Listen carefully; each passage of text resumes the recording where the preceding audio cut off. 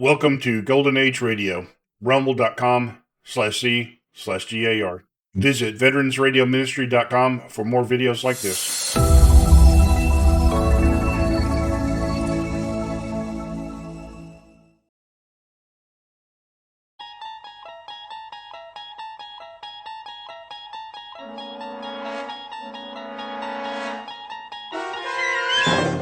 You unlock this door with the key of imagination. Beyond it is another dimension, a dimension of sound, a dimension of sight, a dimension of mind. You're moving into a land of both shadow and substance, of things and ideas. You've just crossed over into the Twilight Zone.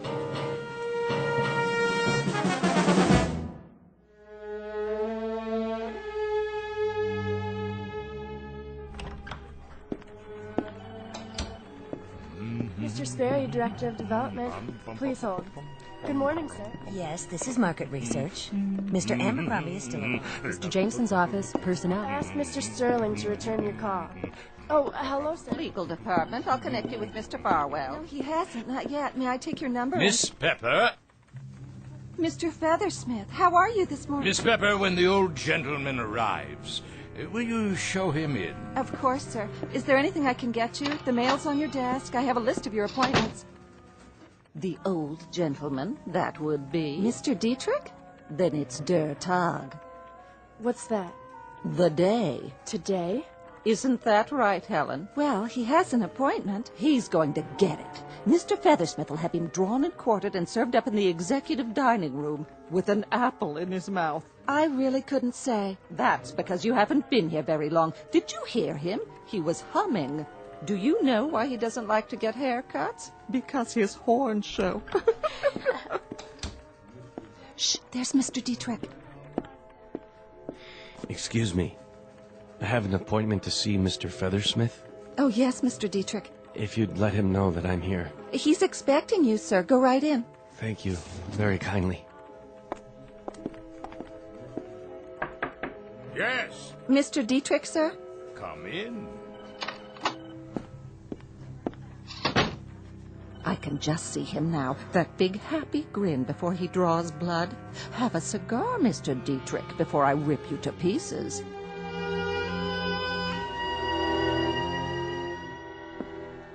A cigar, Mr. Dietrich?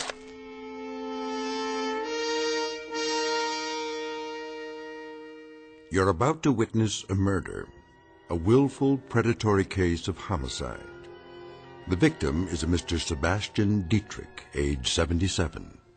The killer is a Mr. William Feathersmith, a robber baron whose body composition consists of refrigeration coils covered by thick skin. In a moment, Mr. Feathersmith will proceed on his daily course of conquest and calumny with yet another business deal. But today's deal will be one of those bizarre transactions that take place only in an odd, out-of-the-way marketplace known as the Twilight Zone. And now, The Twilight Zone, and our story, Of Late I Think of Cliffordville, starring H.M. Wynant, with Stacy Keach as your narrator. I said, would you like a cigar? No, thank you, Mr. Feathersmith. You asked me to come here at 2, and it is now 2. What did you have on your mind?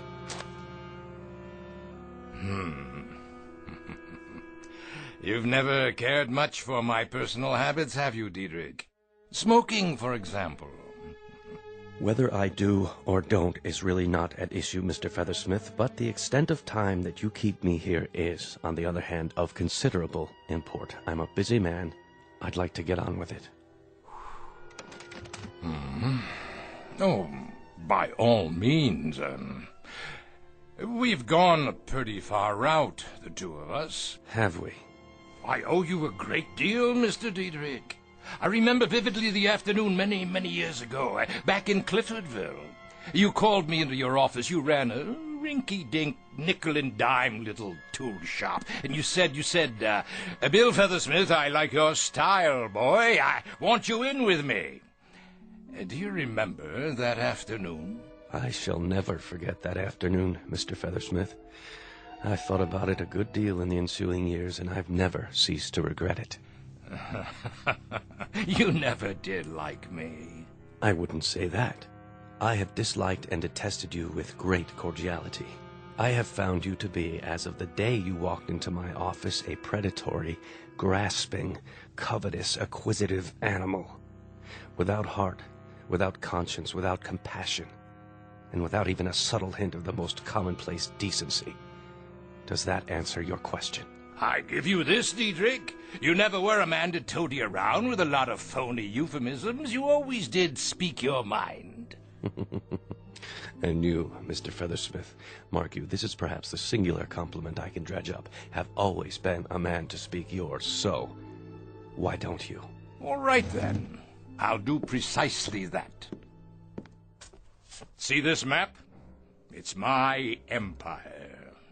Mining over here, electronics here, here and here, lumber, railroads, minerals, an industrial complex I built up step by step, piece by piece, and in which I take pardonable pride. Yet there's a piece missing. Go on. Well, that is to say, there was a piece missing. The Diedrich Tool and Die plant. Was? A good, substantial plant employing 13,000 people, some 40 years in operation, not always perfectly managed. But sufficiently well to make you move heaven and earth to try to buy it. Thank God I won't live to see the day when you get your greasy hands on it. Of course, as a matter of your financial problems, I happen to know, Mr. Diedrich, that you secured a loan of $13 million. This is the note here, isn't it? How do you... I bought the note, Mr. Diedrich. I paid an exorbitant amount of money, far more than it was worth, but it was, let's say, an exceptional opportunity for our lives to crisscross again. What is your point? The point is right here on the note. It says payable on demand. So, on demand it is. I want it paid. Not tomorrow. Now. This moment. I want your personal check in the amount of $13 million, or I'm very much afraid I'll have to send out the painters to the Diedrich Tool and Die Works and cross your name off the sign. Feathersmith, if you call in that note, you'll ruin me. You'll put me into bankruptcy. You'll kill off everything I have, everything I own. You're a most discerning man. Here it is only 6 minutes past 2. 6 minutes!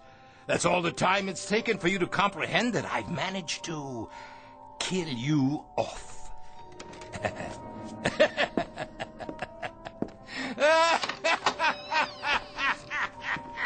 Mr. Diedrich, are you all right? Sir, is everything... Would you like to sit down? You look so pale.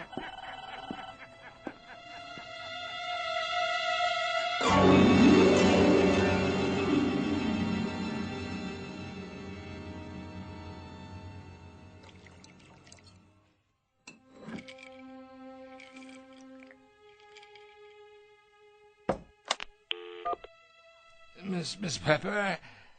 Miss Pepper? Where is she? What time is it? Oh, excuse me, sir. I didn't know you were still here. I'm here, my good man. I'm assuredly here. And here is the mountaintop. The high rung on the ladder. I'll finish cleaning later. No. You may join me on the mountaintop. Here I am, way up on the mountain, like who was it? Genghis Khan or Julius Caesar? Julius Feathersmith.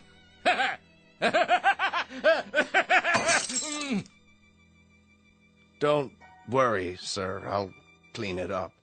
Who are you, anyway? I'm Hackett, sir. The custodian, top 3 floors. Well, how would you like a drink, Mr. Custodian of the top 3 floors? Yes, I have another bottle somewhere. Thank you, no, but I appreciate it. How long have you been performing this illustrious task? 34 years, sir. I've been 34 years in the building. I got I got a gold watch last year. A gold watch? Oh, after 34 years. That's practically as long as I've been in the building. But I didn't start here. No. No, indeed. I started in a little town called Cliffordville. Ever hear of Cliffordville, Mr. Heckett?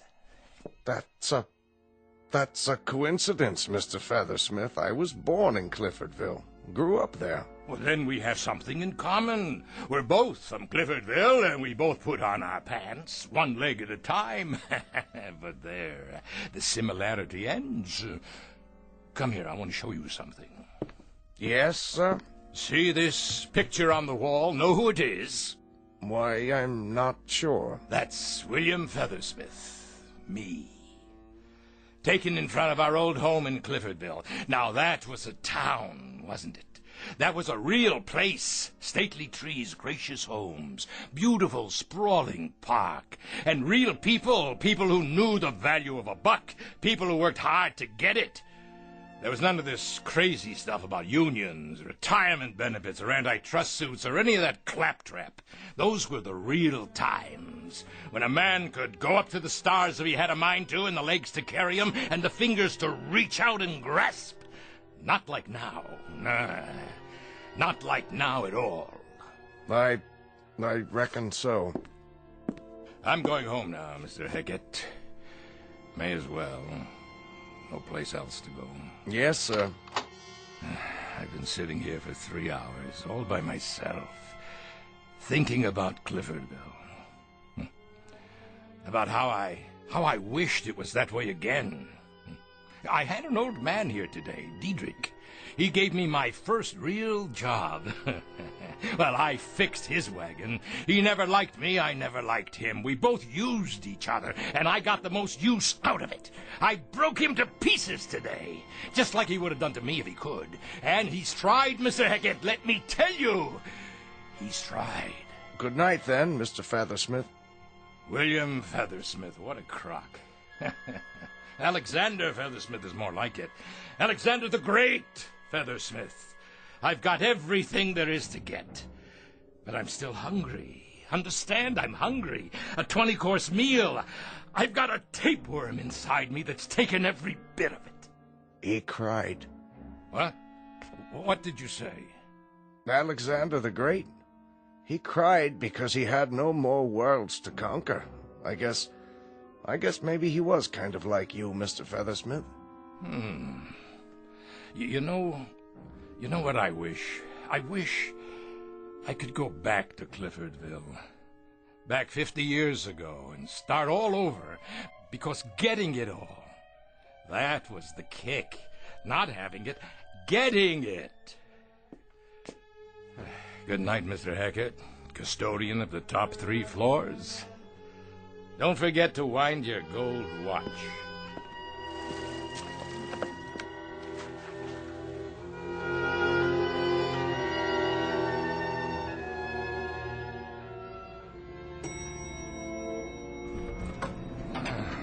Oh, at last. Hold on. This isn't the lobby. Hey, wait! I said wait! Where? The 13th floor. Oh, great. But well, this building doesn't have a 13th floor. Hello? Who's there? Hello? Hello? Oh, I'm glad you're still here. The elevator let me off the wrong floor. Oh, how do you do, sir? I was just about to close up. Who are you? Devlin. Just Devlin? The first name's not important. No. I own this building. I'm aware of that, Mr. Feathersmith. What I'm not aware of is you're having an office here, whoever you are. Oh, I've just opened it, Mr. Feathersmith. Devlin's Travel Service. As a matter of fact, I opened it for your convenience. Mine? Would you care to come in? Why? Why, because, Mr. Feathersmith, we've got some business to transact, you and I. Please, have a seat. There's no reason why we shouldn't be comfortable, is there? I must have missed something. We have business? What sort of business? Travel, of course. I've been expecting you. You have? Sit, please. Now, isn't there anywhere you'd like to go? Your heart's desire? Well, there was this town. Of course there was. The name of the town was Cliffordville. Ah, yes, Cliffordville. And it was a pleasant town? It was better than pleasant. And there were the local girls. Oh, beautiful, just beautiful. They always are. Go on. You were saying? I remember old Doc Wagner, too. Treated me when I broke my arm. That's another thing. There was none of this blood pressure, basal metabolism, cholesterol nonsense. Old Doc Wagner looked at your tongue and wrote out a prescription, and that was it. And the food, simple, fair, healthy, and delicious. That was the way life was then. Simple. And you enjoyed that, didn't you? What? No, I didn't have time to enjoy anything. But I did what I wanted to do. I worked, I scrambled, I dug, I scratched, I pushed, drove, and I went up. Understand? I went up. And now you're all the way up. But you're simply bored. That's what it is, isn't it, Mr. Feathersmith? I'm worse than bored. I don't have any purpose now. No plans. No drive, because there's no place left to go. Are you sure? The sign on your door, what does it mean exactly? A succinct suggestion of the kind of service I offer, Mr. Feathersmith. And that is? Just as it says. Travel. Or, more to the point, if you don't mind the rather melodramatic terminology, one might call it time travel.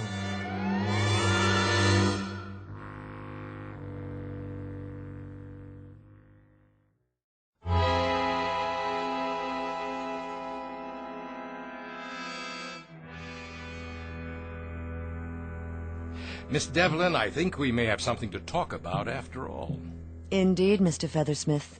You've got everything you want. And the pleasure is not in the acquisition. It's in the struggle to acquire. Isn't that the sense of it? Go ahead. So, let's do this. Let's send you back to Cliffordville. The Cliffordville of 50 years ago. And you can start fresh. Acquire. Build. Consolidate. Do it all over again. How does that sound? You're not dealing with a bumpkin, Miss Devlin. This isn't one of those sell your soul for a nickel country boys. Try this. You send me back in time to Cliffordville, but I want to look like I looked 50 years ago. Agreed. Number 2, I want to keep my memory, everything that's happened since, not impaired one bit. Check again. And I want the town to be exactly as it was, the same people. All very easily arranged. Now for the price. I suppose the standard payment is, well, what you call a soul. On occasion, that is part of the transaction, but in your case, I believe we got a hold of your soul some time ago. Let me check.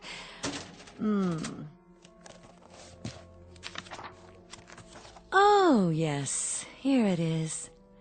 There was the crash of the Trans-Mississippi debentures, the company you bought and manipulated. You ruined several hundred people with that bit of chicanery. The bulk of your soul went over to us shortly thereafter, and there are several other items here. Private life, subconscious thoughts and dreams, indirect murders, people you drove to ruin, hopelessness and suicide. No, I'm afraid your soul is not yours to negotiate. Then what do you charge? Cash, Mr. Feathersmith. The old Missoula. I have your current assets tabulated here. Were you to liquidate as of this moment, you'd be worth precisely $136,891,412.14. You're very thorough. We have to be. Now, the cost for what you ask is nominal. The entire bill, and this covers transportation, clothing, the retaining of your memory, the maintenance of the town in its historically accurate form, including its citizenry, is $136,888,006, leaving you a balance of $2,812.14. Highway robbery! Quite a little nest egg, considering. Considering that I know where the oil is, just outside of town. 1,400 acres not discovered until they brought in the first well, and of course I know the stock market in advance, and every important invention over the years. Before it happens, I can get in on the ground floor. The absolute basement. All things considered, Mr. Feathersmith, it's a fortune. You just send me back there with my bankroll and watch my smoke. How soon can I go? I'll handle the liquidation for you. Just sign this power of attorney, and there's no reason why you can't leave, say, tomorrow morning. Done. Exemplary, Mr. Feathersmith. You're one of the few remaining rugged individualists. A pleasure doing business with you. Now, Union Airways, 8 a.m., followed by a rail connection the rest of the way. I'm afraid there was no airport near Cliffordville back then. You'll arrive at noon, exactly 50 years ago. And needless to say, I wish you everything that you deserve. Little lady, you don't have to wish me anything. I'll get everything I go after. Everything. You know, Mr. Feathersmith, I believe you. In fact, I have no doubt whatsoever. Care for a cigar?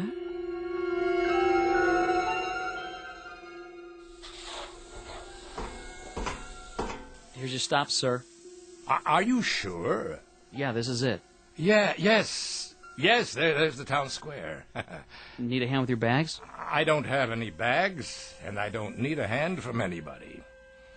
Why, say, conductor, is there a mirror handy? Why, yes, sir. There's one right inside that door there.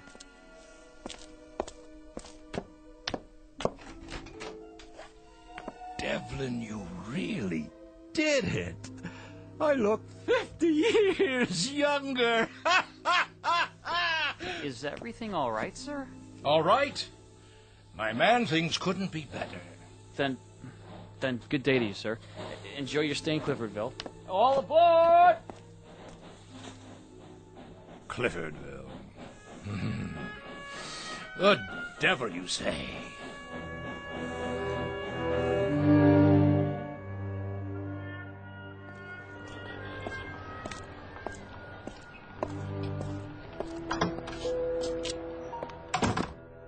Yes, sir. May I help you? I'd like to see the president of the bank. That would be Mr. Gibbons. Do you have an appointment? No, but he'll see me. He's having his lunch right now. Tell him Mr. Feathersmith is here to talk about investments. Some very important investments. All right, sir. I'll tell him. Take your time, sweetie. By the time the bank closes, I'll have this dumpy little milk stop tied up with a ribbon around it, deliverable to me.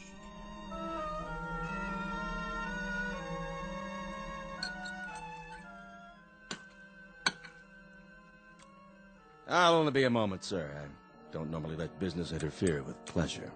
I never allow pleasure to interfere with business. The name is Feathersmith. I'm not a peddler, a drummer, or door-to-door salesman. I'm here to make myself rich, and in the process, you'll pick up a few crumbs of your own. I beg your pardon? The Widow Turner's land. The south end of town. Is it available? The Widow Turner's land. There were 1,400 acres. Mr. Gibbons, is there an echo in here? No, indeed. It's just that... Well, sir, you're talking about a valuable piece of property. A beautiful spot. Singing birds and constant sunshine. A Garden of Eden for a man with vision. The potential is unlimited. It's a swamp for mosquitoes, and the potential's malaria. I just want you to tell me who owns it and how much they want for it. As a matter of fact, it was purchased from the late Mrs. Turner's estate by yours truly, in partnership with a Mr. Sebastian Diedrich. Diedrich, huh? What do you know? Well, do you suppose you and Mr. Diedrich could be persuaded to part with your land, assuming the price is right? As valuable as it is, well, sir, everything has its price. How does $8 an acre sound? Lovely. Good. If I were an idiot. But I'm not an idiot, Mr. Gibbons. I'll give you $1 an acre. Well, why don't we strike a compromise and say $6? Let's say $1.50. You drive a hard bargain. Mr. Diedrich and I might hold still for $4 an acre. Mr. Gibbons, you wouldn't hold still for a back rub if it couldn't be converted into currency. $2 an acre, and that's it. 2, you say? 2, I said. And 10 minutes from now, it'll go down to $1.60. Going. Going? Gone, Mr. Feathersmith. I presume this will be a cash transaction. You bring the deed over to my hotel tonight, properly signed and notarized, and you'll have your money. Well, now, sir, this is the way I like to do business. No fiddling around, just two staunch men of goodwill who know what they want. Wouldn't you agree, Mr. Feathersmith? I'll agree with you all the way down the line, Mr. Gibbons, as long as you keep both hands on the table.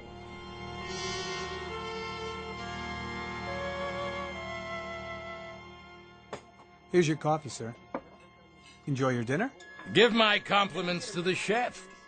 Tell him if he ever wants to go into the cement business, I'll back him. Oh, you didn't like your steak and eggs? I was enraptured by them. All 14 pounds. What do you fry them in, motor oil? Why, lard, sir. Lard, of course. The things a man remembers. Beg your pardon? Weren't there elm trees outside on the square? Elms? No. Just those old oak trees. Kind of ratty looking. The same thing applies to the young ladies of the town, the ones I used to go on hayrides with. Incredible. I thought they were as sweet as peach pie. Now they look like 14-course meals fried in lard. The things you remember, and how wrong you can be. Ah, Mr. Feathersmith. Right on time. I don't believe you two gentlemen have met. This is my associate, Mr. Dietrich. How do you do? Yes, I recognize you, Mr. Diedrich. So very, very much younger, though. You have me at a disadvantage, sir. Never mind. Sit down. Please. I presume you have the cash? 1,403 acres, $2,806. You like to put all your eggs in one basket, don't you, Mr. Feathersmith? Don't concern yourself, Mr. Diedrich. I happen to have an exclusive contract with the hen. Waiter, beer's all around. Right away, sir. All right, gentlemen, let's get down to cases, shall we? When it comes to a fast shuffle, I don't mind telling you I'm a very knowledgeable dealer. Comment, Mr. Diedrich? You have the floor, Mr. Feathersmith. You seem rather anxious to have it. Just a human frailty to gloat a bit when one has just skinned a couple of professional skinners. I suppose you're thinking that when this pigeon flew into town, you plucked him bald. Well, I sent a telegram to a geologist this morning. He came in on the 1 o'clock train, spent the afternoon out at the Widow Turner's land, made some preliminary soil tests. Care to hear the results? Feel free, sir. Then I'll oblige. That crummy swampland you sold for $2 an acre is worth 1,000,000 times that. There's oil in that ground. Oil, understand? Black gold, enough to produce 500 barrels a day for the next 1,000 years. Oh, I swear I can almost feel sorry for you. Maybe you didn't hear me. Oh, we heard you. Oil. How's that for a shocker? Well, at the time, it did make us gulp. At the time? 4 years ago, when the first geological tests were done. Well, there was no doubt then that the land had oil under it, 6,000 feet under it. Which means that it might just as well be on the moon. There's no way that oil can be taken out. What do you mean, no way? I could drill down 1 mile, 2 miles if need be. Well, you could, perhaps, Mr. Feathersmith, but nobody else on Earth could, unless you've already invented such a drill. Of course, I forgot. It wasn't until several years later that they came up with a drill bit strong enough to... Something wrong, Mr. Feathersmith? Not feeling too well? Something I ate. Oh, something you ate, no doubt. Something like crow, sir? Excuse me.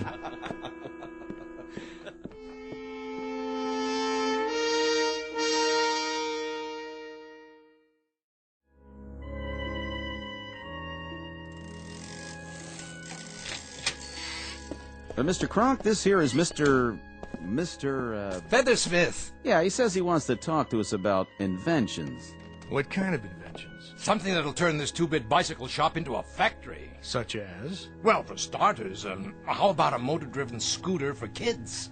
You want to enlarge upon that, Mr. Feathersmith? What do you mean enlarge upon it? It's a gadget that gets kids around town. Teenagers, too, even businessmen. What's it used for? It's used To make about 200 million bucks. That's what it's used for. Lightweight aluminum with wheels and an electric motor. What's wrong with foot power? Everyone's gonna want these. Kids will be begging Santa Claus for them. Look, I'm handing you the whole thing on a platter. All you have to do is build it. Well, I'll tell you what. You draw me a blueprint and some specifications, and Mr. Clark and I will give it a try. I'm no crummy draftsman. I've given you the principle. All you have to do is manufacture it. Not without a blueprint and specs, and some backing. You have any money? I can get it. Anyone with a little imagination could see. Well, only place that makes loans around here is the bank. That'd be Mr. Gibbons. You better talk to him first, with your blueprints, of course. What other inventions you got? Other inventions? What isn't there? Everything under the bloody sun. There's color TVs, stereos, compact discs. Compact what? Supersonic airlines, plastics, transistors, computer chips, O-rings for space shuttles, whatever you want. And you rubes sit here fixing tricycles. We could be making billions. Of course we could. I tell you, there's nothing to stop us. You name it. Well, now, how about a nice little perpetual motion machine? That'd be a good one. You think that's funny? I don't need you. What other machine shops are there in this hick town? Well, you might try Otis over at the gas station. He's got all kinds of tools. Of course, he's pretty busy regrooving people's tires. See you in the funny papers, boys. You'll live to regret this. Mark my words. What was his name again? Featherhead?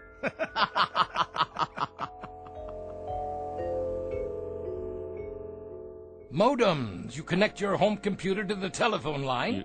Your home what? It's called an intermittent windshield wiper. Say it isn't raining very hard, just drizzling, but you want to keep the windshield clear. The wiper motor has an in-between position. What kind of motor exactly? Cable television. You pick up the signal from a satellite. What's a satellite? Listen, you download it over a dish network. Dishes? But nobody watches TV in the kitchen. Pantyhose. I say take off your garter belt now and throw it out. Now. And I say get out of my store. All the way out.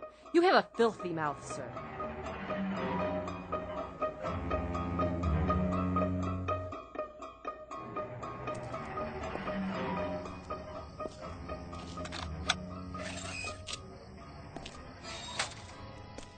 Diedrich! I know this is your house. Come out here. Who's out there? It's me, Feathersmith. Do you know what time it is? It's 50 years too early. That's what time it is. Listen, I played it all wrong. I should have had it done the way it happened in the first place. I'll start in the morning, just like I did before. What are you talking about? You said I had get up and go. You said I had drive. Then I went to work for you and I moved up from there. You want to do what again? I want to go to work for you. I wouldn't hire you if you were the last man on earth. You're a loudmouth clod born to get suckered out of his last quarter. Now let me have my sleep. I got to rest. Oh, this pain in my chest. Are you all right, sir? You look pale. Why don't you sit down on this bench? Doc Wagner? Is that you? Now, you must be the new fella in town. Nothing but idiots in this place. Now, take it easy. That's not a very good pulse. Not good at all. Never mind that. How do I get through to these village idiots here? They're peddling their lives away on bicycles, and I'm trying to give them the space age. I don't know much about that. But I can tell a bad pulse when I feel one, and yours feels like the heart of a 75-year-old man. You sure don't take care of yourself. What did you say? The pulse of a what? A man in his 70s. If I've said it before, I've said it 100 times. Modern man drives himself to an early grave just trying to keep up with the pace of life nowadays. Why, that dirty, cheap little thief. She didn't change me inside. That's why I'm so tired.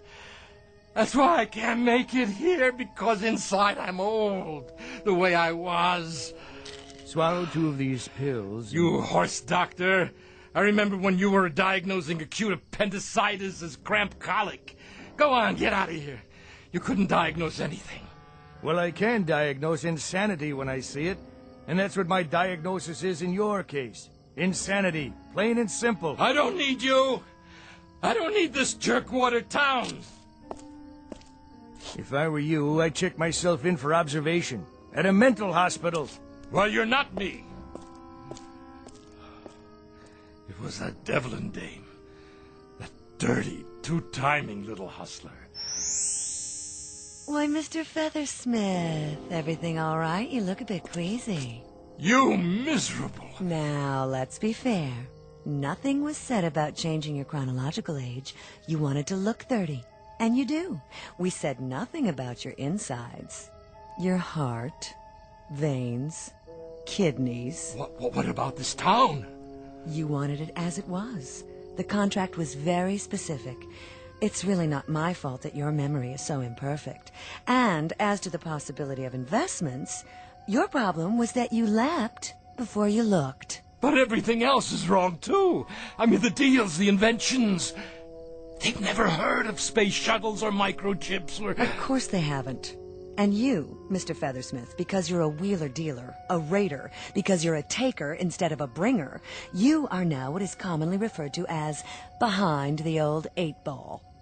Look, I don't want much. I swear to you. Make it the way it was, that's all.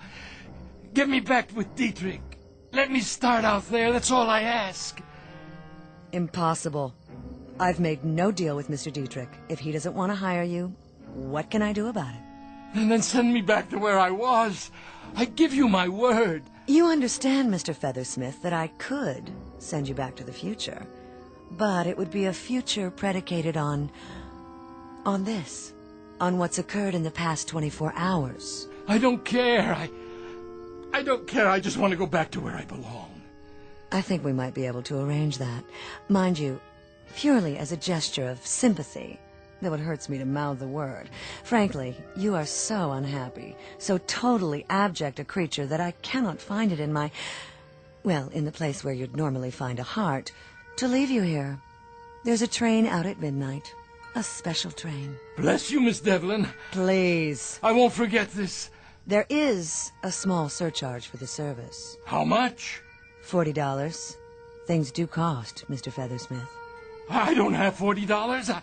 I don't have 10. I don't have... What's this in your pocket? Well, how about that? This is your night. You have one negotiable item left. The deed. All you need to do is liquidate it. But who'd buy it? That I wouldn't know. What do I do? You've got a few seconds. Find yourself a customer. It's as simple as that. But where? There's a young fellow over there on his way home. You could ask him. It's bargain night, right here. Huh? 1,400 acres of singing birds, constant sunshine, all for $40. Here, please. Well, for $40, I might be able to... All aboard! Please hurry. There. You won't be sorry. You'll be rich. Hey, what's your name, young fella? Hackett, sir. Bill Hackett.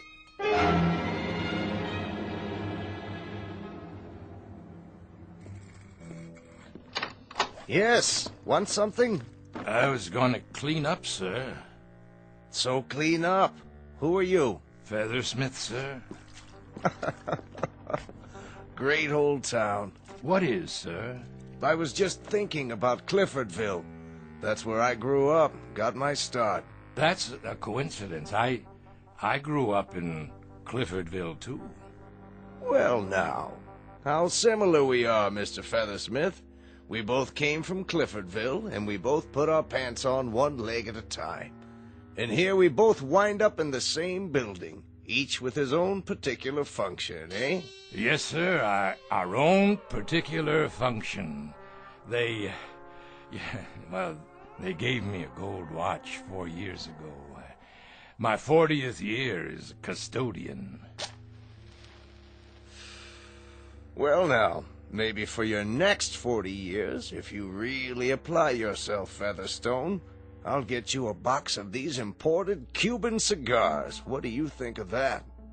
That sounds great, Mr. Hackett, sir. Have one now, why don't you? On me.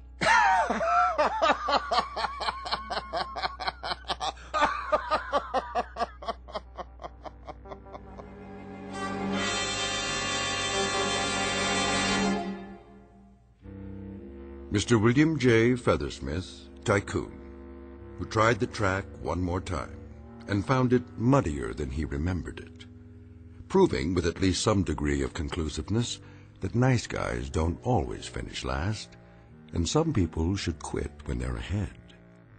Our tale of Iron Men and irony, delivered FOB from the Twilight Zone.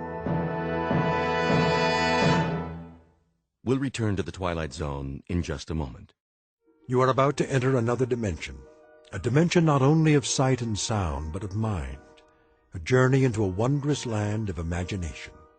Next stop, the Twilight Zone. Hi, this is Stacy Keach. I'd like to take a moment to tell you about our Twilight Zone website at twilightzoneradio.com.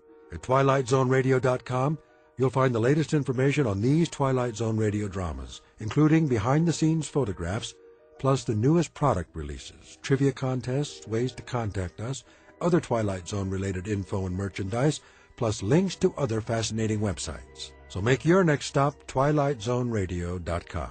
Visit twilightzoneradio.com to purchase these Twilight Zone radio dramas on cassette and CD, or call toll-free 1-866-989-ZONE. That's 1-866-989-9663.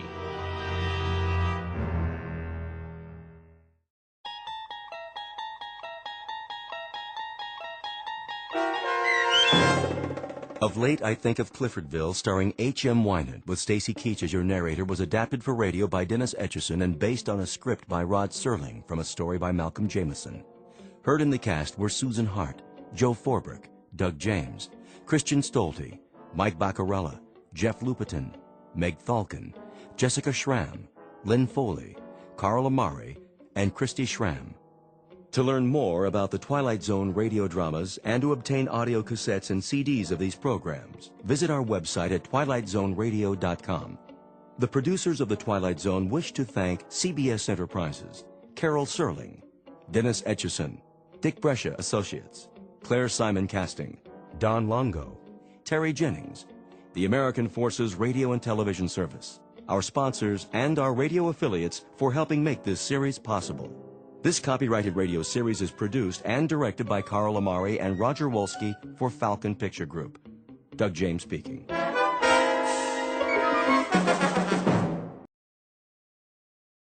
Welcome to Golden Age Radio, rumble.com/C/GAR. Visit veteransradioministry.com for more videos like this.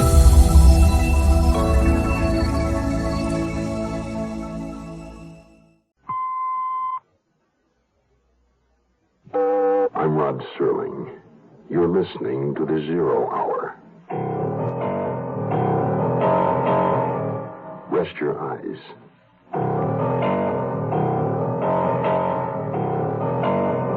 Exercise your imagination.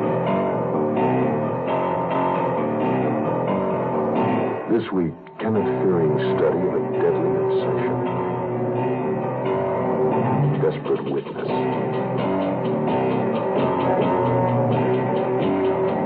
Starring Richard Crenna, Keenan Wynn,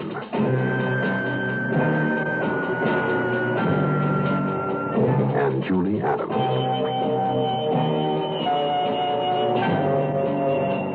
In Elliot Lewis's production of The Zero Hour.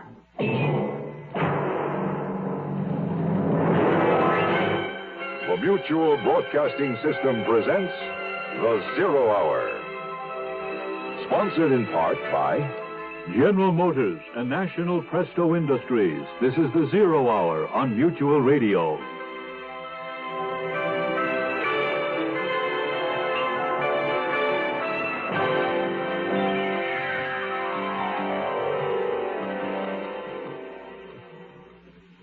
George Stroud, a man in the middle, trapped by his own knowledge of events and the unrelenting hands of time.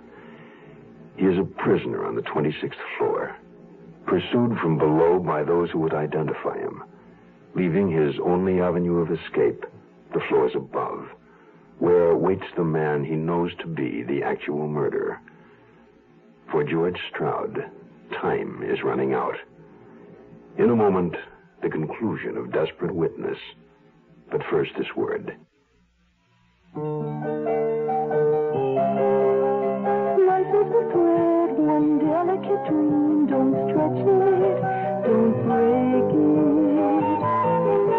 For life can be long and life can be strong, and that's the way to make it. Problem drinkers who drive cars were responsible for the deaths of 18,000 people last year. Men, women, children, babies, and very often themselves. More than 40 people every day. Life is a thread, one delicate dream. Don't stretch it, don't break it. For life can be long and life can be strong, and that's the way to make it. Get the problem drinker off the road for his sake and yours. Write to Drunk Driver, Box 1969, Washington, D.C. We'll tell you how you can help. A public service message on behalf of the U.S. Department of Transportation.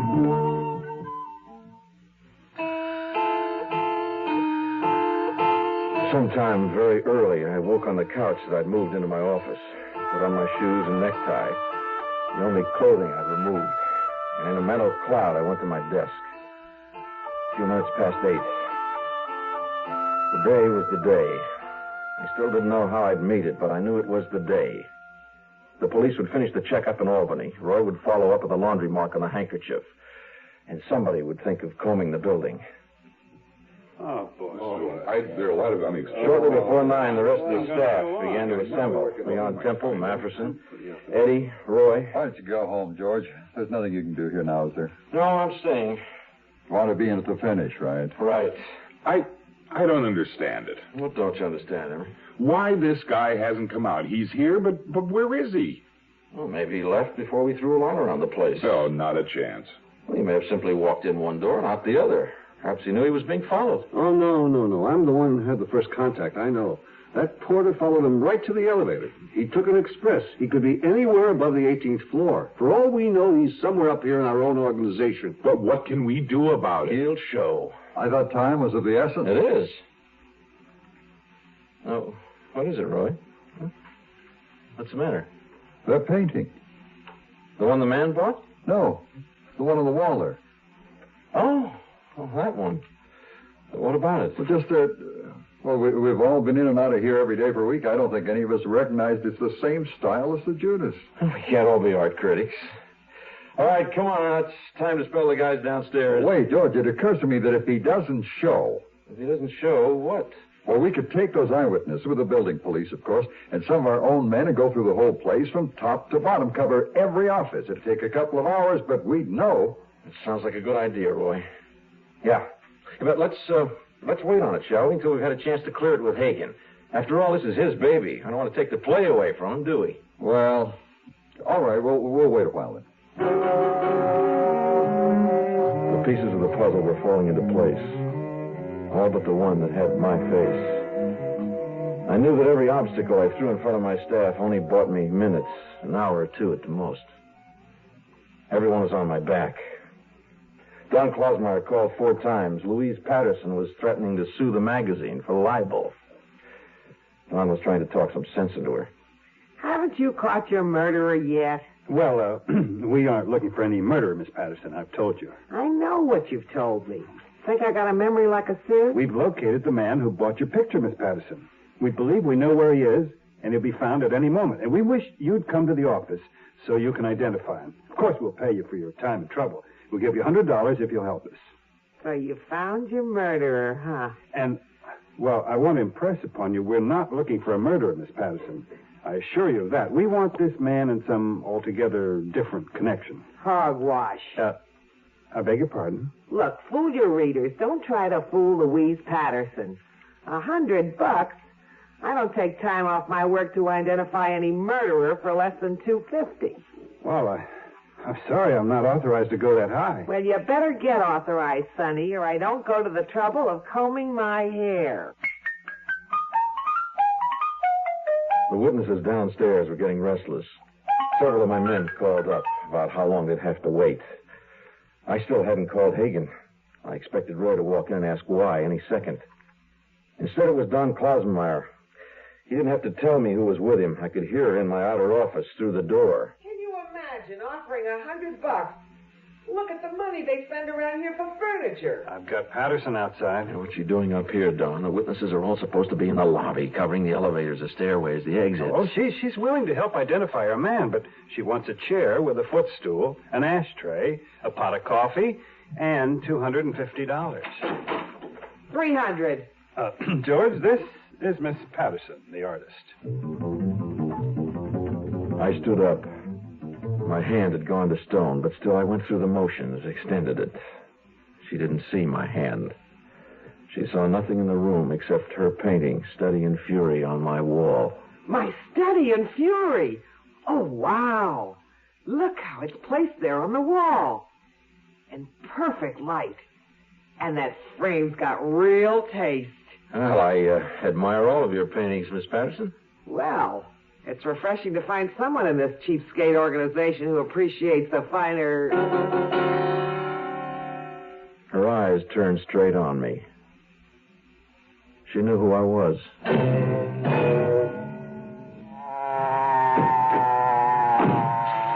Well, officer, what on earth can I do for you? I wasn't going too fast, was I? Yes, ma'am. License, please? Here.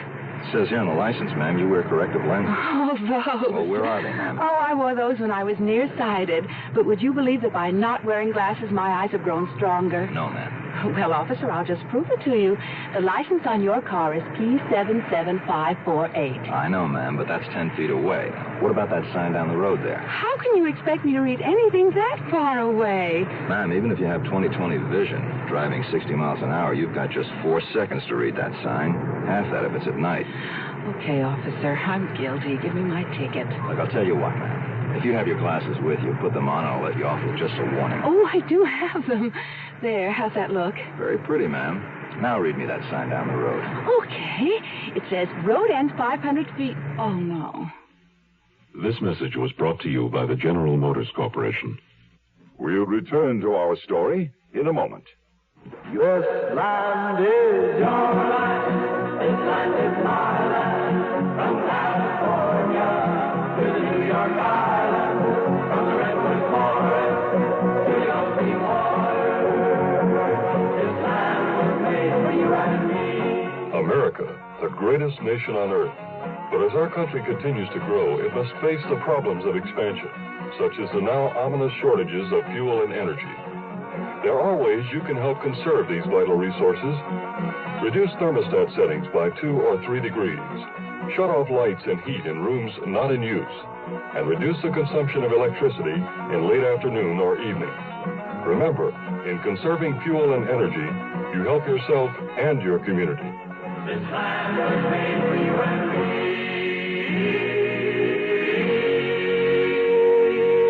Public service message is presented by the President's Office of Emergency Preparedness and the Office of Consumer Affairs.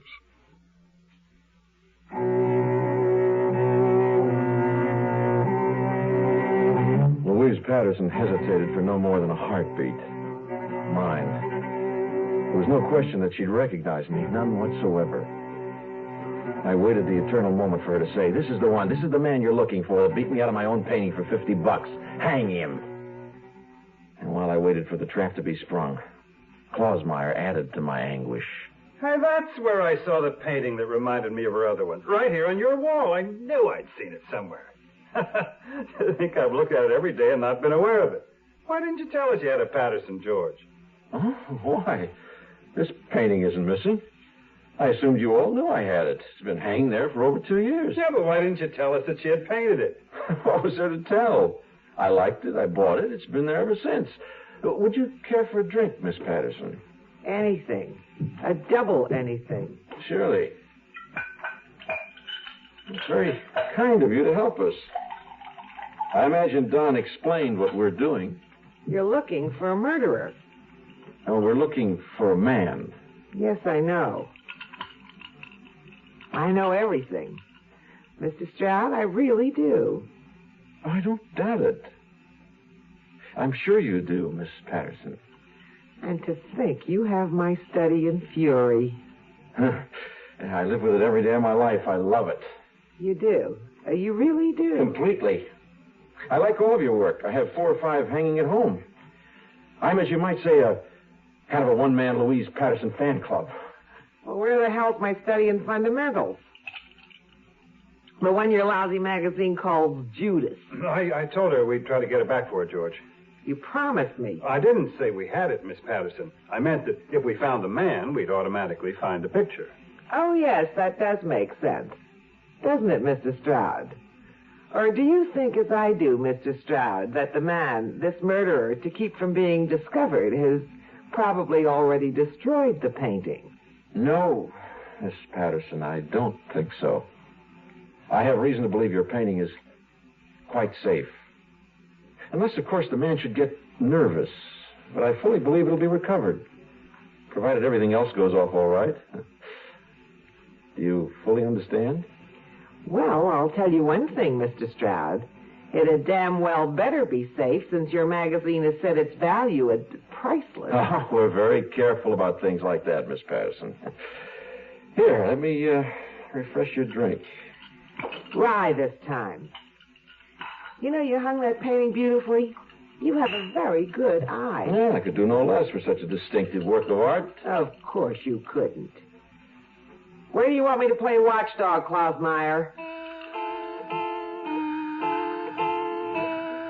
She belted her second double and walked out with him. It was a reprieve, and I'd won it by sheer blackmail. Artists are curious. The slim thread that I'd framed her painting well and that I was a collector, even in a minor way, kept her quiet. I knew why she hadn't identified me. The fact I'd not destroyed her painting, my threat that I still would if she opened her mouth. I shudder to think how close I'd come to getting rid of that canvas. But she could still make trouble. She was erratic enough.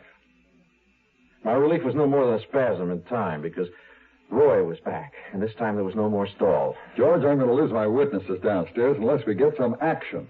Did you clear it with Hagen? Oh, I'm sorry, Roy. I forgot. Look, you're in charge. You don't need Hagen. All right, Roy. Get started. But I want to be kept informed of every move. Let me know what floor you start on, which direction you're working on, and where you're going. Okay. What a price. I wonder if any other man on earth has ever watched his whole life go to bits and pieces, carrying with it the lives of those close to him without a silent protest.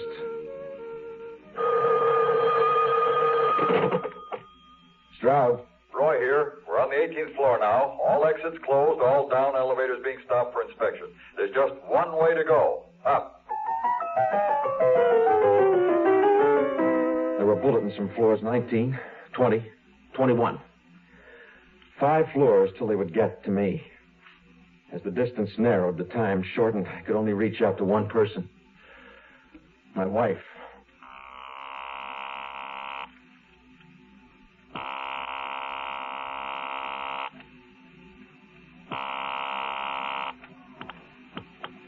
Hello? Georgette? Who were you expecting? Hello, why are we running? Oh, I was outside. You know, a gopher ate the roots of our baby elm tree. He just fell over. I'm sorry, hon. I'll get you another one, huh? Oh, I'm so sorry.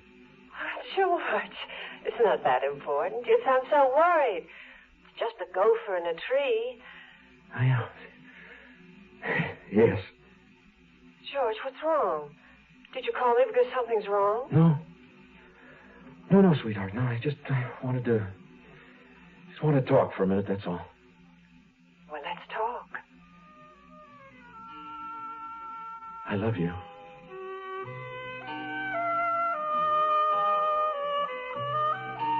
After I hung up, I sat there. Where would I go now? What would I fight with? I had have to make one last desperate effort to put it all together. To survive.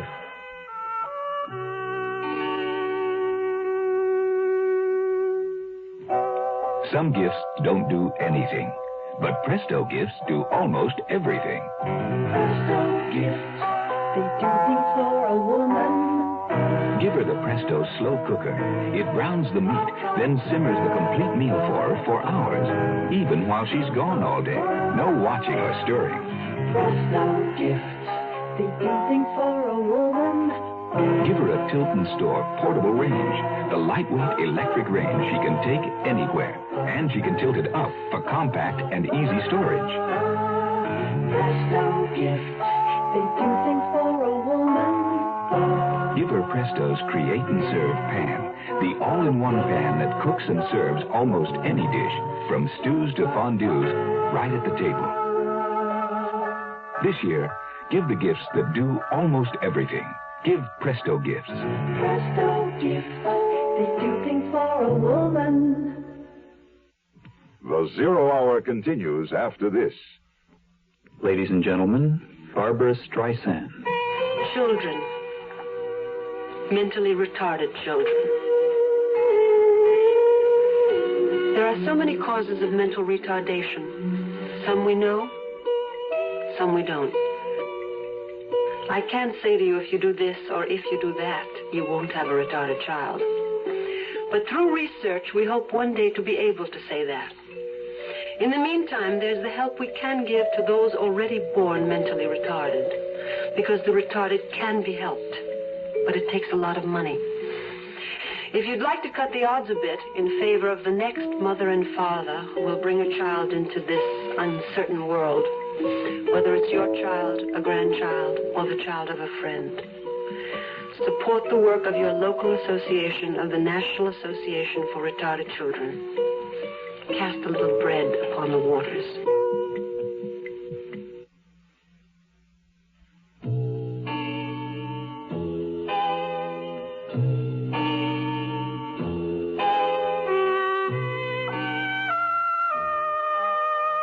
Apparently, I'd stayed longer on the phone with my wife than I thought. The phone hadn't been in its cradle more than 10 seconds when there was another bulletin from Roy. We're starting the 22nd floor now, George. That's fine, thanks. The choice was simple. It was Janet or me. I got up out of my chair and I headed to the elevator with a half-formed idea that there might be some safety in the very heart of the enemy's territory. Steve Hagen's at Janet's offices on the 32nd floor.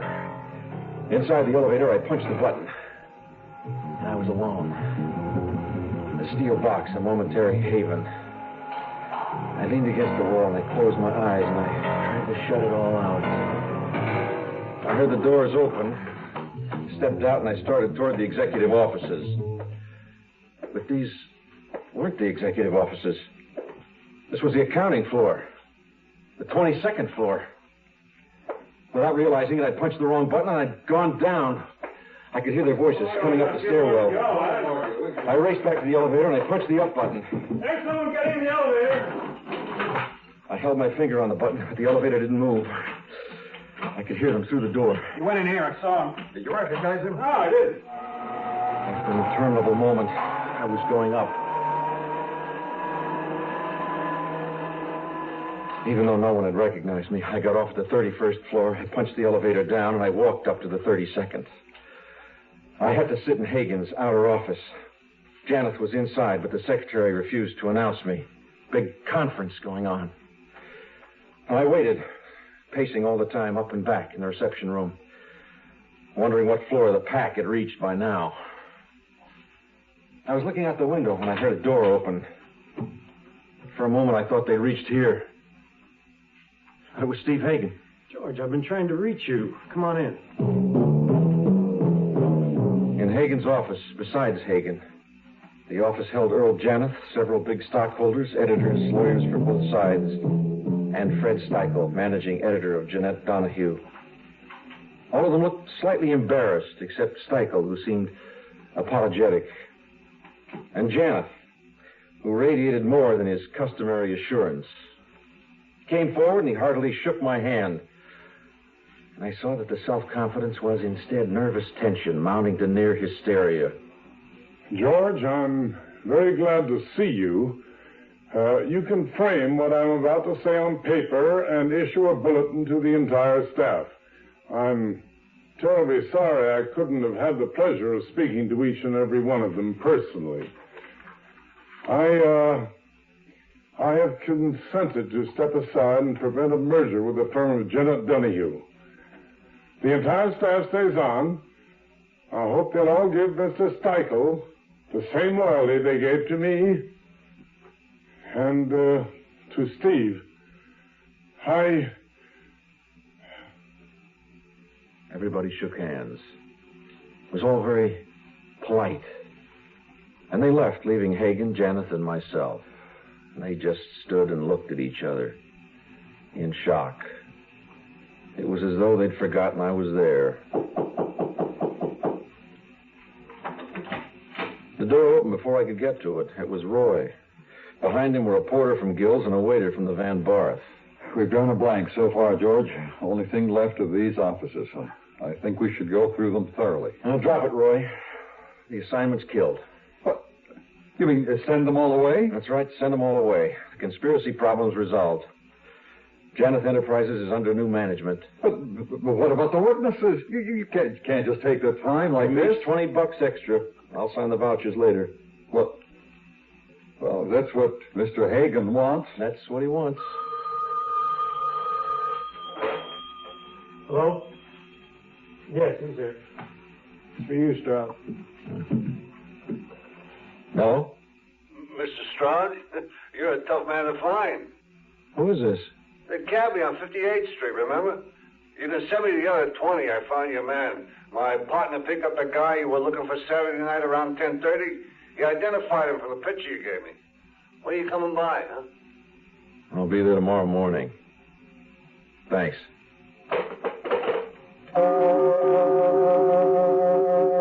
During my conversation on the phone, Janeth, as though sleepwalking, had gone into his own office. I started toward it. Don't go in there, Stroud. Let him alone. All right, Steve. Then you tell him. There's a certain cabbie on 58th Street who identified Janeth as the fare he took from there to your address just minutes after Pauline Dulles was murdered. There's no alibi.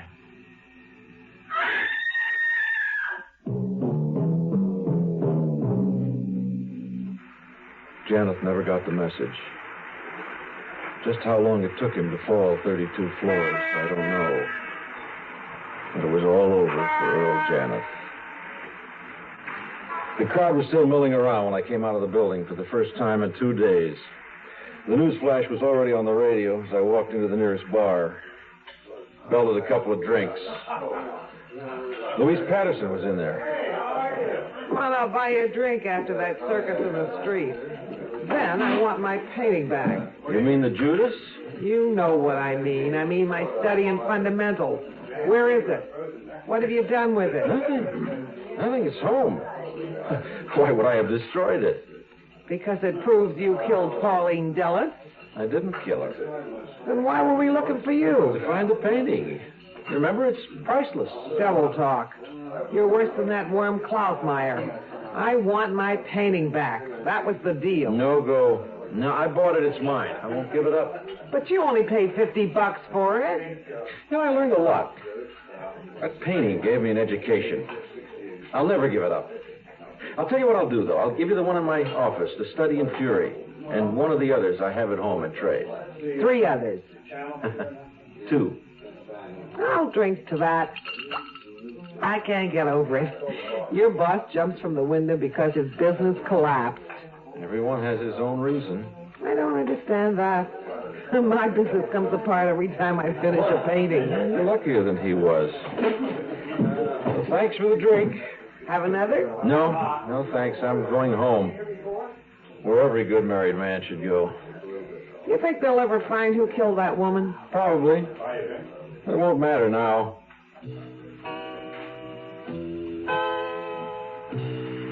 I stepped outside. I took a long, deep breath, and I headed for my car. The big, silent, invisible clock was moving along as usual. Only this time it was off my back. At least for a little while.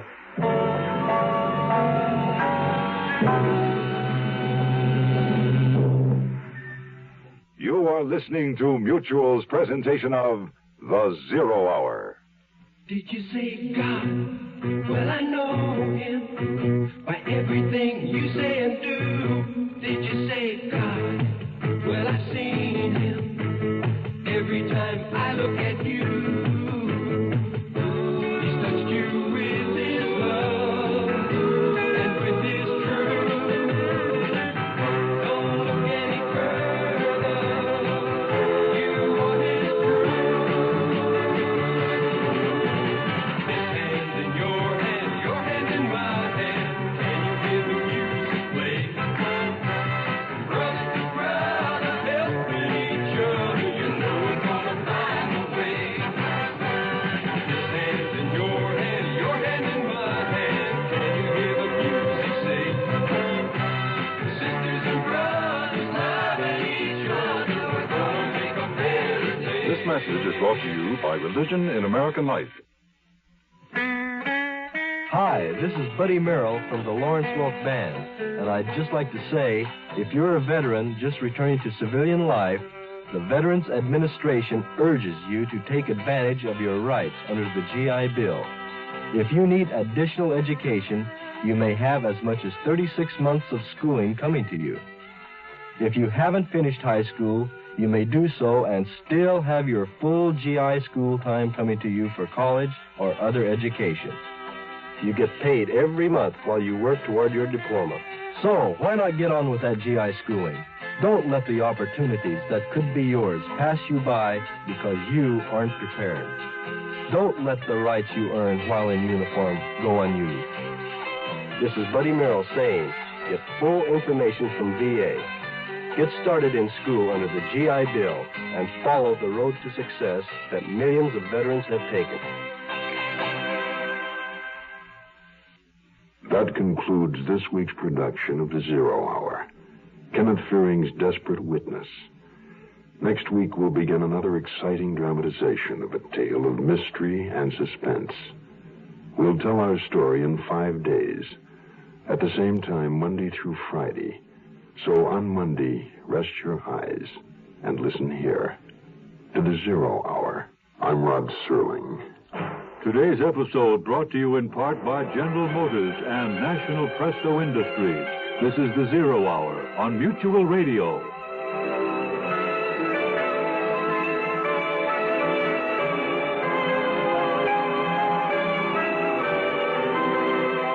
You have been listening to The Zero Hour, a presentation of the Mutual Broadcasting System in association with Hollywood Radio Theater. Heard every weekday at this time. Rod Serling is your host. Zero Hour is produced and directed by Elliott Lewis. The Hollywood Radio Theater theme was played by Ferranti and Teicher and is now available on United Artists Records and Tapes. Hugh Douglas speaking. Tune in Monday, and once again, Rest your eyes and listen here to The Zero Hour. This is the Mutual Broadcasting System. Welcome to Golden Age Radio, rumble.com/C/GAR. Visit veteransradioministry.com for more videos like this.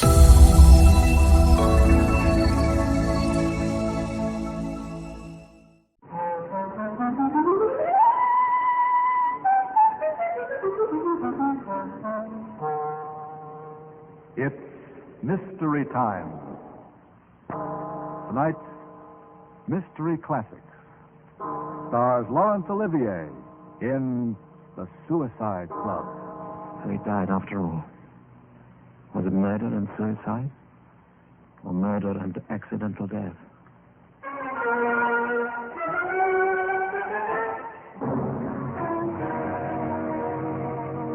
Good evening. A shuffle of the cards. Then they were dealt out. And if you draw the wrong card, gives me the shivers. So I'm sure you'll listen as intently as I shall.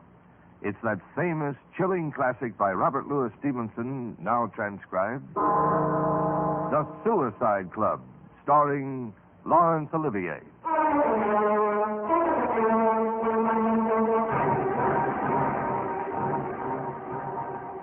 This is the story of a frightening adventure. I do not propose to tell you my name, and after you've heard the story, you will perhaps understand why not. One night, in an oyster bar not far from Leicester Square.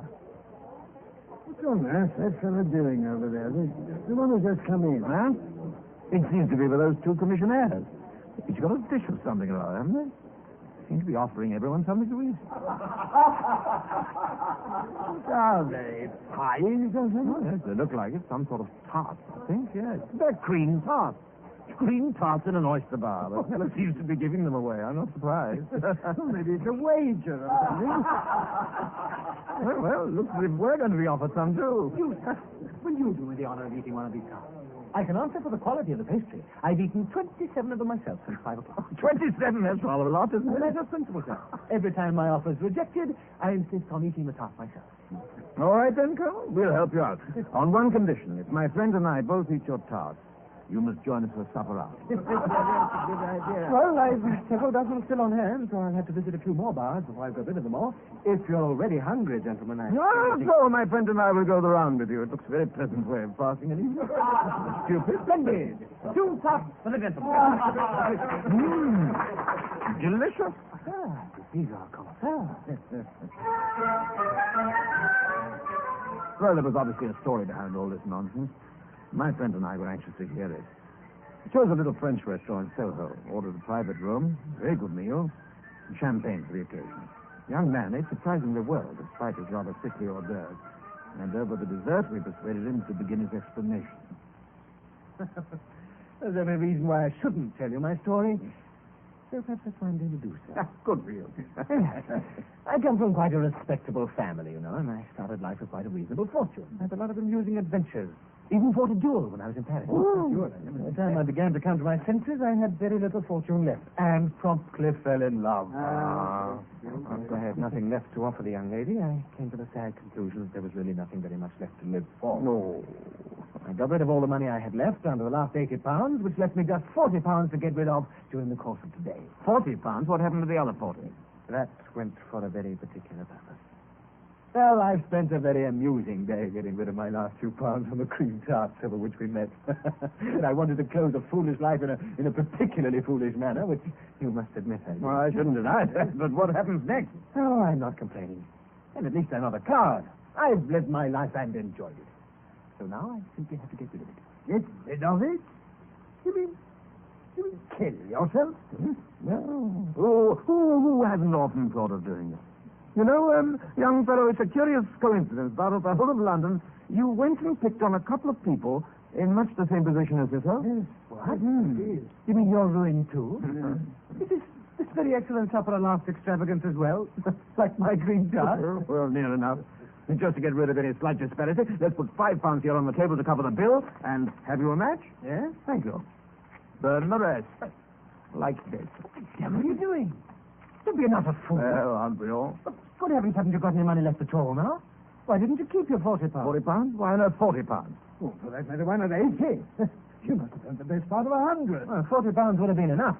But without that, no admission. They're very strict about the rules. Fine business when you can't even die without money. I think you better explain yourself. Do I have to? If you haven't the 40 pounds, what's the point? Well, I happen to have enough for both of us, which we really needed. I thought you were in the same straits as I was. I seem to remember that you had 80 pounds yesterday. Yes, I had. You're not fooling me. You are as desperate as I am. Oh? Bored with life, if that's what you mean? Yes, indeed. Thought I'd made that clear enough by burning my last money. Perhaps you can afford to burn 100 pounds or so. Well, I'm no millionaire, if that's what you mean. Well, here's to your health. And good night, my merry ruined man. Oh, no, you can't get out of it like that. You tell me that you're desperate, and I accept the fact. Why should you have less confidence in me? In either of us? Yes, right. Then you're not joking. You really are. Well, like you, we've had enough of life, haven't we, Colonel? Yes, Sooner or later, alone or together, We're prepared to put an end to it. That's quite Aren't we, right. Colonel? Yes, Yes. well, now that we've come across you, and since you seem to be in a hurry, well, we can make it tonight just as easily. Quite, Why not all three of us together? Yes, why not? That really goes for you as well, Colonel. Yes, certainly, provided you've something in mind. And you really can put up the 80 pounds between you. I think so. 10, 20, 40, 60, 80 pounds, a few left over. I shouldn't forget about the rest. 40 pounds each is the entrance fee. The entrance fee? Entrance fee to what? To the Suicide Club. How it's managed or who started the club, I don't exactly know. But what I do know, I'm under the guarantee this. If you are really tired of life, both of you, I'll take you to a meeting of the club. And if not tonight, at least sometime within the week, you'll quietly cease to live. And you say that you're a member of this club? Yes, I paid my subscription today. I shall be going there in... What time is it? Yes, in half an hour.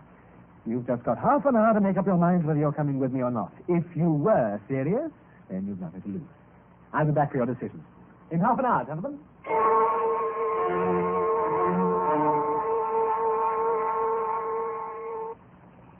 Now, you have made up your minds, both of you. You don't want to draw back while there's still time. No, we're not in the habit of drawing back, either of us. No. Very well, then. We'll take a four-wheeler. Cab! Wait a minute, sir. Drive us to the address on this piece of paper. Very good, sir. After you, gentlemen.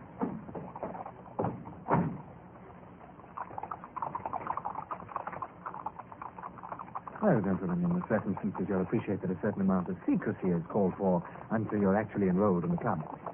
You'll forgive me if I take the precaution of blindfolding you both. Is that necessary? Yes, I'm afraid it is. You see, gentlemen, this is not a joke. The cab stopped at last in a dark street, and the young man paid it off. He took advantages of our eyes and invited us to follow him down an alleyway.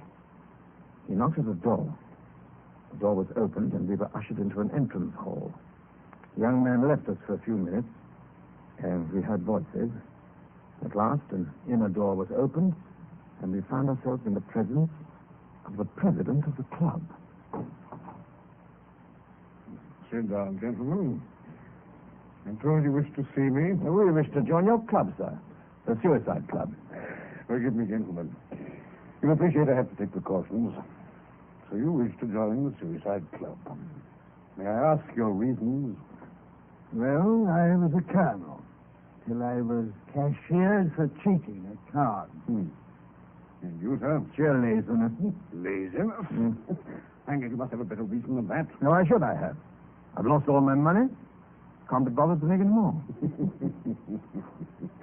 If I wasn't so experienced in these things, I should probably turn you both away. As it is, I happen to know that suicide is almost always committed for the most frivolous reasons. Very well, then. If you're prepared to take the oath in the manner prescribed, you will be accepted as members. The oath, I need hardly say, is an oath of secrecy. We're careful to make it binding in the very highest degree. When you have taken the oath, if you're willing to do so, that is, then you'll be enrolled forthwith as members of the Suicide Club. We have bound ourselves on oath to keep the secrets of the Suicide Club. Nothing could be conceived more passive than the obedience promised, or more stringent than the terms to which we had agreed. The man who broke that oath of silence could scarcely have a rag of honor or any of the consolations of religion left to him. We signed the document, but not without a shudder. The president received our entrance money, and without more ado, took us through into the smoking room of the Suicide Club. There we were introduced to our fellow members. This a full muster of the club? Oh, middling. By the way, if you have any money, it's usual to offer champagne. It keeps up a good spirit, and it's one of my little perquisites. I shall have to leave that to you, I'm afraid, Colonel. Certainly, 4 bottles, with my compliments. Thank you very much. Now, please make yourselves at home. We looked about us with interest. Few of the other members were much above 30, and 1 or 2 were still in their teens. One man interested me intensely. He was probably upwards of 40, but he looked fully 10 years older.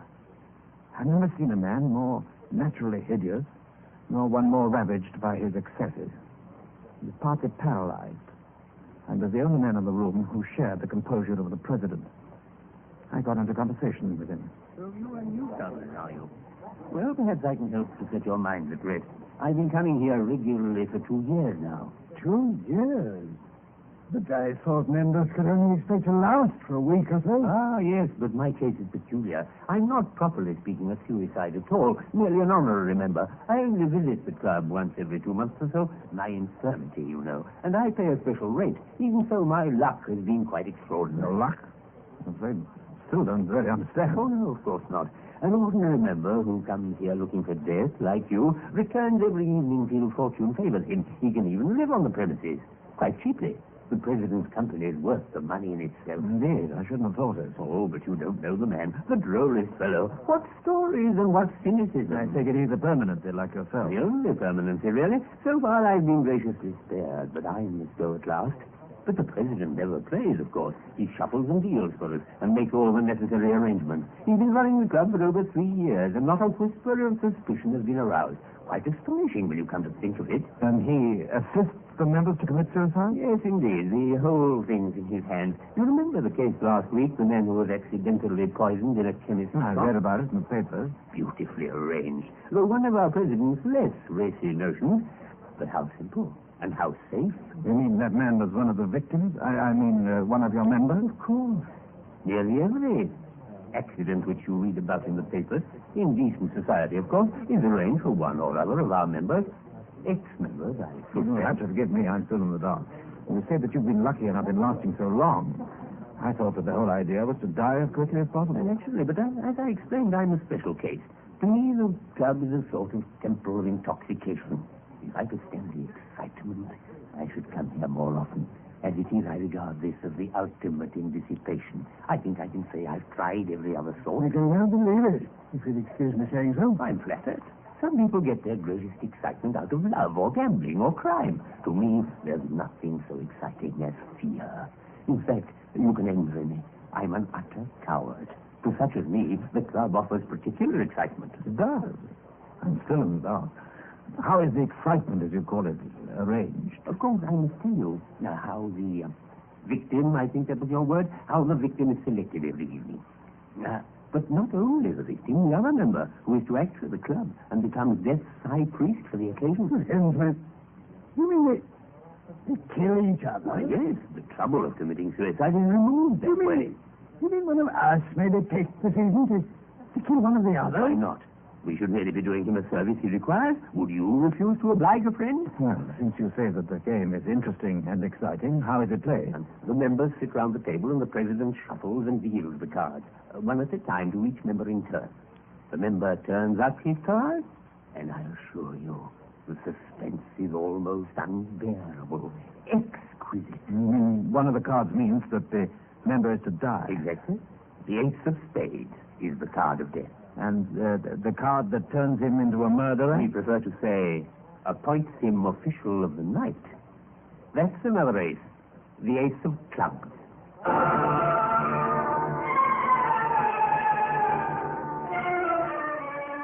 Now I could understand. Only too clearly. The man sitting by himself in the window, his head hanging, hands thrust deep in his trouser pockets, pale and sweating with fear. A wreck in soul and body. I could understand the cynical smile on the face of the president, the only one in the room who had nothing to lose by the game, who charged each man the price of his death or the hire of the killer. At last, we met again the man who had brought us to the club, the young madman of the cream tarts. Is this your first night here as a member? I take it that it is. Yes, as I said, quite a few of my friends have been members in the past. That's how I came to hear about it, while they were waiting for their ace of spades. You may remember a certain baronet who was crushed to death by a falling wall last month. Yes, I seem to remember him. Was he a member as well? He brought me with him to the door the night of the accident. Nobody outside this room knew what really happened to him. The fellow member who obliged him was drowned in a boating accident the following weekend. I hope to be as fortunate. On your first night? Isn't that rather unlikely? Unlucky at love, you know. Lucky at cards. I lay you 5-1 that I draw the ace tonight. I thought you'd spent your last sovereign on cream tart. Oh, I'm sorry, of course I did. Well, wish me luck anyway. Well, I wish you all that you wish yourself. I wish you the same. If it's your pleasure, gentlemen. Well, this will decide it. One way or the other.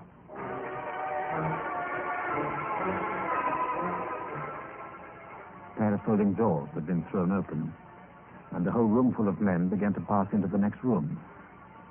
The gaming room itself was similar in every way to the one which we had left, except for the furniture. The center of the room was occupied by a long green table, at the head of which the president seated himself. In front of him was a pack of cards, which he began to shuffle and cut with careful deliberation. 13 members sat down at the table. My friend and I, between the young man and the semi-paralyzed honorary member. Very well, gentlemen. For the benefit of our new members, each of you must declare the card that's been dealt to him before I deal the card to his neighbor. Is that understood? Yes. Very well, then. I will begin to deal. Four of hearts. Knave of spades. 10 of hearts. Queen of hearts.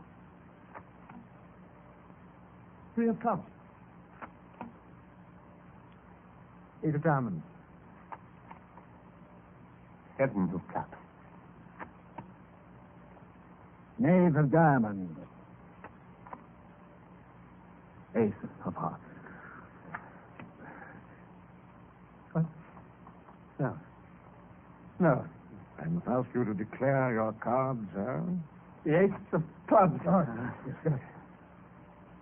The ace of clubs. The card of the killer had been dealt to the young man of the cream tart. He dropped it on the table, his face whiter than the pasteboard. Then left his place at the table and stumbled back into the smoking room. The excitement around the gaming table was now electric. The killer was known, and somewhere among the remaining 12 was the victim. Hope, fear, envy, and abject terror shone from the watching eyes of the players. Striking contrast to the cynical smile of the dealer. 5 of hearts. King of spades. 4 diamonds. The card had not been dealt to every member on the table. The president began to deal the second round. 8 of clubs. Queen of spades. 5 of clubs. 6 of diamonds. 7 of spades. King of hearts. 2 of diamonds.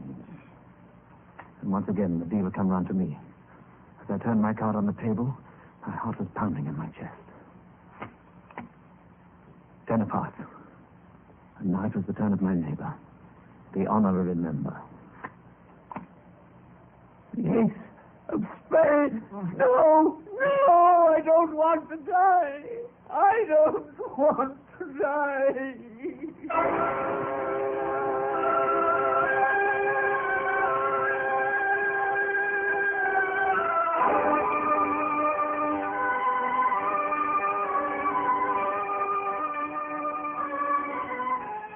Game for the night was at an end. As we left the room, the president beckoned to the young man of the cream tart. The man who had hoped to die was receiving his instructions as official of the night. A friend and I made our escape as quickly as we could. We hailed a hansom cab which took us back to our homes and back to some degree of sanity. Next morning, my friend came round to call on me after breakfast. Well, have you seen it? In this morning's paper? No. What? I haven't looked at the papers yet. Then read this. Mr. Bartholomew Malthus, well known in social circles, and Sir Andrew Flann were killed in a fall from the 4th floor window of the former's town residence. It appears that Sir Andrew had offered to assist Mr. Malthus up the stairs to his apartment, as the latter was suffering from the effects of a partial stroke. On emerging from the lift, it is thought that Mr. Malthus must have been seized with an attack of giddiness, which caused Sir Andrew to lead into an open window at the end of the corridor. It is thought that one of the gentlemen must then have stumbled, and that the other, in trying to save him, was dragged through the window in his turn. The honorary member and the young man with the cream top. So he died after all. Was it murder and suicide? Or murder and accidental death? I wonder. Whatever it was, the world can spare them. Both of them. Yeah. And only one thing lacking to make it poetic justice. You mean the president? Yes. The president of the Suicide Club.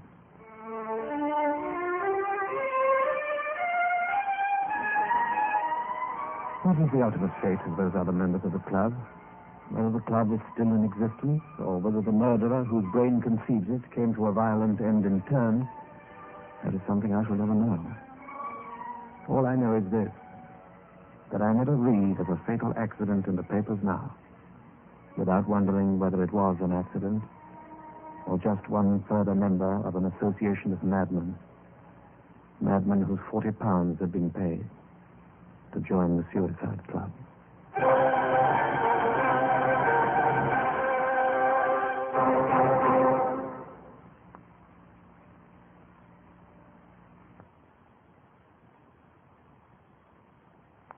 Welcome to Golden Age Radio, rumble.com/C/GAR. Visit veteransradioministry.com for more videos like this.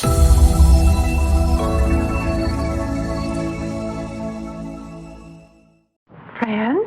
Hey, who's that man? Huh? That man in the guest room. Mary, what are you talking about? There's a strange man asleep in our guest room.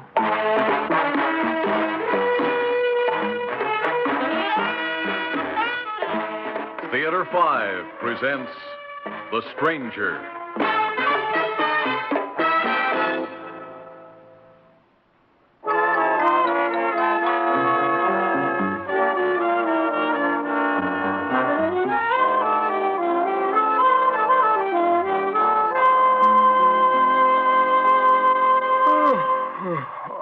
You nearly dressed, Fred?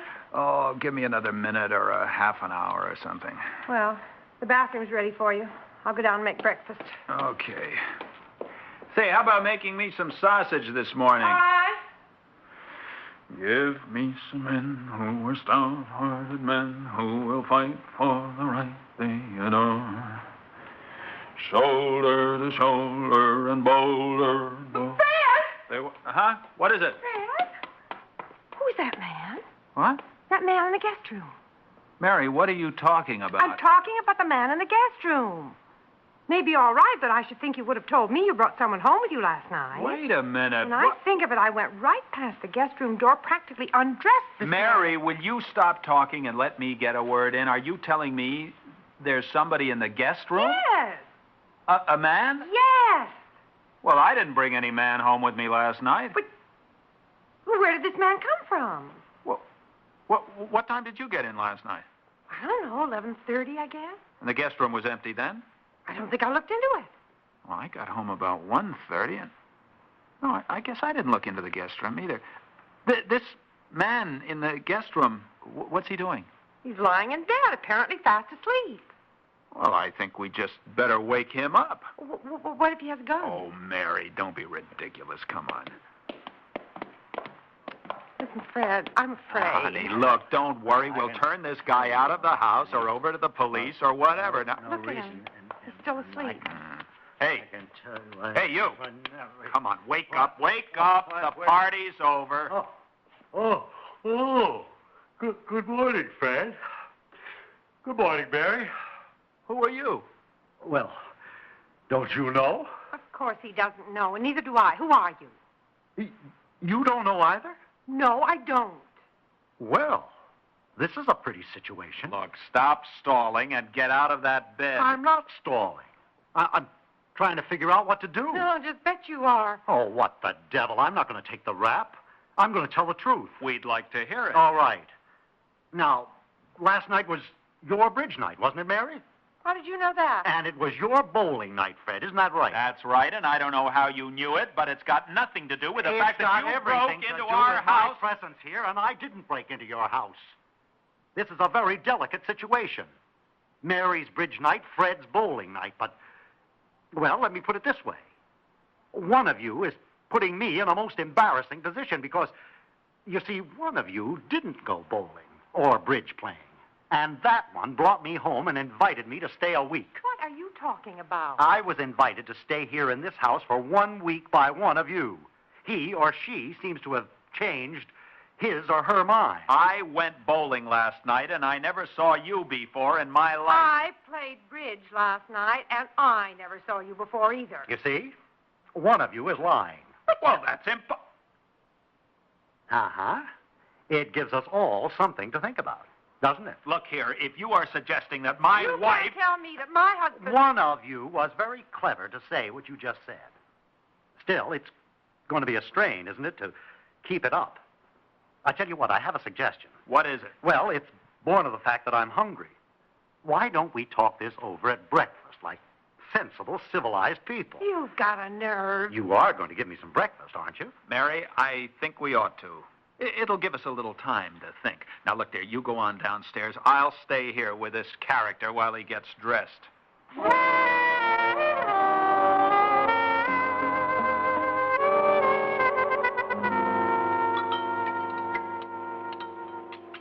More coffee? Oh, thank you. I will, yes.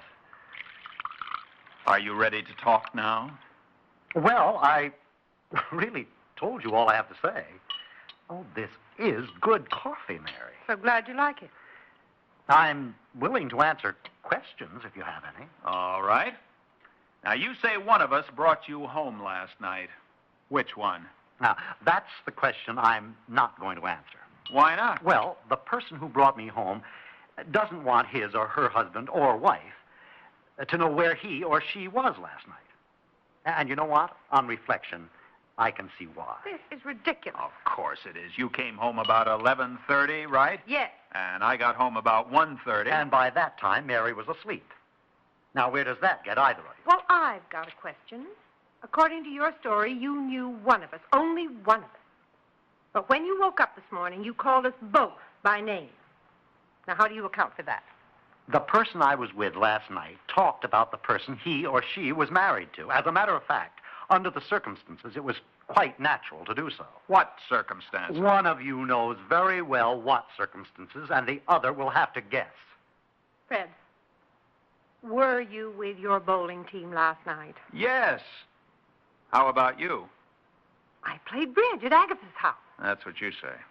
What do you mean by that? I mean, that's what you say. He says differently. No, he doesn't. He says differently about you. Oh, this is great. This is. I've been reading for years about the kind of thing that goes on in the suburbs, the discontented wives. The philandering husband. And I'll tell you the truth, I honestly didn't think it applied to this suburb, or at least to this house in this suburb. What are you trying to pretend, Fred? That I've had an affair? I don't know what has happened, but I know I'm going to find out one thing. What's Agatha's phone number? SC44099. What do you think you're going to find out? I am just going to get a couple of things straightened out. Believe me, it's time we got the cards out on the table. We'll just find out. Hello, Agatha. This is Fred Denton. Agatha, Mary has gone out this morning, and I can't find a little black notebook that she was carrying for me last night. I wonder if she left it at your house. Oh, I see. Well, she was there, wasn't she?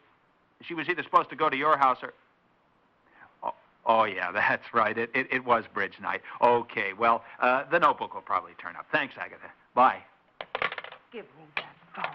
And what do you think you're doing? Never you mind. You just never mind. Don't think you're the only one that can go around checking up on things. Oh, but, hello? Harry? Well, this is Mary. Listen, Harry, confidentially, what is the best bowling score my husband ever had? Oh, I see. Well, he hasn't been bragging then. What did he bowl the last time? Oh, that's right. It was last night, wasn't it? No, I just didn't think he was that good, and I've been kidding him. Well, thank you, Harry. Bye. Mary, Yes, Fred. I'm ashamed. I'm ashamed, too.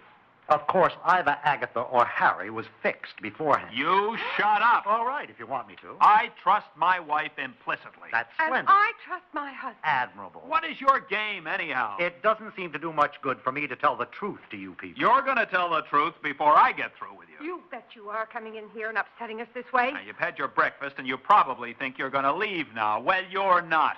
You're going to stay in this house until we get to the bottom of all this. Of course I am. I've been invited for a week.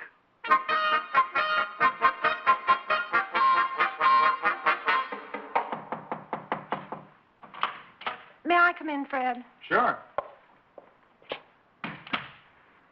Where is he? He's sitting on our sun porch as if he owned it, reading one of our books. Well, I wouldn't have let it go on this way if it weren't that I run the business from home here. I should hope not. I wouldn't want to be alone with him. But in all of these days, what is it, 3 or 4 days, we haven't found out a thing. Well, he found out his name is Bert, If it is his name. and he's just been divorced and has no place to go. Yeah, if he was ever married, which frankly I doubt. Hmm. Or do you find him attractive, Mary? What do you mean by that? Hang it all. I just want to know why he is here. Because you told him he couldn't leave, which fitted in perfectly with his plan. Oh, this is too much. Look, I'm going to see that guy. You stay here. I want to talk with him alone. No, and it's not what you're thinking. I didn't say a word, did I? You looked. Go ahead. Go and talk to him. Whatever you have to say. Well, Bert, taking your ease on my sun porch, I see. Oh, just a moment, Fred. Wait until I finish this paragraph, will you? Oh, I won't wait. Well, you're pretty hopped up. You bet I am. Why are you causing trouble around here? Am I? You know you are, and you're enjoying it, too. Well, why not? I'm a student of human nature. I've had enough. Now, let's see you smile after that. Or that. Stop it! All right. Your husband has a cut on his cheek. You better fix it. I'll give you more than that. I said stop it. What are you doing here anyway, Mary? I told you I wanted to talk to him alone. If you want to know, I was in the dining room listening. Oh, you were? Well, then, if you were listening, you now know this character and I never saw each other before. No, I don't. Anything you said to each other can be taken either way. Either he came home with you that night, or you have no idea who he is. Nothing you said told me a thing. Think back on the conversation, Fred. She's right. Nobody knows any more now than you did that morning you found me here. Still and all, in view of the fact that we've had this fight, I'll go or I'll stay, just as you please. If I leave now, you'll never see me again. And you'll never know, will you? So, shall I go? Stay. Stay.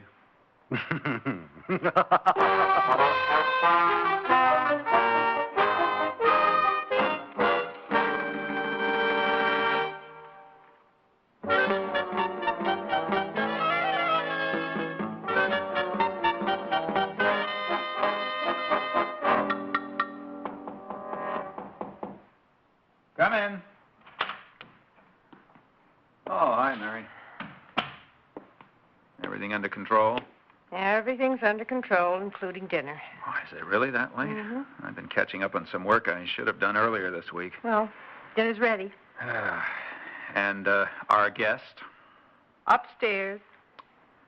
Do you know, Mary, we haven't said a single thing about why Bert is here or that fantastic story he gave us or anything at all since he and I had that fight. I know. Of course, I don't know what you're saying to him while I'm here in the office. Now, Fred, I thought we agreed we would just forget those suspicions. Oh, I didn't mean it that way, honey. What I mean is it's actually been kind of pleasant since the fight. Well, I hate to agree, but that's true. It's been as if you were, I don't know. One of the family.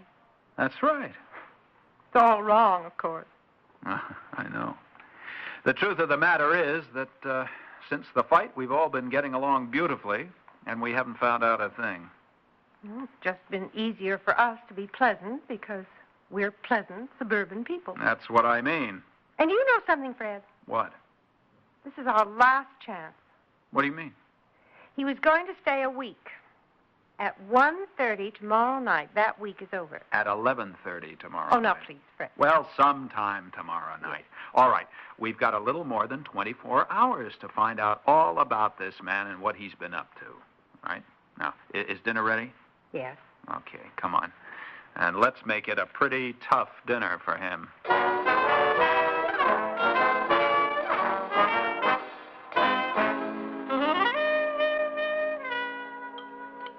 Mary, you couldn't have pleased me more. I love goulash. Well, I'm glad. Look here, my friend. You have been here now almost a week. You know, I was thinking of that myself. I'm going to miss you two people. Well, we are not going to miss you. Oh, now, I take offense at that. I really believed you, Fred. I think tonight would be an excellent time for you to explain yourself, Bert. You mean speak right out in public and tell you who brought me here last week? Either that or what joke you're playing. Oh, no, I couldn't be that cruel to you. It would be better, wouldn't it? For you to think in the years to come that possibly I was just kidding. What we want from you right now, Bert, is the truth. I've never told you anything else. The whole truth. How long do you cook the noodles? The whole truth, and now. My week is up tomorrow night. I suppose I can see your point of view, but, well, it isn't always wise to insist on knowing things that might hurt you. Will you stop all that nonsense and just tell us what you have to tell us? I was going to say it isn't always wise, but if people insist on knowing, they usually can find out. So? We have more than 24 hours.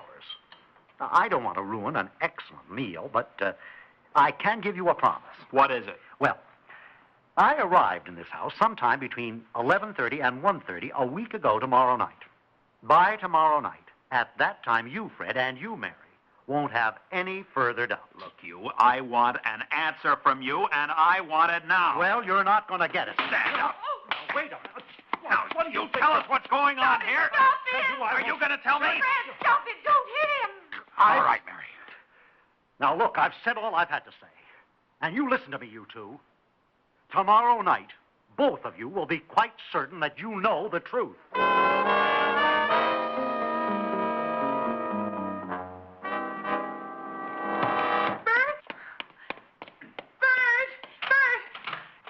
have you seen Bert? Well, no, I've been here in the office since 7 a.m. Why? Well, I went to call him for breakfast, and Freddie's gone. What do you mean? He's nowhere in this house. Let me look. I tell you, I've looked everywhere. I don't doubt it. And I've called him and called him. I tell you, he's gone. I'm sure he's gone, but what I want to see Perhaps is... we ought to see if his clothes are there. It's not his clothes I'm interested in. Mary, where's my watch? Well, how should I know? I left it here on this bureau. Well, then it... Exactly. Where are you going? To check on other things. What other things? The silverware, for one thing. Fred! Gone. Oh, this is awful. We have been the prize suckers, the prize fools. Fred! What? Look, the Ming vase is gone. Sit down. Let's not look any further. I'm sure every small object we've got that's worth anything is gone. Oh, it was just awful. Oh. What are you laughing at? Oh, darling, you know it's not awful at all. Don't you see? It's over. Oh. Oh. Yes. Yes, Fred, you're right. Yes, it's over. Ah, darling, if I could only tell you the suspicions I had of you. Well, I had the same suspicions of you. Ah, darling, it's just wonderful. Let him have the stuff. It was nothing but a burglar. A confidence man, a racketeer. Oh, darling. Oh, Mary, my love. Hey, you think we ought to report this to the police? Well, I hadn't thought about it. What do you think? Oh, I don't suppose they could get any of that stuff back for us. No. Still. No. Maybe you're right. It wouldn't be wise to report it. Well, I didn't say we shouldn't report it. Well, of course you did. Mercy, do you think I have anything to fear from reporting this? Well, does that mean you think I have? Now, Fred, let's not quarrel. Well, you said that... No. Let's not quarrel. Well, will we report it to the police? Well, I'll leave it to you. It might make us a laughingstock. That's true. Yeah, that... Oh, look, we don't have to spar around this way as if we were still suspicious of one another. No. Why don't we just decide not to report it and agree that this is the decision of both of us? That's much the best way. Let's just put aside all doubts of one another. Yes. Just say, I love you. I love you. And I love you. And we can prove it, too, Fred, this very night. No doubts, no suspicions. This is your bowling night and my bridge night. Hey, that's right. You go to your bridge and I'll go to my bowling. And we'll just forget the whole ridiculous business. I love you, Mary. And I love you, Fred. But I'm not going to my bridge party. There's a drugstore across from the bowling alley, and I'm going to be there in the window with an ice cream soda, seeing whether he goes bowling or not. And if he checks me, it will be easy to get the girls to say that I was playing bridge. No bowling for me. I'll be in the bushes opposite Agatha's house. The guys will cover for me in case she checks. I'm going to find out about her for certain, one way or the other. Love, Fred, but he's not going to make a fool of me. She is the greatest girl in the world, but if she's putting anything over on me, I'm going to find out.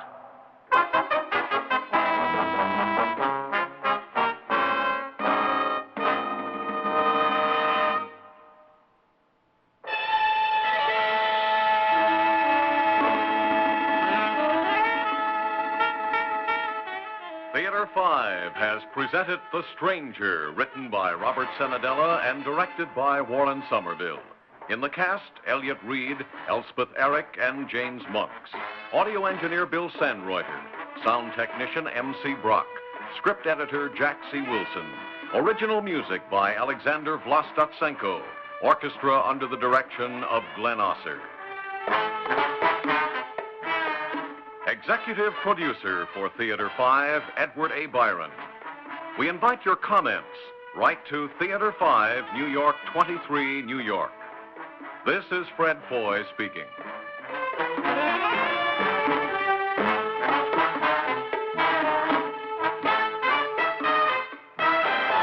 This has been an ABC Radio Network production. Welcome to Golden Age Radio.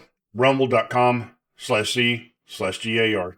Visit veteransradioministry.com for more videos like this.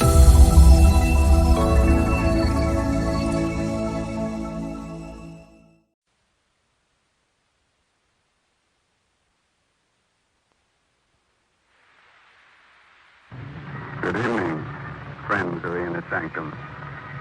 This is Raymond, your host. We have an expert on murder here tonight. He has a rather strange idea. Something about everybody being a potential murderer. Perhaps he's right. Perhaps one of us here, right in this room, is capable of committing a murder. Take a good look at your neighbor. Maybe he's the one. Or, maybe it's you.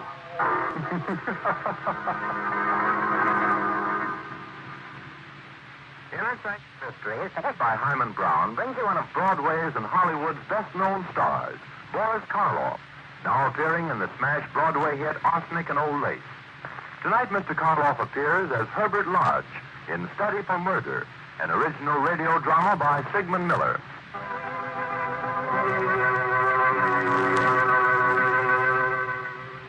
In one of the cells of the death house stands a man, holding tightly onto the bars, a dazed expression on his young face. His alive and precious minutes move swiftly away. The curtain of death draws closer. It is only a few hours before his execution. Suddenly in the stillness there are footsteps. For a moment the dazed expression on Edward's face changes to fright. Hello, Sam. Hello. My name's Herbert Lodge. Are you from the governor? No, Sam. I'm just a psychologist. Oh. My work is to try to keep other people from doing the thing that you did.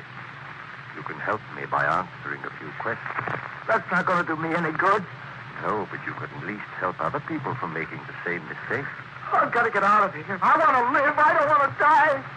You were never convicted of a crime before, were you, Sam? No. No, I never even got a traffic ticket. I never harmed anyone in my life until that terrible night. You believe me, don't you? Why, of course I do. Please, Mr. Lodge. Please, you said you're a psychologist. Can't you do something for me? Can't you say I'm insane or something? No, Sam, I can't.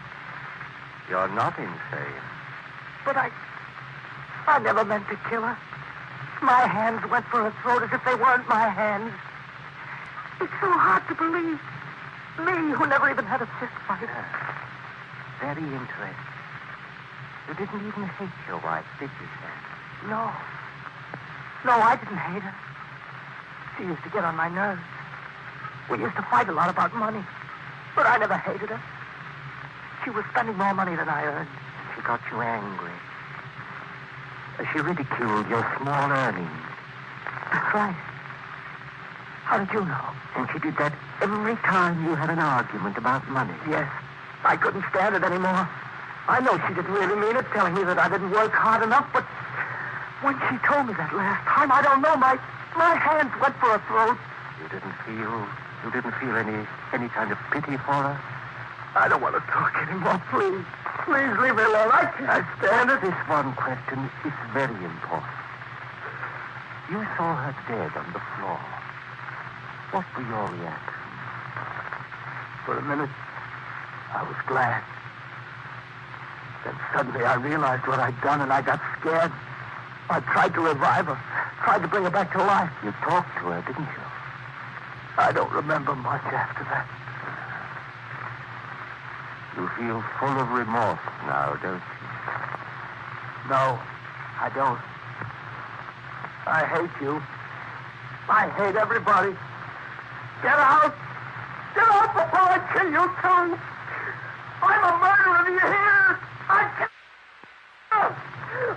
kill anybody! All right, Sam. Thanks very much.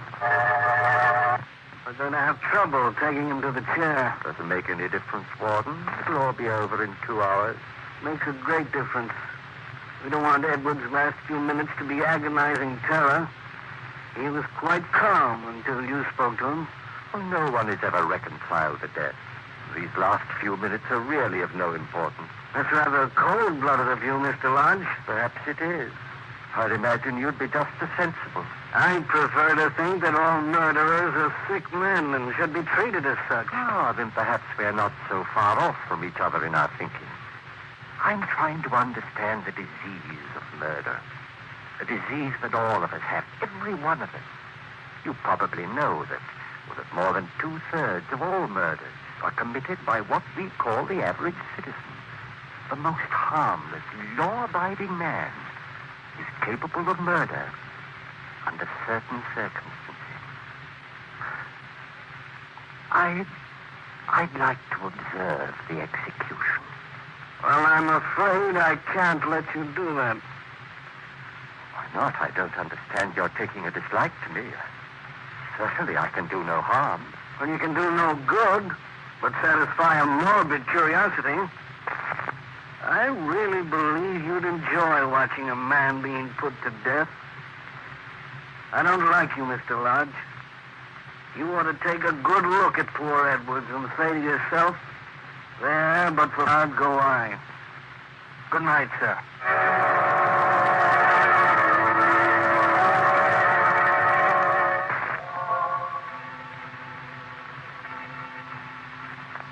Well, Margaret, Edwards has just paid with his life.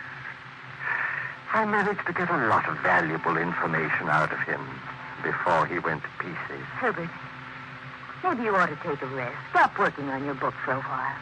A vacation would do you good. Well, you're not worried about me, are you, Margaret? But no good can come of it at the rate you're going. Why, the only thing on your mind is murder. Oh, you don't understand. I've got to know I've got to know more about the desire to kill. All of us are capable of murder, and knowing that even I can commit murder fills me with a horrible fascination. You don't know what you're saying, Herbert. I've got to explore the whole field of crime, track down every detail that leads to murder. Everyone I meet is a subject for study, and I myself am my own best subject. I've never felt so keen about anything in my life. I can't stop now. You're playing with fire, Herbert.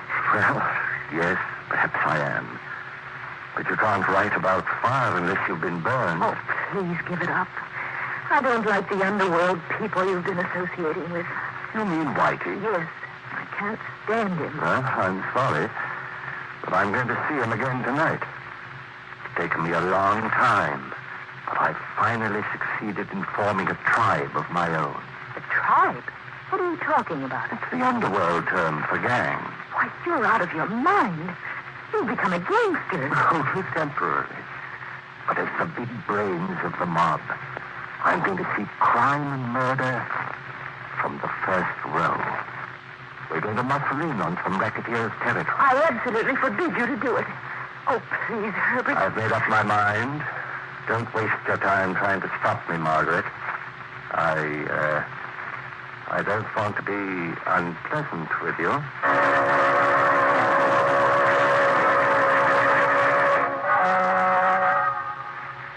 So, Whitey, we're going to cut in on Cannonball Jerry's racket. He's had it too long already. It's about time it was taken away from him. Cannonball's plenty tough. As soon as he gets wise, he's going to go gandering for us. I wouldn't like to be in front of his choppers when he's mad. You don't have to worry about him. No? Well, you ain't seen what he saw. I never will. We'll get him before he knows what's happened. You mean you're going to blast him? That's right. You sure took on a tall order. Who's going to do it for you? You are, Whitey. Oh, yeah? How are you going to get him here? Well, that's very easy. He's coming here. Coming here? I've tipped him off that a new mob is going to cut in on him. I let him find out my name and the address of this room. He ought to be here in a minute. You and Johnny are to meet him outside. He'll be coming up with the lieutenant, right into a trap. But I want Cannonball Jerry brought to me alive. I don't care what happens to the tricker man. It ain't going to be an easy job. Well, you're not afraid, are you, Whitey? I ain't afraid of nobody. But I've been strictly a stick-up artist. Ain't never had to bump off a guy before. We'll take a couple of the boys with you. You won't have too much trouble. And hurry up.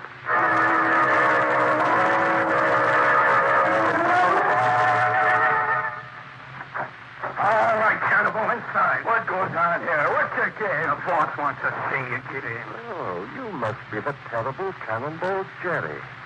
Nice of you to come visiting me. Who are you? I ain't never seen you before. I'm the man you were going to take care of. Except that the tables are turned. Where's the tricker man, Whitey? I had to slug him. Johnny's outside doing spot duty. In case any Jerry's pals show up. Excellent. Jerry, you've killed a lot of people in your life, haven't you? I ain't got no beef with you. You haven't? But didn't you come here to kill me? No, I wasn't coming to see you. I never seen you before. You're not going to bump me. I'm sorry to disappoint you, Jerry. You're not going to leave here alive. I wasn't going to kill you. I was only going to scare you. You've got to believe me, please. Let me go. I'll never bother you. Well. Running through the tunnel. Breaking down completely. Let me go. I leave the city. I'll never come back, I swear. All right. You'll leave the city and you'll never come back. Never. Shall I let him have it now, boss?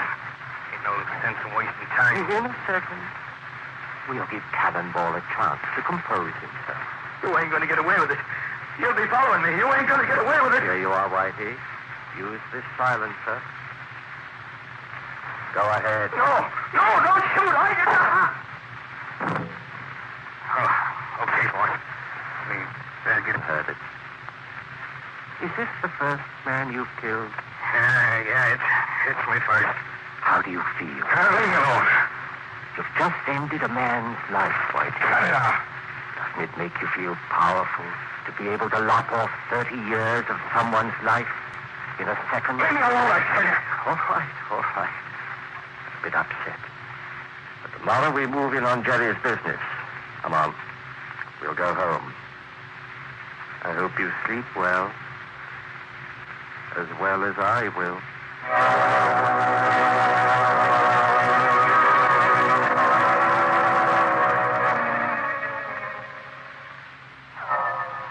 It's a few hours later now.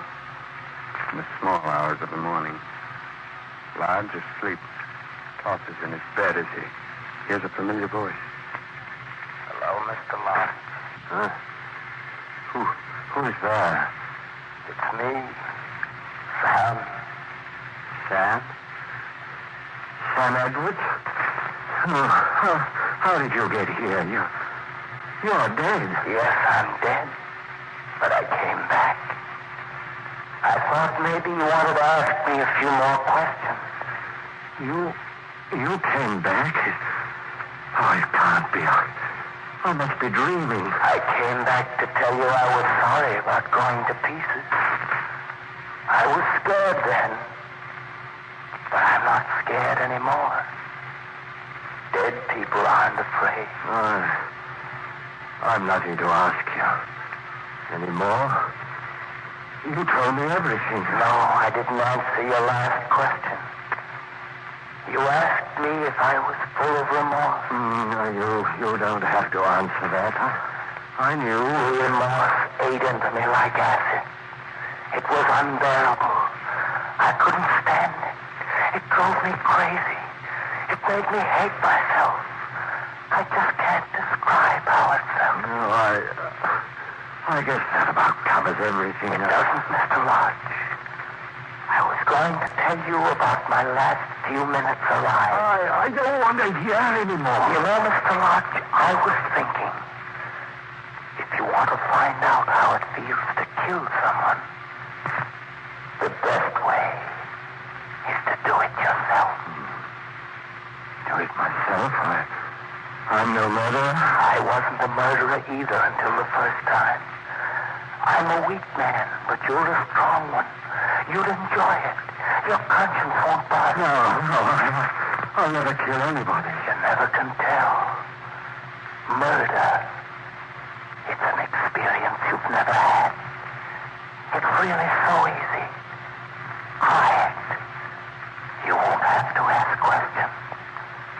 You'll know all about it yourself. You've got to do it with your own hands to know. Try it. Try it with your own hands. Herbert, wake up. Herbert. Wake up, Herbert. What's in my heart? Where am I? I'm dreaming. I'm having a nightmare. I'll say you were. You kept talking in your sleep. What? What did I say? You kept repeating, I'm no murderer. I'll never kill anybody. What? I've never talked in the sleep before. It's been a vivid dream. Herbert, you've got to stop this horrible research of yours. You can't go on. You'll either get a nervous breakdown or actually kill someone. Oh, please, Herbert, I'm This is none of your affair, Margaret. I've told you before not to interfere. This is my affair. I'm not going to stand by and watch you get yourself deeper and deeper in this rotten business. Oh, you make me tired. Collection's going. Yeah, we're doing swell. I'm waiting for Johnny. We got a few more customers to visit. Well, never mind about Johnny. I'll go with you. I'd like to see some of our clients. Okay, you suit yourself, boy.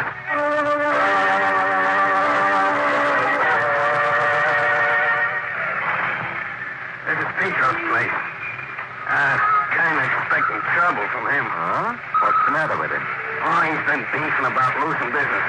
Says he can't keep up with the payments for protection. And he won't beef after today. Come on. We'll go in. Yes. Hello, Petro. How's business? It's you guys again, eh? Well, what's the matter, Petro? Aren't you glad to see us? No, I'm not glad to see you, you crook. Be careful, Petro, careful. You'll find yourself staring up at the ceiling. Now hand over that money. I didn't do no business today. Hey, you guys are going to make me go out of business. I can't pay no more. Now, Mr. Petro. Surely your life is a little more valuable than the payment. Behave yourself. Hand over the money. Hey, all I got is $11. I'll teach you a lesson you won't forget.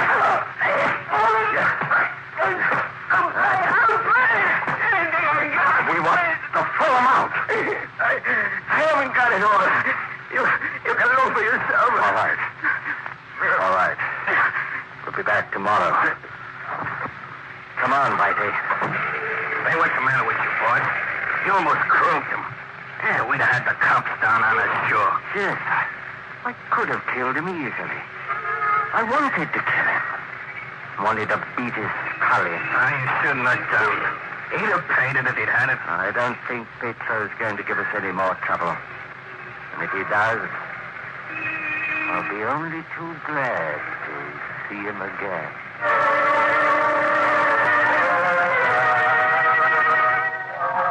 Herbert, what's happened to you? Nothing's happened to me. You look as though you've been in a fight. I told you it's nothing. Now stop bothering me. Oh, Herbert, you're in trouble, I know. Please tell me. Maybe I can help. There's nothing that you can do. I told you before. I don't want you to bother me. I don't know what's come over you. It's just impossible to talk to you lately. You act as if you hate Well, I me. don't like you standing around staring at Ever me. since you got involved with those gangsters, you've begun to act like one. I warn you, Margaret, don't make things any worse than they are. True. You've become a criminal. You think like one and act like one. Keep quiet. I won't keep quiet. You've made life unbearable for me. You treat me as if I were just in your way. I don't recognize you anymore. You've become a hoodlum, a vicious, ruthless hoodlum. Perhaps, have I? Well, then I'm going to act. Oh! Now, get out. Get out before I lose my temper completely. Get out. You're no better than the worst of your gang. You don't know what you're doing anymore. You Show you. Get away from Once me. and for all, I'll... Get away from me. I won't hear that silly, nagging voice of yours anymore. I'll never hear it again. Now you keep quiet.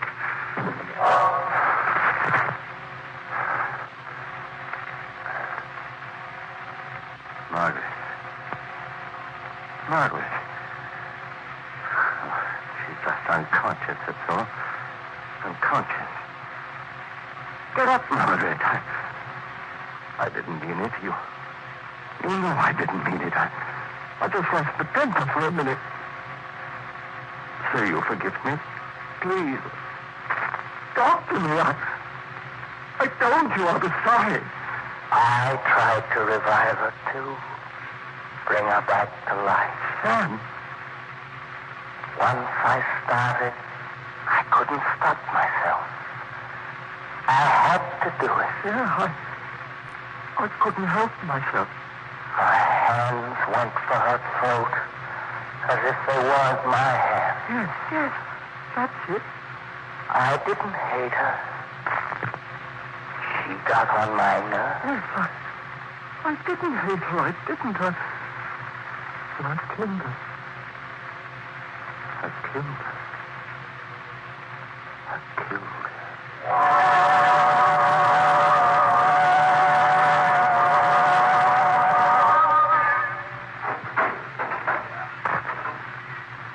Any news, Walt? Is there anything I can do for you, Lodge? Have you heard anything from the carpenter? No, I haven't. Huh? I'm really going to die? In 2 hours? I'm going to be strapped into the chair? I'm sorry, Lodge. There's nothing I can do. Just like an ordinary, common murderer. You've never learned from poor Edwards. I never meant to do it. Very few murders are committed in cold blood. So you never liked me, did you? You're glad I'm going to the chair. I'm never glad to see anyone go past that door. You are. You don't want me to be saved. You want me to die. I didn't expect a man like you to go to pieces. I don't want to die. I've got to get out of here. Too late, Lodge. You learned a little too much about murder. Mr. Lodge, you sure did learn too much about murder. You should have learned to count to 10 when angry. Well, anyway, I'm sure Lodge will never do it again. That next book he's going to write will be called What Happens After Your First Murder or My First 1,000 Years in the Grave. As soon as it's published, Mr. Lodge will go on lecture tour. I hope you'll get a chance to hear him. He's really fascinating. In a repulsive sort of way. Perhaps we'll get him to speak under your sanctum. I'm sure we'll still be on the air at that time. For the present, the time has come to close the squeaking door until next week.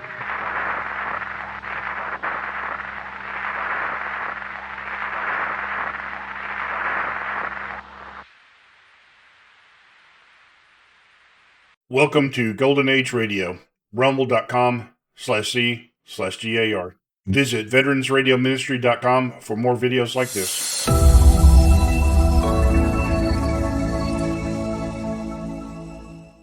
The CBS Radio Mystery Theater presents...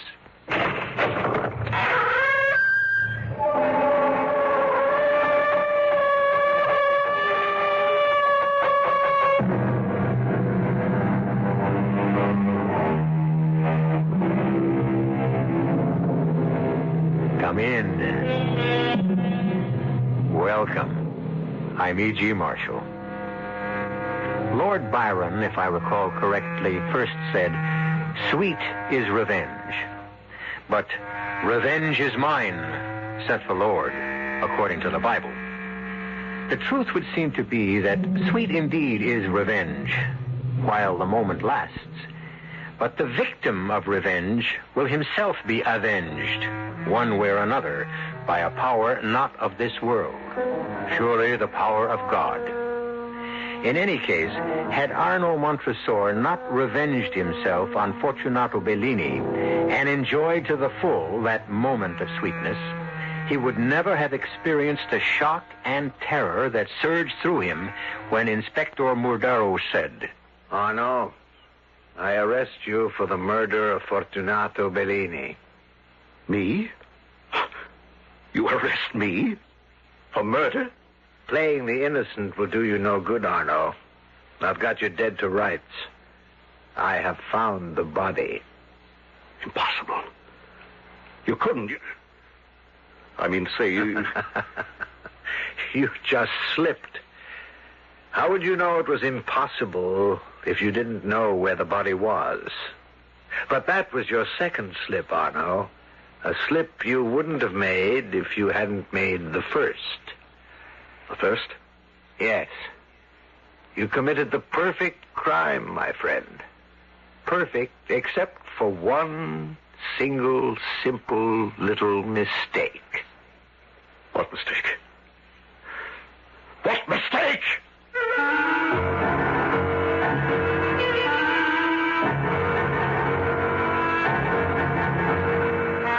Our mystery drama, The Cask of Amontillado, was especially adapted from the Edgar Allan Poe classic for the Mystery Theater by George Lothar and stars Richard Kiley.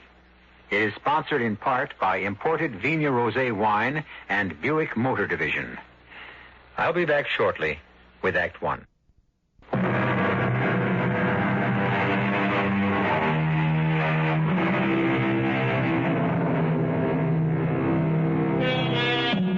We were talking about revenge, I believe. Yes, revenge. An emotion, a passion that came to burn fiercely in the breast of a certain wine grower named Arno Montresor. A consuming fire he at last managed to quench with, oddly enough, a cask, a barrel of Amontillado sherry. It all began, this strange and terrifying tale, at the famous Montresor vineyards in Tuscany, Italy. There, on a certain day, in the office of Arno Montresor, Fortunato Bellini sealed his doom. But I must have the 1923 vintage, Arno. No other Amontillado will do. You must manage to find more for me. I would if I could perform miracles, but I can't. I've been in touch with every wine grower, every merchant in Spain. I've scoured all of Mantilla, where Amontillado is made. I can't find even a bottle of the 23 vintage, and you ask for barrels, casks. Well, a bottle is only a drop to me, you know that. you wouldn't be trying to raise the price on me. What? Considering the money you owe me, the loans I've made you, I wouldn't be surprised if you... Are you out of your mind, Fortunato? How could I possibly make enough money to pay you back by raising the price of the Amontillado you drink? You don't drink that much. Which is why I have my suspicions about you, Arno. What are you... The catacombs beneath your vineyard. You took me down to the 3rd level not so long ago and showed me. Why, there must have been at least a half-dozen casks of Amontillado. More than a year ago. There weren't a half-dozen, there were only 4. And you've drunk them all. If there is one bottle, one drop of 1923 Amontillado left in Spain, in the world, I can't find it for you. Now, this discussion is at an end. Not altogether. I have another matter to take up with you. The money you owe me. Well, what about it? I've been paying the interest regularly. But I need the principal. Business has been bad, and I'm in need of money. I'm afraid, Arno, I must ask you to repay me. Repay? Fortunato, I don't think you realize what you're asking. I'm in no position at this time to... Come in. Oh, Margarita, my dearest. I'm sorry to interrupt you, darling. And you, Signor Bellini. You do disturb me, Signora Montresor. Always. But not in the way you mean. Well, what is it, Margarita? Tonio is waiting to see you. It's urgent, he says. What's the trouble? Something about the dampness in the 3rd level of the catacombs. He says it's getting worse and changing the temperature. Yes, the dampness is increasing down there. I'll talk to him in a few minutes. Very well, darling. Good to see you, Signor Bellini. It's more than good to see you, Signora. It is a feast to my eyes. I can't help noticing. Good day. She seemed offended with me, your wife. You never took your eyes off her. Oh, can you blame me? So young, so... About the money I owe you, Fortunato. 1 week, Arno. 1 week? You know our agreement. The loans payable on demand, or... you can sell me out, but there was never any thought of that. There is now, I'm afraid. But you wouldn't. You can't. I must. I need the money. You've got to give me more time. I'll do anything you ask. Anything within reason. Within reason, you say, eh? Yes. What is it? Well, you know how I feel about your lovely wife. Just looking at her makes me feel young again. What are you saying? The thought has crossed my mind more than once, Arno, that... what a pleasure it would be if she would come to dinner with me one night. Yes, we'd be delighted to. And not we. Not you. Her. Alone. If you mean what I think you mean, get out. Very well.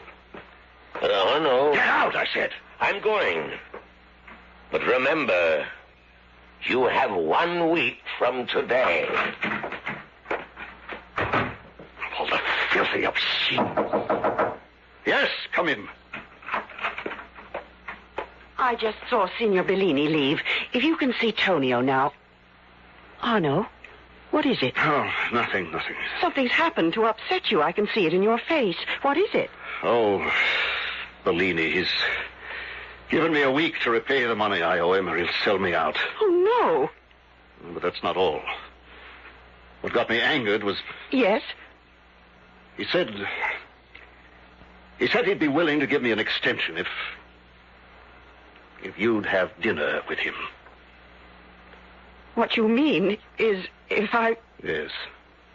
Oh, of all the thought of it. That fat, repulsive... But, Arno, darling, what are you going to do? Can he take the vineyard if you don't pay him in a week? The vineyard, the wine stocks in the catacombs below, the house, everything. But we'll be ruined. Yes, ruined. Oh, my dearest, there must be something we can do. Something. If you think of something, Margarita, let me know.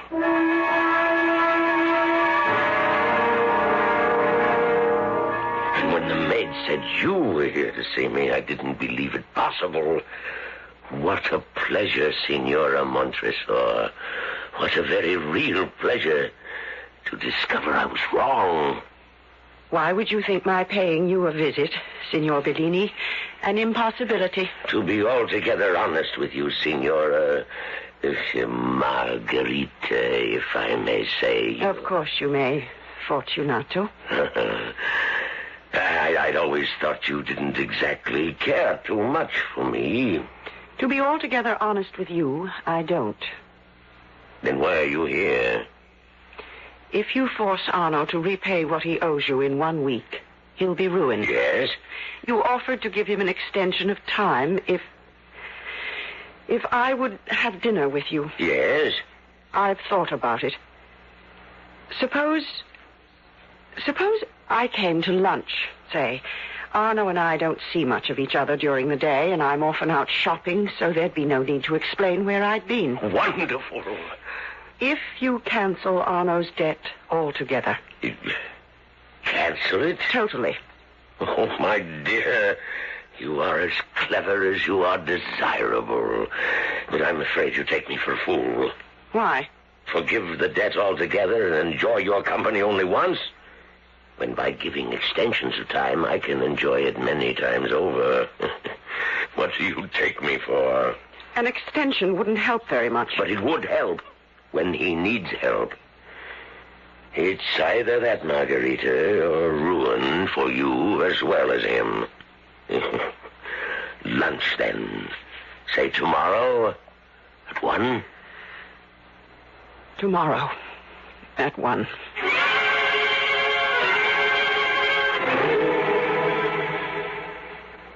I said, where have you been all afternoon? Arno, dearest, I told you. Shopping. What did you buy? Nothing. I couldn't find what I wanted. A bag, a new bag to go with those shoes I bought last week, and I thought I might find a hat to go with... You were with Bellini. Isabella told me. Isabella? His daughter. You know his daughter.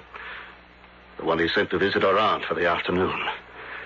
Only the aunt wasn't at home, and she came back to find you with her father in her father's bed. I did it for you. Did what for me? Shame me? No one need ever know. I know. Me, I know. I want to die. I have died. Arno, darling. Darling. Listen to me, please listen. I love you. Only you. I don't want to hear. Please, oh, please. Since the day of our marriage, I have watched you work yourself to the bone to keep the Montresor vineyards going, to hold on to the heritage, your heritage of more than a century. I have so admired you for what you do, so loved you for the man, the husband you are. I couldn't bear to see you ruined, and so I helped you in the only way I knew, the only way I could.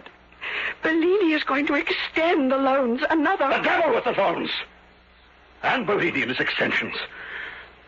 You stand there and tell me you couldn't bear to see me ruined, and in the same breath admit you ruined me. No. Ruin me as a man. Ruin me as a respected member of the community. You think everyone will know about this? With Isabella and her tongue? I can hear them laughing behind my back. All of them. Laughing. Arno, I beg you don't talk this way. Isabella won't talk. No one will ever... I will! I can never look at you again without knowing what you did. I could never hold you in my arms. Never sleep with you again without knowing. Adulterous! Arno! I could kill you for what you've done to me. Kill you! Your hand. My throat. Arno! Kill you!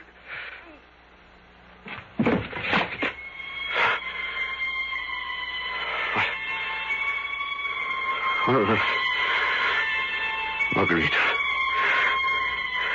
Margarita. Is dead. Yes. And you should be for what you've done. Oh, so gentle. How beautiful and desirable. What am I to do? What am I to do? Yes. Yes, the body must be hidden. Hidden. But how? How can I? Yes. That's it. The catacombs.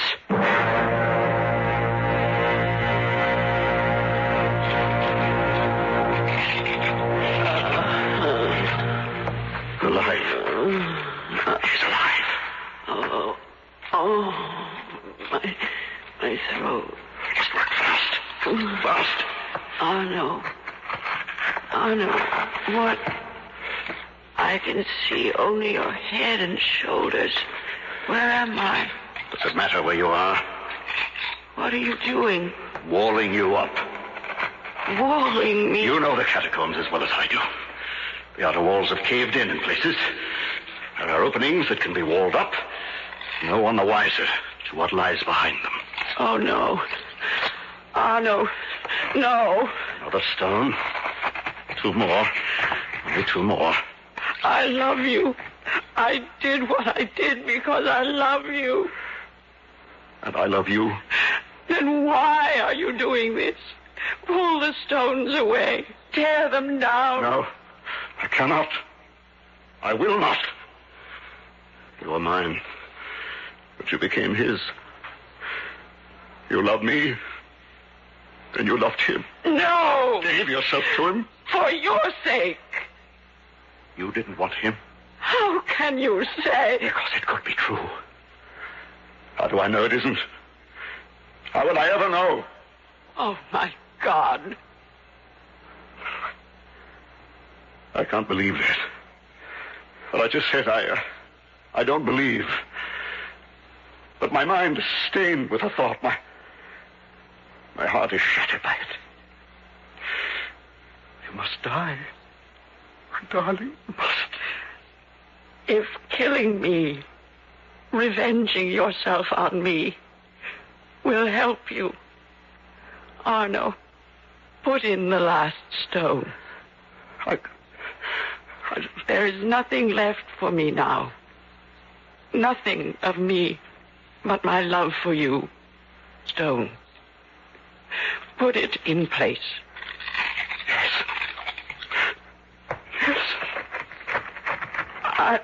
I love you. I love you. I love you. I will always love you.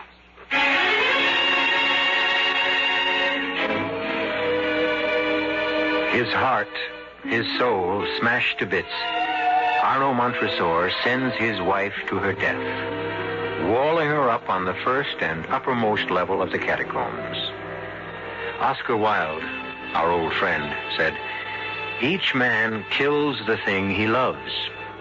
All my life, I've never been able to understand what he meant by that. Perhaps I do now. Perhaps you do too. I'll return shortly for Act 2.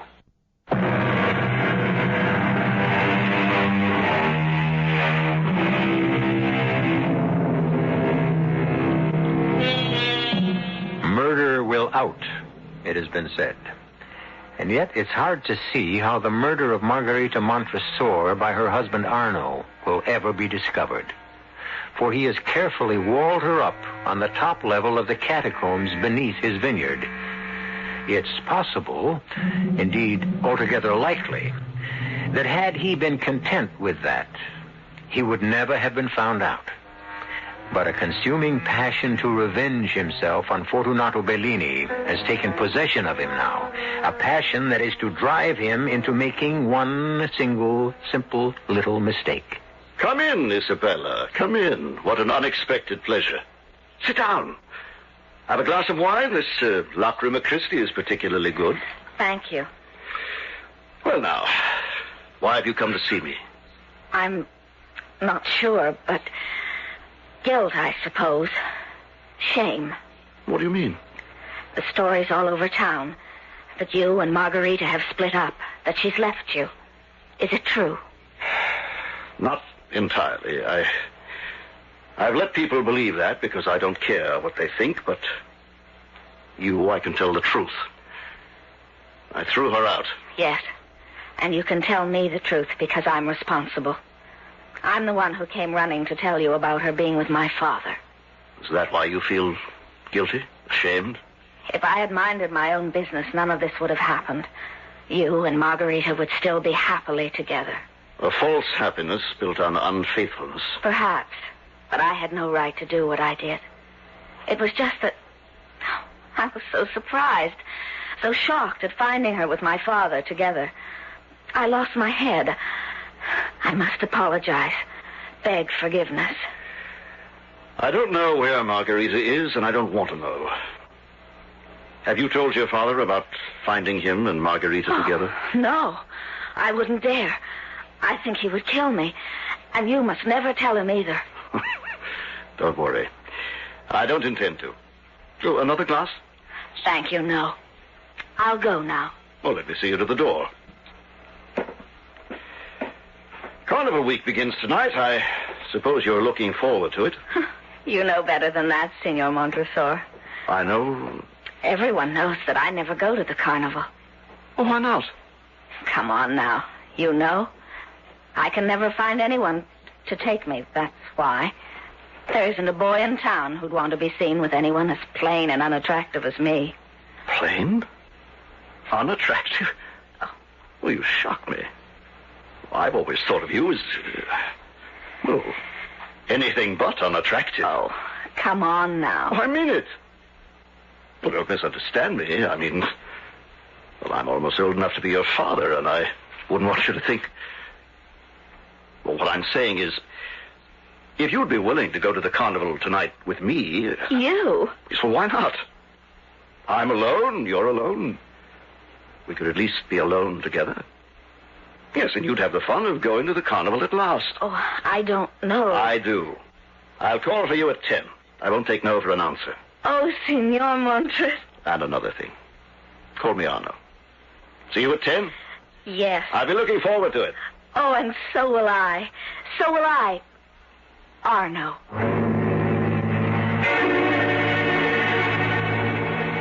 Inspector Madero? The police? Yes, senor. What do you want with me? A matter of routine, senor, nothing more. It's about your wife. Yes? What about her? It's come to our attention at headquarters that your wife is no longer living with you. Correct. Would you mind telling me why? Well, we've separated. For what reason? If you'd rather not tell... No, I'm happy to tell. We simply couldn't get along anymore. We were incompatible. Constant quarreling. It became too much, so we decided to split up. And she went elsewhere? Yes. Where? I don't know. You don't? No, I don't. To tell you the truth, I don't care. You have no idea where she might have gone? Back to her parents, perhaps? Relatives? Well, her parents are dead. As for relatives... Why are you asking all these questions? There is some talk of murder. Murder? Oh, no, you mean she's met with foul play, been murdered? No. The talk about town is that... You know how gossip spreads, senor. And of course, there's nothing to this. Still and all, the police must check it out. The talk is that you murdered her. I? Yes. It is silly, of course. That's ridiculous. Utterly and completely ridiculous. Well, now, if you'll excuse me, Inspector, I have much to do. The relatives... The what? Your wife, you said she has relatives. Oh, yes. A sister in Rome and another in Florence. I'd appreciate it if you'd give me their names and addresses. Well, certainly. Only... Well, if you ask me, Inspector Madero, the police are making a mountain out of a molehill. A matter of routine, senor. Routine. Nothing more.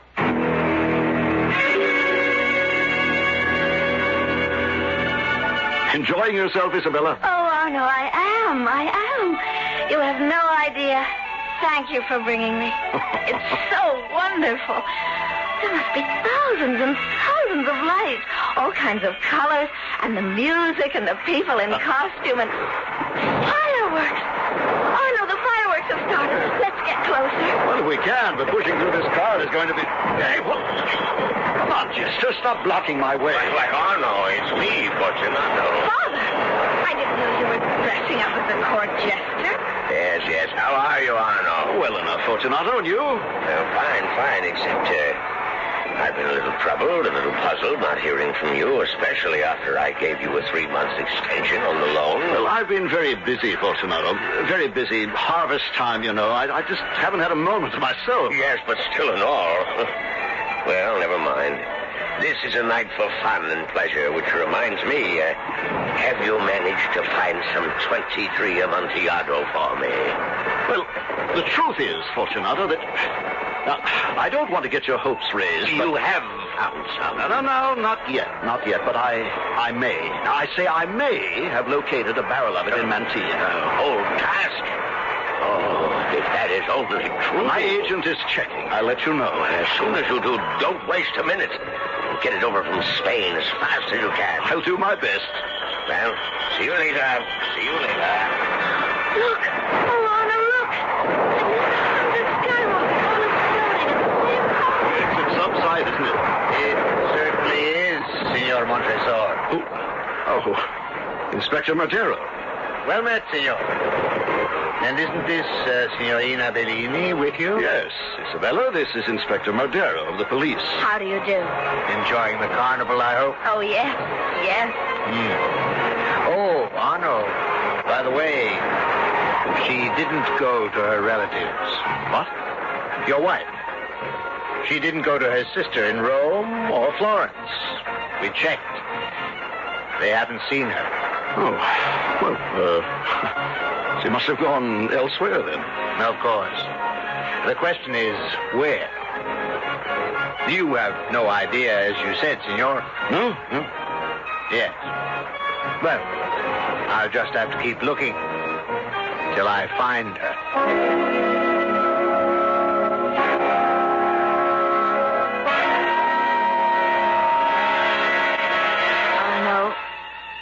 Arno, take me home now.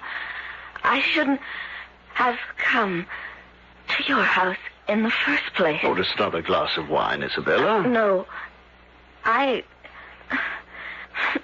can't seem to get up from the chair. What's happened to me? I've drugged you, that's what's happened. Drugged me? To make killing you, murdering you, easier. Murder? You stupid, ugly little fool. You really believed me when I said I found you not unattractive? That I'd be delighted to escort you to the carnival? What? Arno, what are you saying? I'm saying that I'm going to do the same with you that I did with Margarita. Wall you up in the catacombs below. You killed her? Then walled her up? Oh, no. Oh, she was alive when I did it. At least she was when I put the last stone in place. But she didn't last long after that, I'm sure.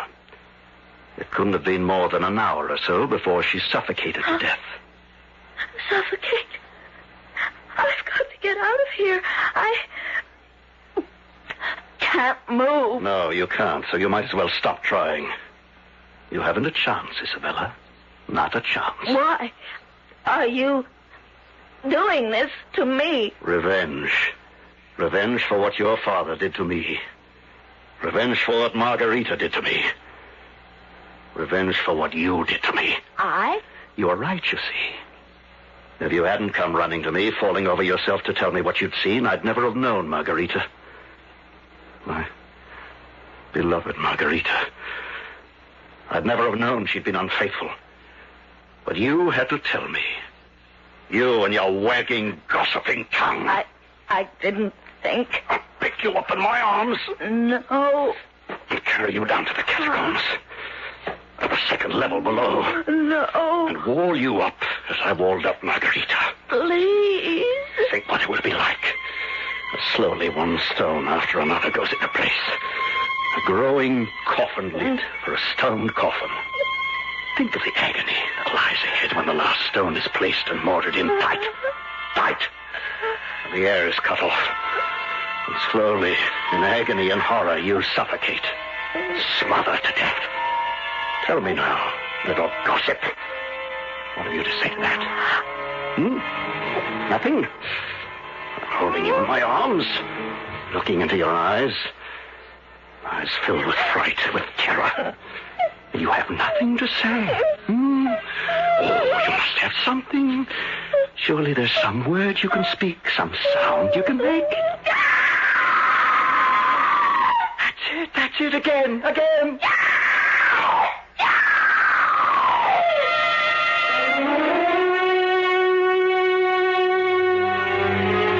Consumed by revenge, Arno Montresor bears the numbed body of Isabella away to the catacombs below, as the terror in her heart pours from her throat.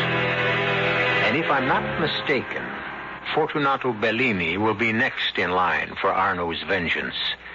We'll see when I return shortly for Act 3.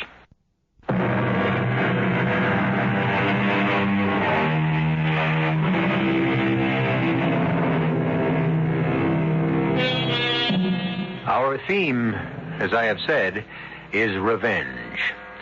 But in The Cask of Amontillado, we are also dealing with the perfect crime. What more perfect place for concealing a body, concealing it for even centuries, than in the wall of a catacomb, an ancient burial ground beneath the earth, itself a house of bones and skulls and skeletons. Arno Montresor has done this with his unfaithful wife Margarita, and now with Isabella, daughter of Fortunato, who seduced Margarita. But, as with all perfect crimes, the criminal inevitably goes one step too far. Worried sick, Arno. What could have happened to Isabella after she left you? Fortunato, my good friend, I wish I could tell you, though. Really, I do think you're worrying unnecessarily. Now, what do you mean, unnecessarily?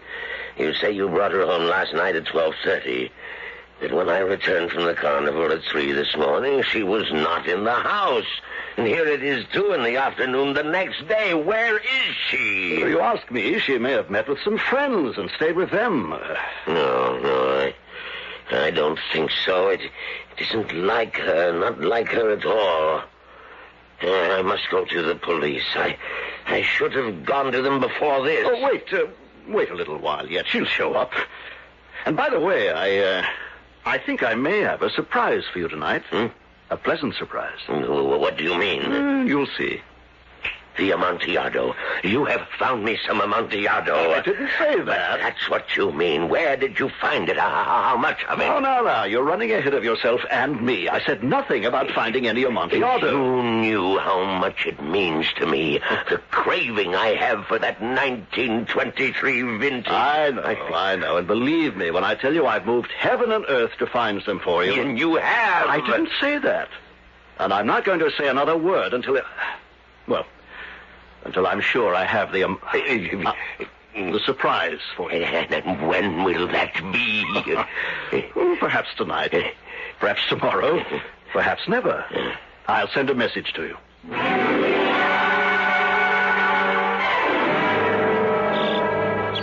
All right, keep moving. I want those grapes in before sundown. Senor Montresor. A word with you? Oh, Inspector, I'm very busy, as you can see. Only a few minutes, no more. Well, what? Signor Bellini, you know him, I think? Yes, we're very old friends. He has reported his daughter missing, Isabella. You took her to the carnival last night, is that right? Yes, that's right. Why? Well, I felt sorry for her. I began to learn what it's like to be lonely, and I've just felt sorry for her. A girl her age should have some fun out of life. Lord knows there's little enough. True. About your wife, would you have any news for me? News? Have you heard from her? A letter, a message of some kind? No. Well, if you do, be sure to let me know. I will. Now, I must get back to my work. All right, you there, bring up the next cart. One thing more, senor. Yes, what? I understand that the vineyard is built on catacombs, early Christian catacombs beneath us here. Well, yes, where my house stands over there used to be a monastery. Of course, that was centuries ago. Interesting, very interesting. You know, I have never been inside a catacomb. Oh, is that so? No, not those baskets. No, those baskets. Even when I was in Rome. I was wondering if you'd mind if I went down into yours. Why, no, not at all. I'll take you down myself sometime.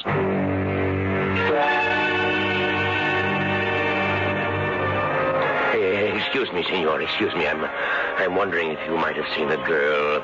She's 18. Her name is Isabella Bellini, and excuse me, signorina. Excuse me. Do you happen to know Isabella? Oh, Sonato. I've been looking all over for you. Oh, she hasn't come home. No one has seen her. Everyone I've asked is. What are you talking about? Isabella. Oh, would I be out here on the second night of Carnival if I hadn't... Didn't you get my message? Oh, what message? I found her. What? I had to come into town late this afternoon to pick up the cask of Amontillado. Amontillado? A cask of Amontillado? Yes, that's the surprise. My agent at Montilla several weeks ago, he found a whole cask. No. 1923 vintage. Oh. Anyway, it arrived today, and when I came into town to get it, I ran into Isabella. A whole cask? I took her to my house. Dead on her feet from lack of sleep, and my house was the closest, so... And then she's safe. Good. But the wine... At my place, too, of course. Come on along. What a lucky night for you, my friend. Yes. You found your daughter and your favorite wine.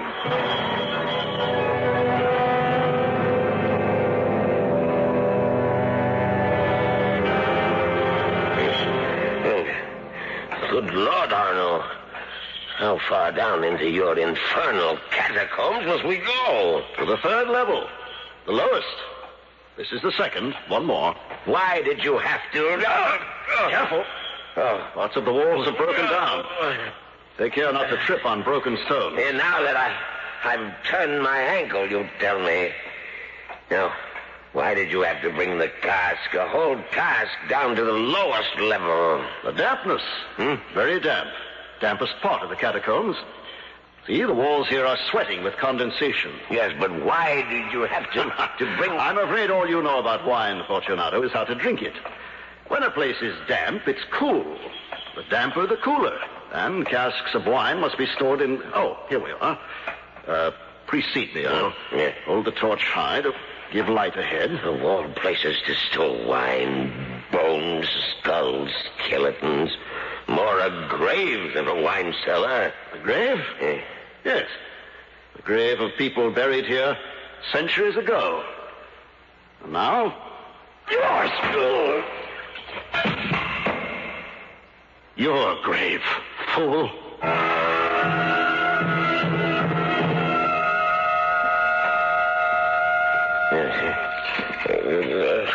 So, you're coming to your senses, Fortunato. Good. Because I want you to feel. I want you to savor every moment of horror that lies before you. My head. Oh, no. What's happened? I knocked you out. Picked up a rock and knocked you out with it. But why? What's this? My arms, my legs, I can't move them. Because you're manacled to bolts in the wall. Oh, what are you doing to me? Walling you up, my friend, as I walled up Margarita, walled up Isabella, so you can die in agony of horror, die of suffocation as they did. Oh, no, let me go. Release me, I beg you. You can beg till your tongue rots in your mouth. It'll do you no good. Anything. I'll do anything you wish. I'll give you anything you wish. You're doing that already, giving me exactly what I wish. Revenge, Fortunato. Revenge. That's it, fool. Fight to free yourself while I put another stone in place.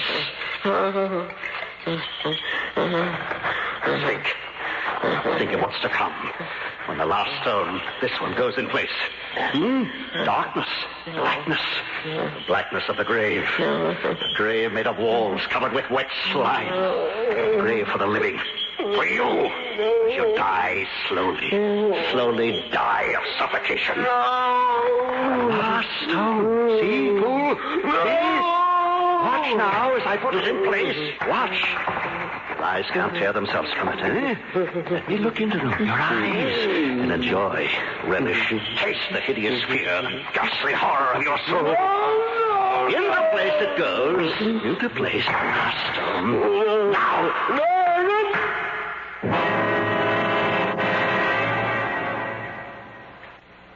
Inspector Montero, to what do I owe the pleasure of this visit?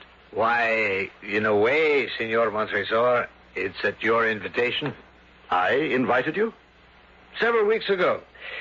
You recall I mentioned that I'd never been down in the catacombs, and you said you would take me on a tour sometime. Oh, that, yes. Well, I'm delighted to do so, but not today. I haven't the time. I'm afraid the tour of the catacombs must be made today. It's impossible, Inspector. I assure you, if I had the time to take you on a tour, I'm sorry, I should have made myself clear. I'm talking about me taking you on a tour.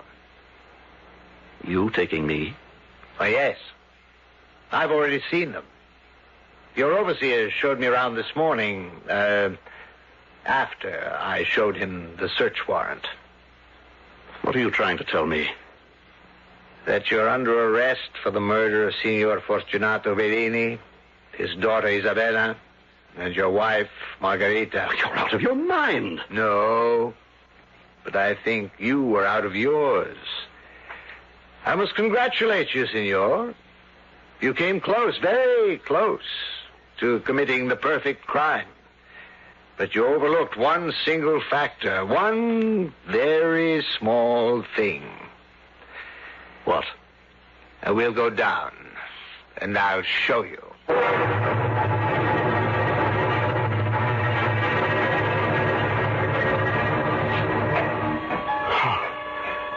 No.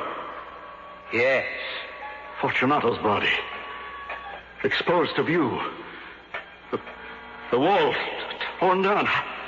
How did you find him? We didn't. But who broke the wall down then? No one. It collapsed of its own weight. You see, Senor, the one mistake you made, the one thing you forgot, was the dampness on this third level. The excessive moisture. The wetness. The cement. The cement wouldn't dry. It didn't dry.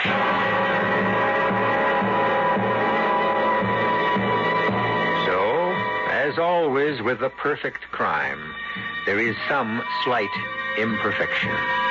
Indeed, so very slight as not to be noticed by the murderer, to his deep regret. I'll be back shortly.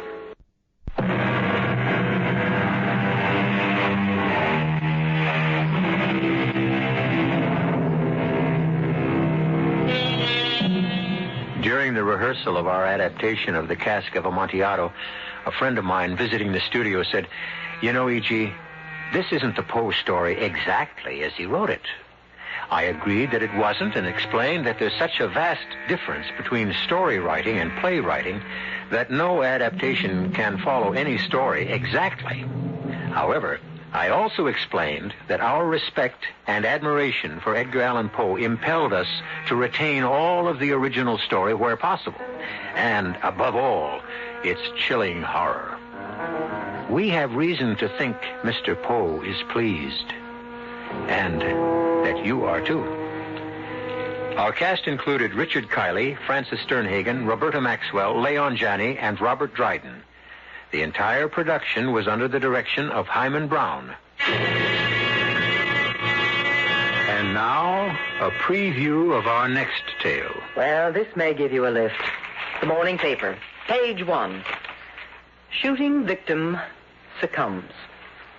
Joseph Wilson, age 37, died at Mercy Hospital last night as the result of a mysterious bullet wound inflicted while he was driving along the old high road.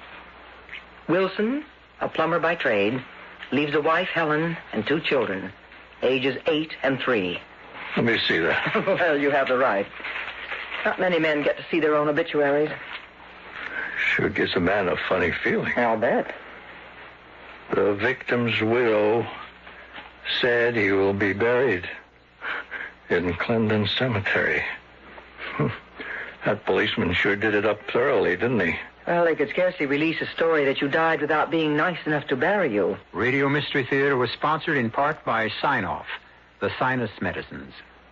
This is E.G. Marshall inviting you to return to our Mystery Theater for another adventure in the macabre. Welcome to Golden Age Radio, rumble.com/C/GAR. Visit veteransradioministry.com for more videos like this.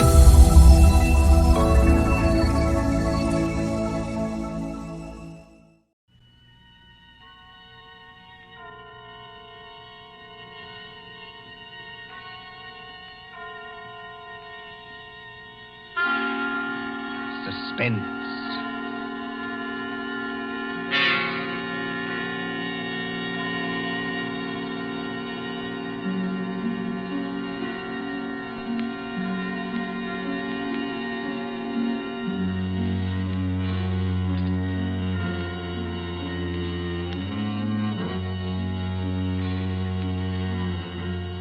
The thrill of the nighttime, the hushed voice and the prowling step, the stir of nerves at the ticking of the clock, the rescue that might be too late, the crime that is almost committed, mystery and intrigue and dangerous adventures.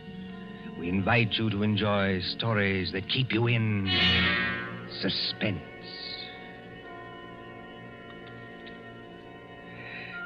Can a man stake his life against $25,000? Can another and cleverer man track him down like a hunter, stalking his prey and kill him within 5 hours? Can you make a bet with death and win? For Suspense, tonight we present Will You Make a Bet with Death by John Dixon Carr.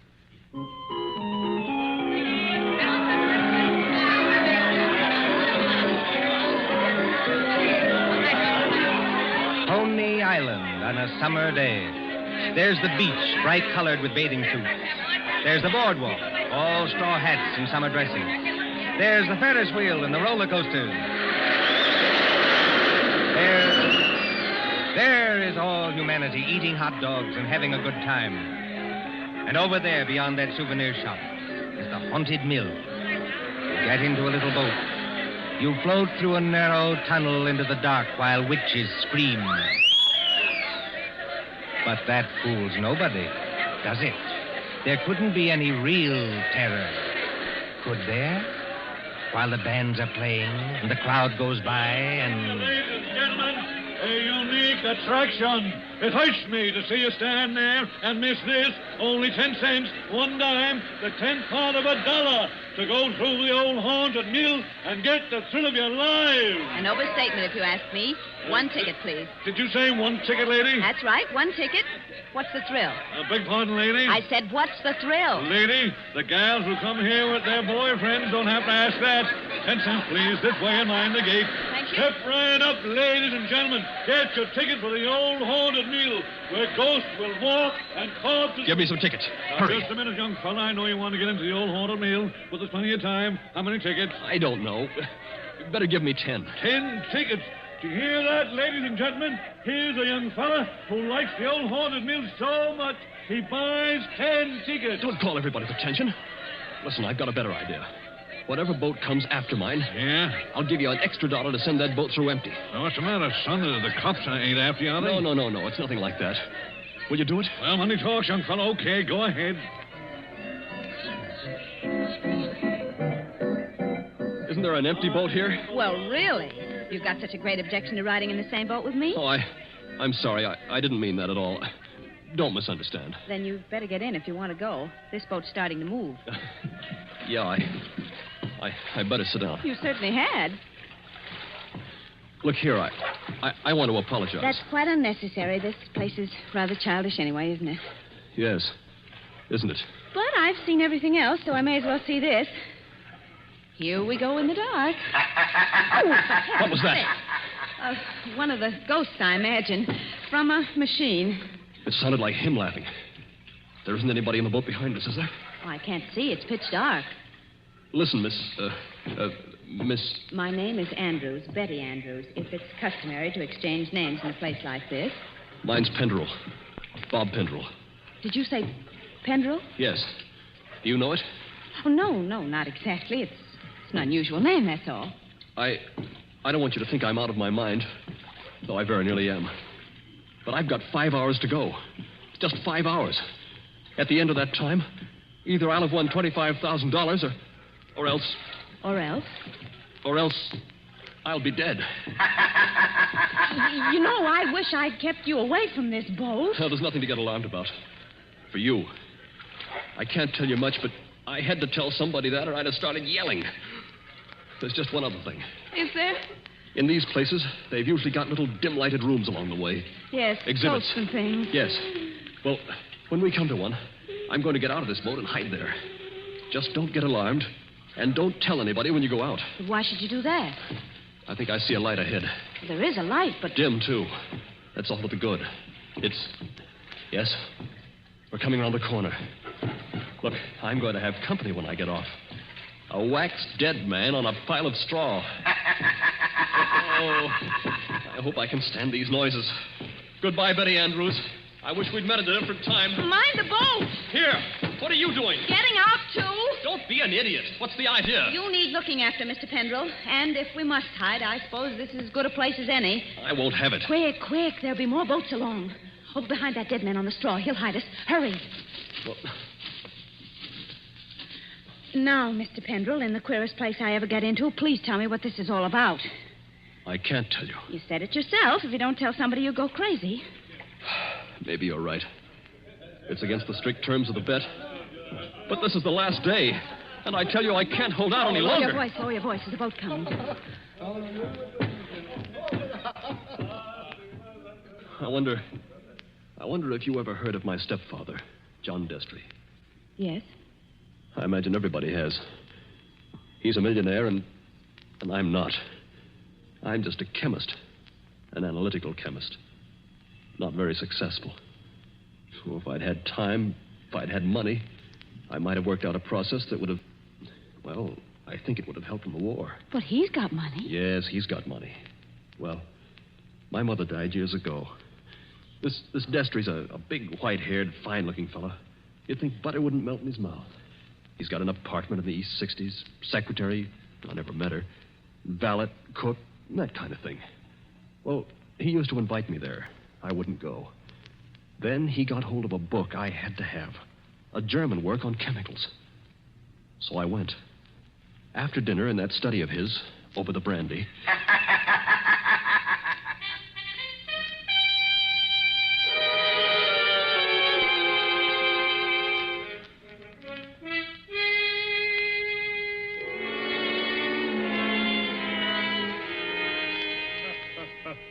Oh, my dear Robert, you're quite welcome to the book. Don't mention it. Oh, what do you think of this brandy, by the way? It's excellent, thanks. Yes, I thought you'd like it. And now that we're all relaxed, comfortable after dinner, tell me something. Yes, Mr. Destry? You hate me, don't you? Frankly, I do. And always have. Good. Then you'll be relieved to hear I've always felt the same about you. But tell me something else. Did you ever know me to break my word? No, I never did. I'll give you that. I asked you, Robert, because I want to make a little bet with you. That is, if you have the nerve, which I doubt. Well, I'm afraid I can't afford to make bets. You were always careless with money, Robert. Well, I've been thrifty. I saw that when your mother was alive. But you can afford to make this bet. Look here, in my desk. Well? $25,000, Robert. $25,000 in 5 $100 bills. And what would I have to bet against that? Your life. What? My life? There's the money in the drawer. Look at it. What wouldn't you give for that money? What wouldn't you give to have it for this precious work of yours that you're so fond of and that you've failed in miserably? So far I've failed, yes. Oh, I've had a fairly good life as lives go. My heart isn't as good as it might be, but the doctors say I'll last a little while yet. But before I go, there's one pleasure, one little exquisite thrill for me to experience. I want to commit a murder. Yes, I said a murder. My bet is that I can kill you within 6 months, and that you can't stop me, and that I'll never be punished for it. What do you say? Yes or no? I believe you mean that. Of course I mean it. And just how would you propose to kill me? Ah, that would be telling. You know, if I had time to think this thing over... There's no thinking it over. Now. Yes or no? Yes. You must need the money badly, Robert. I do need it. But oddly enough, Mr. Destry, that isn't why I'm doing this. No? No. I want to show you can't play the Lord Almighty and get away with it. Are you challenging me? Yes. You don't think I can do it? I know you can't.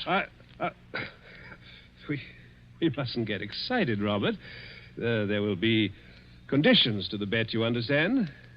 What conditions? First of all, you'll never mention this matter to anyone.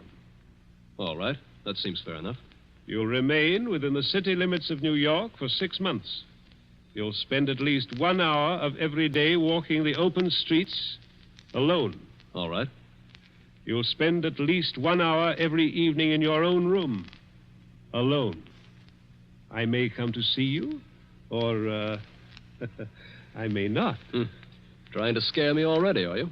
Finally, you'll write out a little note and give it to me. There's pen and paper on the desk in front of you. Write it now. Let's hear what I have to write before I do anything like that.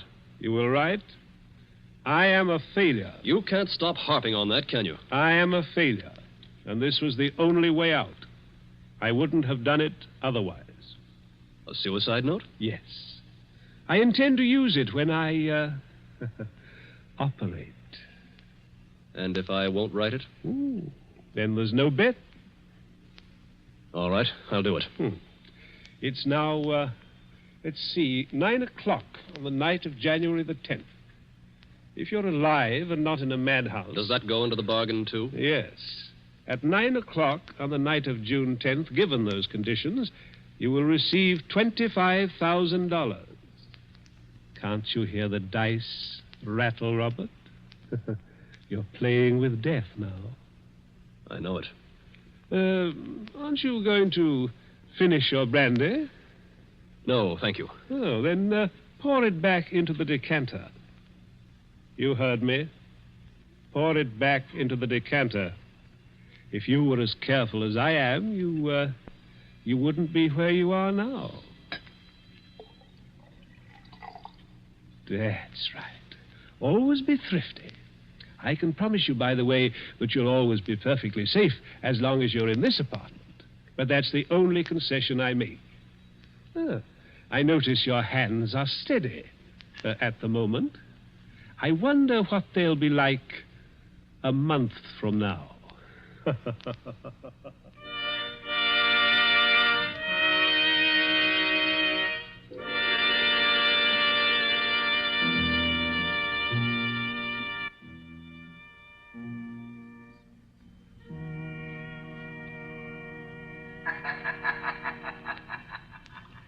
So you were fool enough to make a bet with John Destry. Listen, Betty. I want to tell you what else happened the same night.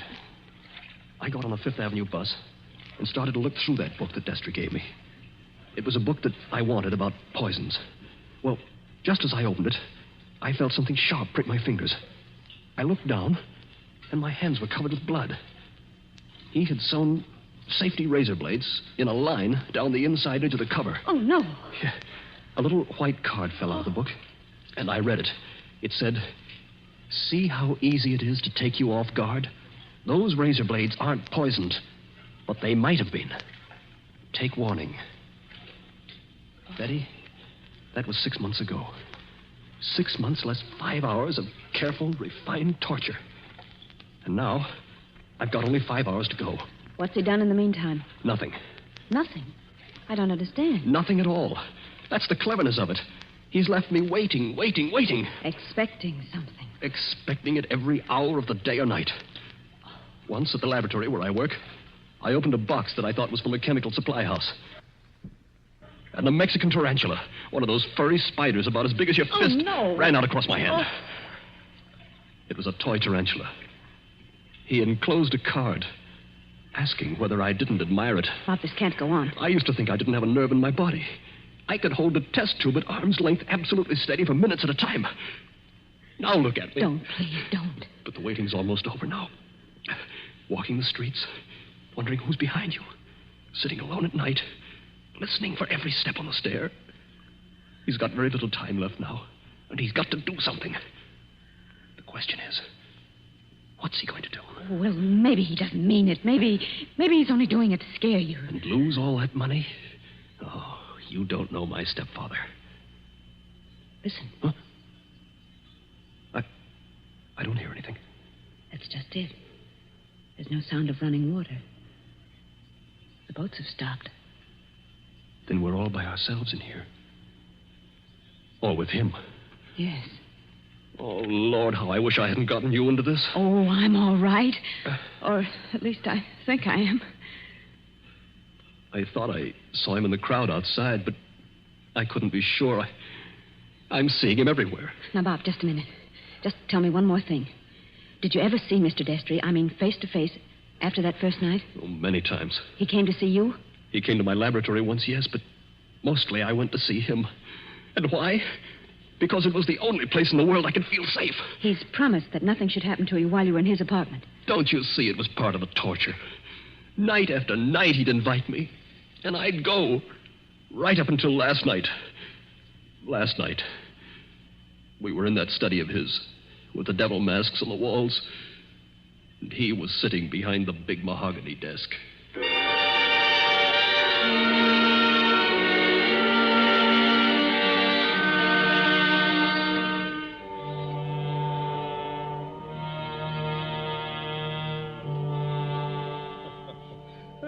My dear Robert, I'm pleased and even touched to have you here on the last night before you... Why don't you say die and get it over with? Oh, well, let's not say die. No? The clergy contend that we never die. We only change. Oh. Now, let that be a consolation for you. Must you be going so early? There's that 1 hour at home rule to our bet, if you remember. I remember. You're keeping to the rule. Yes, and I mean to beat you at this if it's the last thing I ever do. The last thing I ever do? That's an unfortunate choice of phrase, Robert. My boy, you haven't a chance. Something's going to happen to you within the next 24 hours when you least expect it. Will you answer me one question? If I choose. Have you decided how you mean to kill me? I decided that 6 months ago. And you still think you can get away with it? It's a method which has never been known to fail. I give you my word of honor on that. Is it sudden? Yes, and no. Wouldn't you like to know what it is? Good night, Mr. Destry. I think I'd better be leaving. No, my dear boy. You mustn't go yet. Sit down.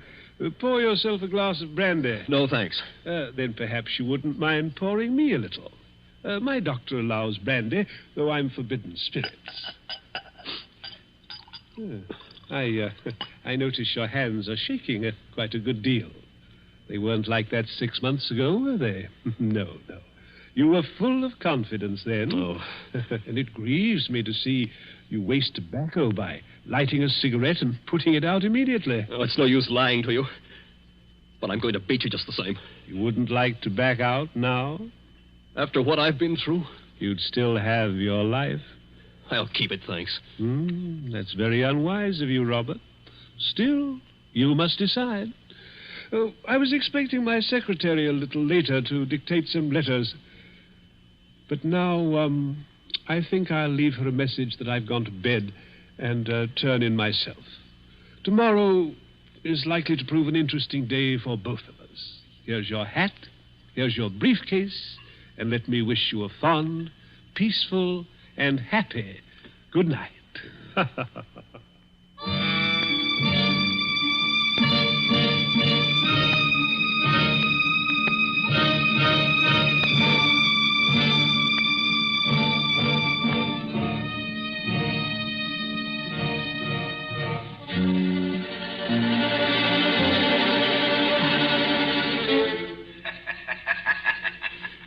was last night, Betty. I said I had 5 hours to go. It's less than 4 hours now. If I can keep away from the old devil until 9 o'clock. I wish those boats would start running again. Why? Because it's almost as spooky in here as a real old mill. I know. Even that wax dummy on the straw. Any minute now. You're expecting to see him move? So am I. Now, don't stand up. It doesn't matter. If the boats aren't running, we can hear anybody who comes along. I hope so. Do you think Destry's got in? Bobby can't have got in. He can't even be here. Why not? Because Mr. Destry told me... Mr. Destry told you? I'm his secretary. You know, Betty Andrews, I'm sorry it was you who did this. Did what? You can't guess, can you? Oh, Bob, I didn't come here to trap you or spy on you. If that's what you're thinking, I swear I didn't. No. You only got me to tell you the whole story and lose my bet. I haven't heard a single word you said. Bob, please believe that. He didn't send you here, of course. No. And of course you never saw me at his apartment last night. No, I swear I didn't. I got there late. He'd gone to bed. I didn't even take off my hat or gloves before I left again. Don't you understand, Bob? I hate him, too. I want to see you beat him. You've got to beat him. You mean that? Look at me and see if I mean it. Betty, I almost believe you. You must believe me. And Anything else? we better hide behind that dead man in a hurry. Those boats have started up again. I wish I could tell you, Betty, what that means to me. Come on, hurry. Wait a minute, you two. What? Stay just where you are. Where's that voice coming from? Along the tunnel, I think. But it's not Destry's voice. No, it's a man standing up at a boat. He's coming around the corner. I can see him now.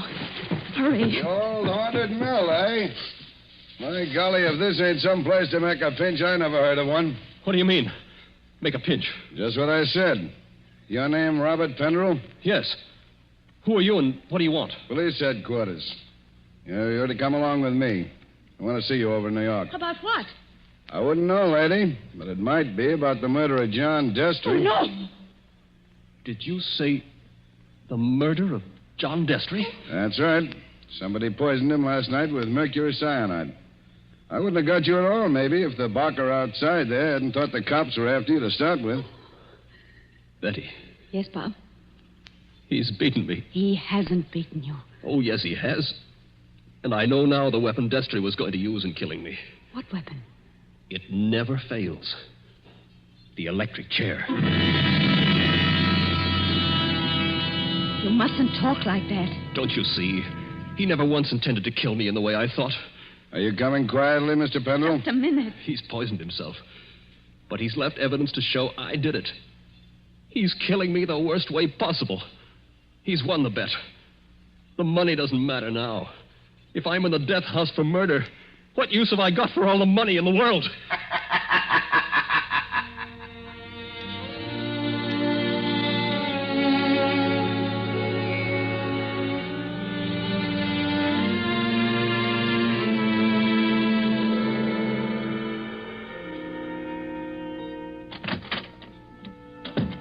Penderell, let me introduce myself. My name's Mullen, Inspector Mullen.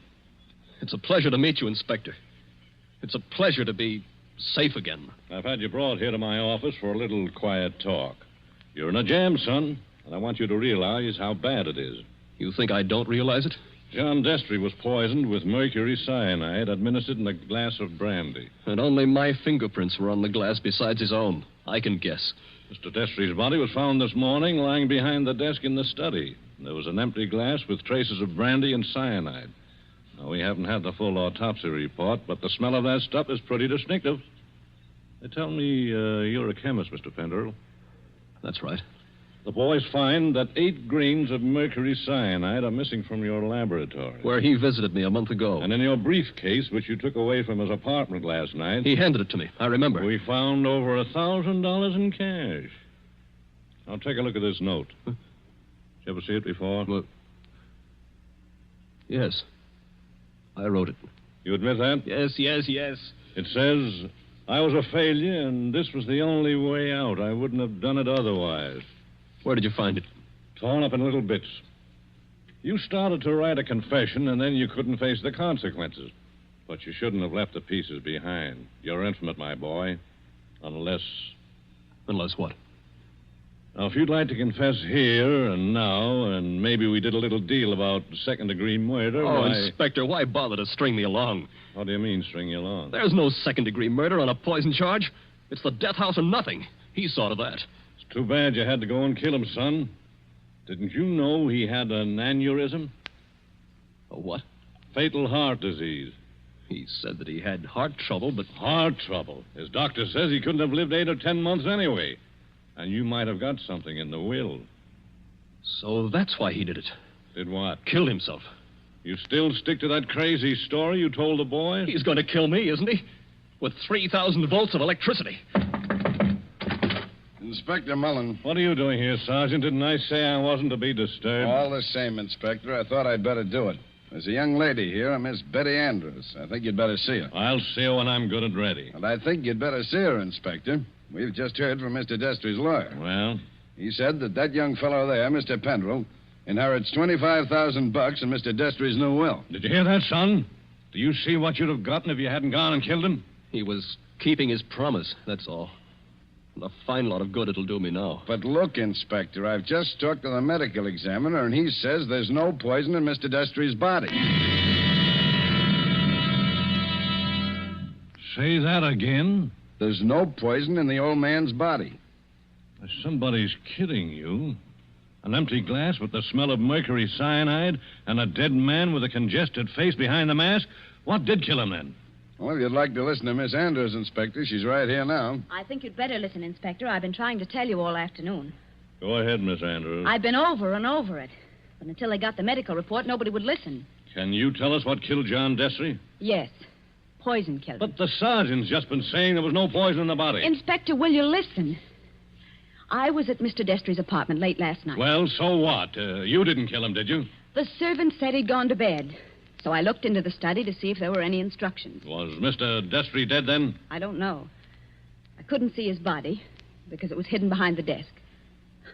I didn't even learn he was dead until late this afternoon. But I did see a full glass of brandy. A full glass, did you say? Yes. So I picked up the glass and poured the brandy back into the decanter. That's what he always made us do. And I didn't leave any fingerprints because I was still wearing my gloves. And that was the same glass you later found empty. But you still are not telling us what was the poison that killed John Destry. It was the poison in his own system. He worked out this plot to convict Bob Pendrell.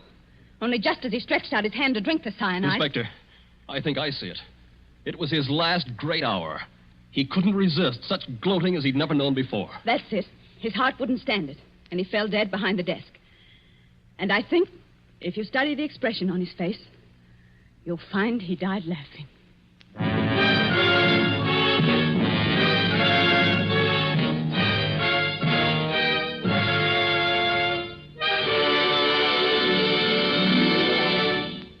And so ends Will You Make a Bet with Death? Tonight's story of suspense. The part of Bob Pendrell was played by Michael Fitzmaurice. Betty was played by Leslie Woods. John Destry was played by Nicholas Joy. And in supporting roles were Ted DeCorsia and Charles Slattery. Again next Tuesday at 9:30 p.m. Eastern Wartime. A story dedicated to the thrill of the nighttime, the hushed voice, and the prowling step. Another adventure in suspense. William Spear, the producer, Mark Slobe, the director in the absence of John Dietz, and John Dixon Carr, the author, are collaborators on Suspense.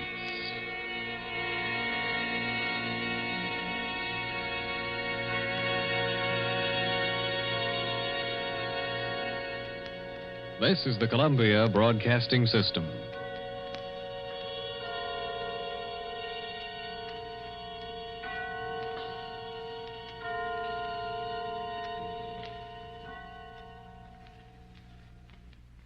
Welcome to Golden Age Radio, rumble.com/C/GAR.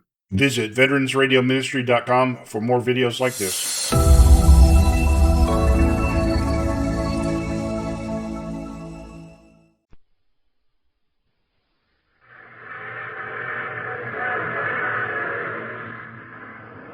Mutual presents The Mysterious Traveler,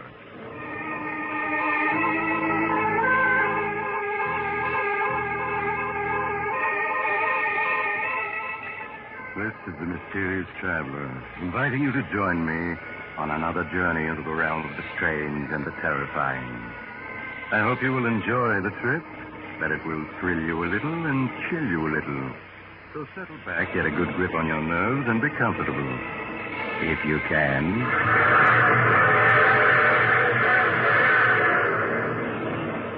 It's the end of July and rather warm, isn't it? There's probably an insect or two buzzing around in your living room right this moment, or banging against your screen trying to get in. Before we go any further, you better get rid of it. If you do, you'll breathe easier as you hear the unusual story I have for you today. The story I call The Man the Insect Hated.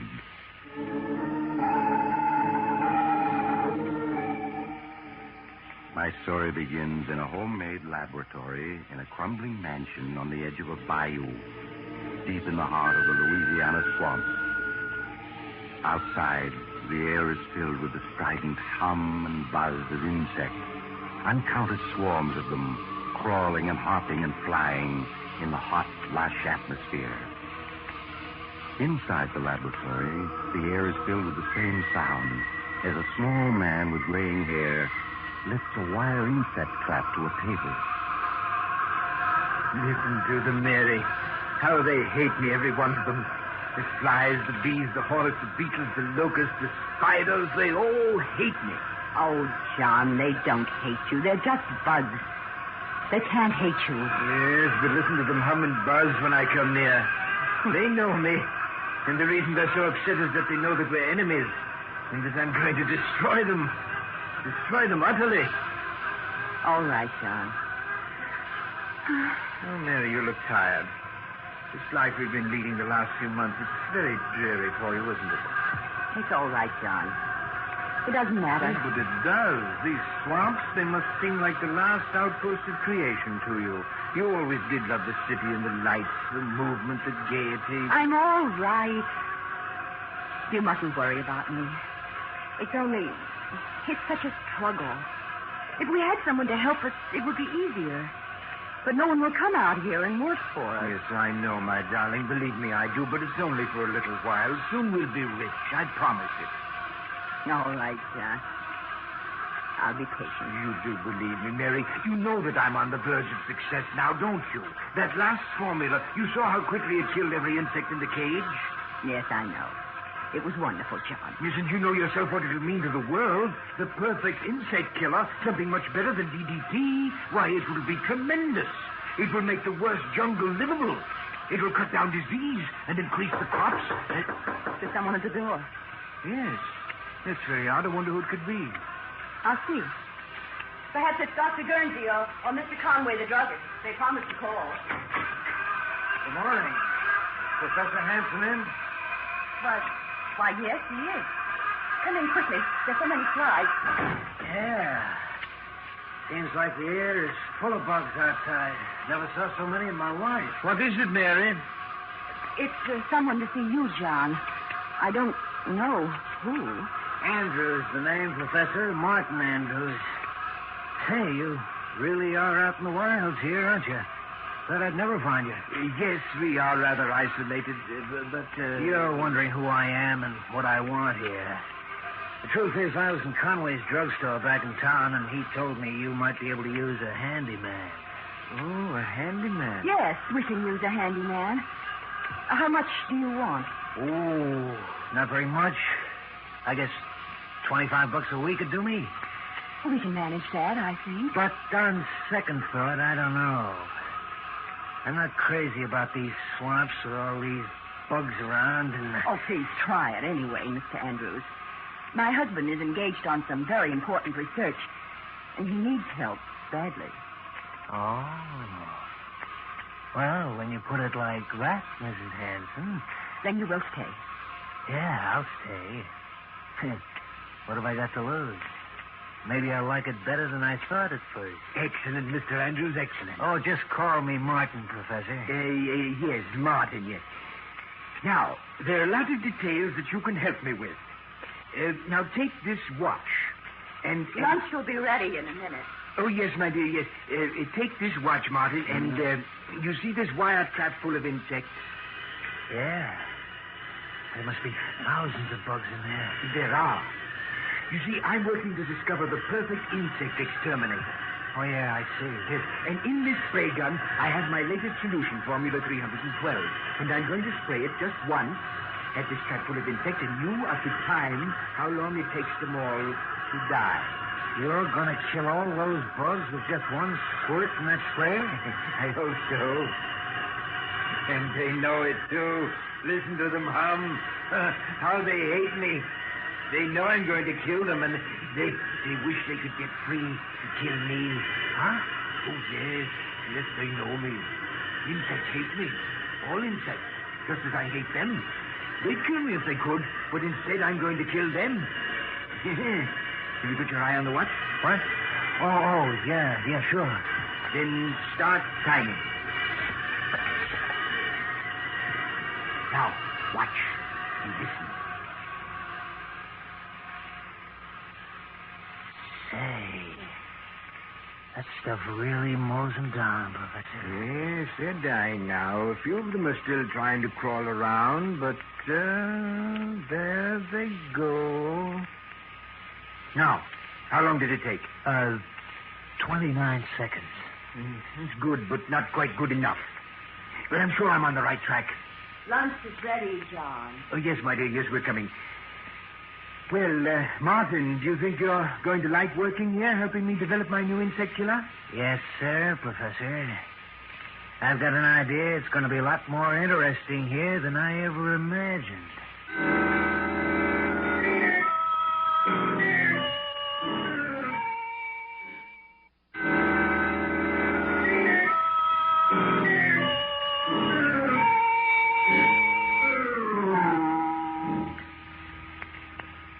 More coffee, John?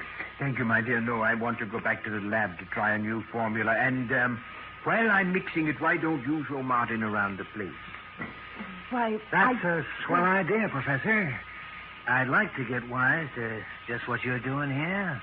But I'm sure that John could show you around and explain everything better than I could. No, not at all, Mary. And besides, you know how I feel about going outdoors. Well, all right, John. If you want me to. Fine. I'll get started on the new mixture right away, and when you're through, I'll have something for you to do, Martin. Okay, Professor. Well, Mrs. Hanson, I'll be obliged to you if you'll give me the lowdown on everything.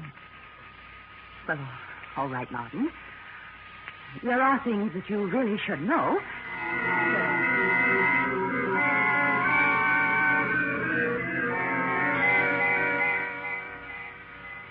Oh, that's how it is, huh? Mm-hmm. The professor is hipped on the subject of bugs and wants to rid the world of them. And he thinks they all know it and hate him, huh? Oh, that's a hot one. The bees and the mosquitoes and the flies, they all got it in for him, huh? You mustn't laugh. I know it's a strange quirk of his mind, but it's a harmless one. And you must pretend not to notice anything odd about it. Okay, Mrs. Hanson, if you say so. You see, when he was a small boy, my husband was almost stung to death by a swarm of bees. That brought on his peculiar hatred of all insects and his belief that they hate him. Sure, I can see how that'd be. And that's the reason why all his life he's been experimenting to find the perfect insect exterminator. It's screwy, but if he does find this perfect bug killer, it'll pay off big. Oh, he will find it. I'm sure of it. That's why I'm willing. I'm sure he will. You were going to say that's why you're willing to stay here in this swamp, because you think he'll find this bug killer and make a lot of money from it, huh? Well, that's the truth, ain't it, Mrs. Hanson? You're being impertinent. The first time I looked at you, I could see you weren't meant for a life like this. You were meant for pretty clothes and soft music, dancing, fun. Not for rotting away in a swamp that's only fit for bugs. You mustn't talk like that. I've got to go back to the house. No, not yet. Listen, The minute I stepped inside that house, I knew you were eating your heart out, all for fun and people and pretty things. I don't know what you're talking about. Let go of my wrist. Not yet. Listen, I'm no handyman. I know how to make money when I want to. It's just good luck that brought me here. My good luck. There's meant to be something between us. I knew that the second you opened the door this morning. You're crazy. Let me go. Sure. I'll let you go. There. Well, why don't you run away from me now that you can? You mustn't say things like that. You mustn't. But I already have. And I will again. You weren't meant to be married to a dotty old dodo like the professor. You were meant to live. And I'm going to hang around here until I prove it to you.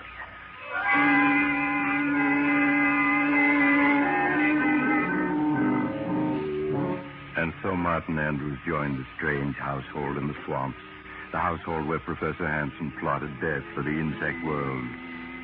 Mary suggested to him that it had been a mistake to hire Martin so hastily without investigating his background. But her husband pooh-poohed her argument, and she was silent, knowing she could not explain that she was both frightened and fascinated by a man whom she'd seen for the first time that day. So Martin stayed, and in the days that followed, Professor Hansen found him invaluable. With his help, the work went much more quickly. And daily, as the work progressed, the number of insects swarming about the house increased, buzzing and humming ominously as though news of the professor's success was spreading throughout the whole swamp. Then one morning in the laboratory... Time, Martin. Exactly 15 seconds, Professor. 15 seconds and every insect in the trap is dead. We've done it, Martin. Mary! Mary! Yes, John. What is it? Mary, we've done it. At last I found the formula that will kill any insect known almost instantly. Oh, John. Oh, I'm so glad. Yes, Formula 397. See, here it is. Just a few marks on this piece of paper. But it's man's final victory over the insect world. Listen to the bugs outside hum, Professor. They sound almost like they knew what you'd done. Oh, yes, they do know. But they're helpless. They're beaten and they know it. Yes, now I've got to write a note to Dr. Guernsey and Mr. Conway. Martin, wait here for me. Yeah, sure, Professor. Martin, what are you doing with that formula? Just putting it in my pocket where it'll be safe. You know how the professor is, always losing things. Give it to me, please. I'll take care of it. No, I think I'd better hold on to it. But I have something else for you. No. Let me go. Let go of me. Ever since that first day. And I've been waiting. Until you knew as well as I do that we were meant for each other. You mustn't say such things. You do know it, don't you? No. Maybe this will convince you. Oh, Martin. Oh, Martin. Now you know it. Don't you? Oh, I'm crazy, I suppose. I can't help it. You've got to go away, Martin. Now, today. You are crazy if you think I'm going without you. Oh, here comes the professor. We'll talk about it later. Martin, here's a note from Mr. Conway, the druggist. I've asked him to come out with Dr. Guernsey tomorrow night. Will you drive into town and deliver it to him, please? Sure, Professor. I'll be glad to. Right away.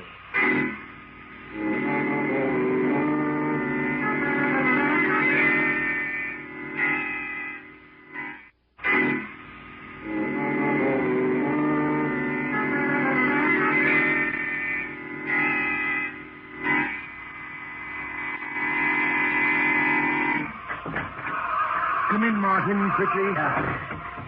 Oh, my, your clothes are covered with insects. Here, stand still a minute. I'll get rid of them. There. It takes care of that. How in the world did so many get on you? When I got out to open the garage door, they were crawling all over it. They dropped onto me. I couldn't knock them off. John! Oh, John! Yes, Mary? John, there are ants in the kitchen. A whole swarm of giant black ants. They're monsters. Giant ants in the kitchen. How did they get in? I don't know, but they're there. And more coming all the time. Well, never mind. We'll take care of them. Come on, Martin. Bring the spray gun. Right. They mustn't get into the house. I won't let them. They want to get at me, but they're not going to. There they are, John. All over the floor. These giant ants. The floor's black with them. And look at them come this way toward me. They know who I am. Quick, Martin. Use the spray. Yes, Professor. This will fix them. Look at them turn up their toes. Yeah. That finishes them. But how in the world did they get in? I thought I'd made this house insect-proof. Here are some more, coming through this hole in the woodwork. I'll take care of them. Yeah. Now I'll plug up the hole. No more come in that way. They're such big ants. I've never seen any that big before. And they were after me, but we've taught them a lesson. Professor, you've almost convinced me you're right about the bugs hating you, I mean. What do you say? It's the truth. You never saw so many bugs in your life as there are outside right now. When I got back from town, I could hardly see the house for the beetles and the flies and the hornets that are buzzing around it. A couple of times the car ran over columns of ants so thick I thought they were going to clog the wheels. Columns heading this way. Is that so? I must go over to the window and see for myself.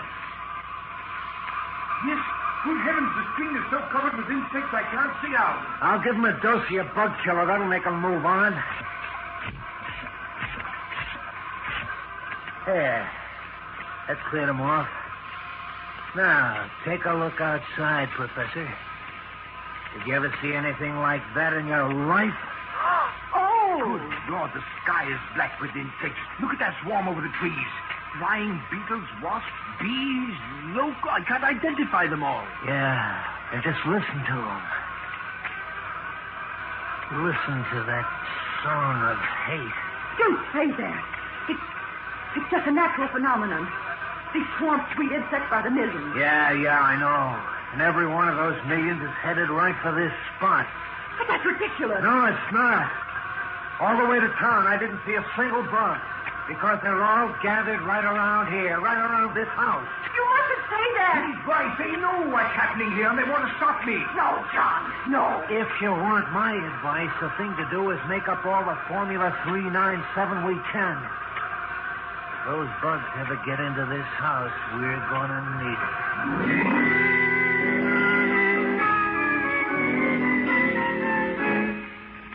As the day wore on, the clouds of insects surrounding the old mansion in the swamps grew steadily bigger.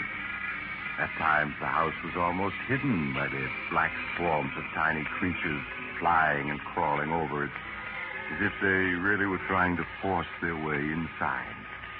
Only a few did get into the house through unnoticed cracks. But as night came on... John. Yes? John, the lights won't go on. They won't? No, look. Our fuse must have blown out. I'll go take a look, Professor. I have the flashlight. Thank you, Martin. I'll only be a minute. Listen to them, Mary. Listen to them swarming about the house, beating against the screens, trying to get in at me. Oh, John, they're just insects. They don't hate you. They don't? Well, then where have they come from? Why are they surrounding this house? Answer me that. Oh, I don't know. Martin agrees with me. He said so this afternoon. We mustn't pay any attention to Martin. Listen to them. If they could get in, we'd be dead in 15 minutes. There's death we hear humming and buzzing out there, Mary. Professor! Professor! Yes, what is it? Did you find the trouble? Yes, it's in the switch box, all right. All the fuses are blown out. All of them? But how? The switch box is full of little beetles. I don't know where they came from, but they caused a short circuit that blew out all the fuses. They did it on purpose. Oh, John! Well, anyway, we'll be using candles tonight. And there's another thing. What, Martin? The cellar is full of little white ants. I couldn't find out where they're coming from. White ants? Not ants, Martin. Those are termites. Well, termites, then. They're all over everything. Termites? They can eat their way through wood. They can eat holes that the other insects can enter through. Yeah. That's right, isn't it? Martin, come on. Get 2 insect sprays. We've got to get down there and destroy them before they destroy us.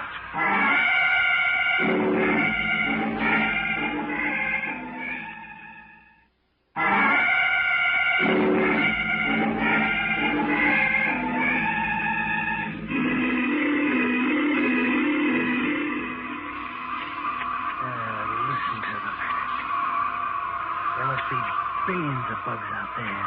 Crickets, bees, flies, hornets, wasps, ants, every kind of insect there is.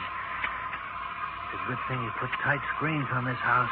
John! What is it, Mary? I thought I felt the house shake then. Ah, don't let your imagination get you. I didn't feel anything. No. You must keep control of your nerves. I suppose I imagined it then. Oh, John, it's almost midnight. Are they ever going to go away? Maybe not. If the professor's right and they're after him, they'll just hang around until we starve to death. Or until they get in and finish us off. Oh, Martin, stop it. Martin is right. We've used up all the Formula 397, and if they ever do get into the house, we're doomed. I was just thinking that myself. We have got to get help. Go out of the house? Yeah. Oh, no, John. Not all of us. But maybe if I were to take the car and make a dash for town, they might follow me. John, that's madness. In the sedan with all the windows shut, they couldn't get at me, and in town I could get help. Yeah, you could. I could make up more Formula 397 at Conway's drugstore, and he and Dr. Guernsey can come back with me. And if we used a big pumper spray, we could destroy every insect that's outside. No, you mustn't try it. It sounds like a good idea to me. I'd go, only I couldn't mix the formula. No, John, you mustn't go out. Yes, I'm going to do it. If those ants ever get at the car, they'd cut the tires to shreds, and then we would be at their mercy. I've got to go for help while I can. Then let's all go. We can all get in the car. It'd be safer to stay here. This house will hold them off for a good while yet. I think the professor's scheme is the best.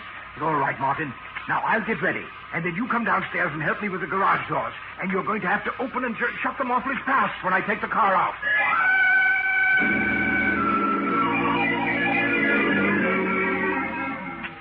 Despite Mary's protest, Professor Hanson carried out his plan. With the car tightly closed, the motor racing, Martin flung open the garage doors. The car shot out into the night, the headlights showing great swarms of flying insects in its path. Then Martin swiftly closed and bolted the door again and hurried upstairs. He's gone. Oh, why did you let him go? That ought to be obvious. What do you mean? I didn't let him go. I made him go. I put the whole idea in his mind so he'd go off and leave us alone here. Oh, no. Sure I did. I'm a bright boy. From now on, it's going to be just you and me and fun. What do you say? John isn't going to come back from his little trip to town. I don't understand. Right this minute, John's driving to town as fast as he can go. And any second now, the steering gear is going to bust. Oh. No. Yes, baby, because I fixed it to. And when that steering wheel goes, it'll be curtains for John. The car will hit a tree, and you'll be free to marry me. We'll have Formula 397 and all the dough it'll bring in. You murdered John. I'm guilty, too. Because I didn't make him send you away. Ah, you never really wanted me to go.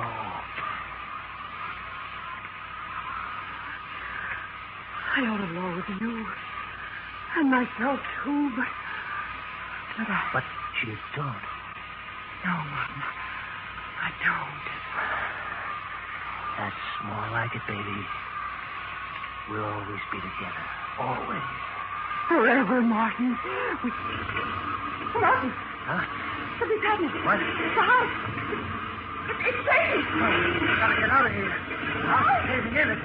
Mary, quick. Grab hold of me. Come on now, before... Look out!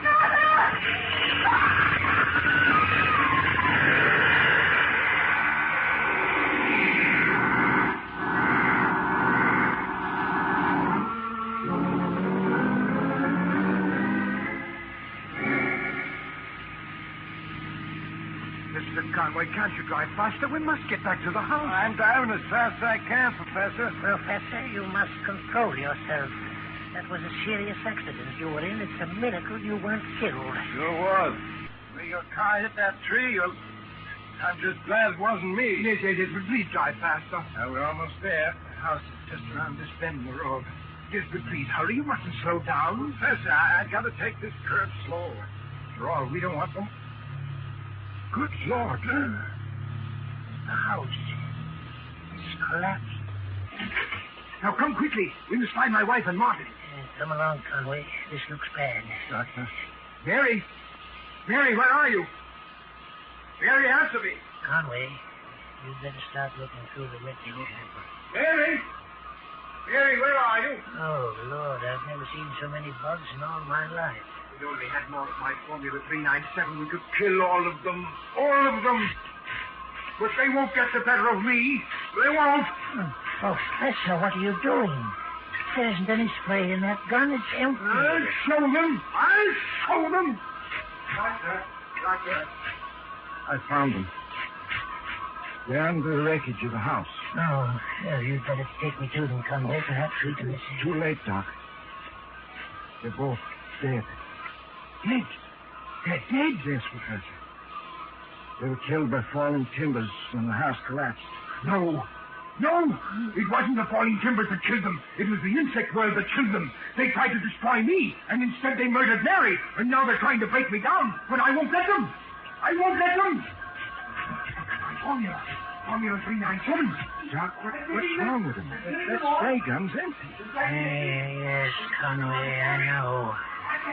I'm afraid he's completely mad.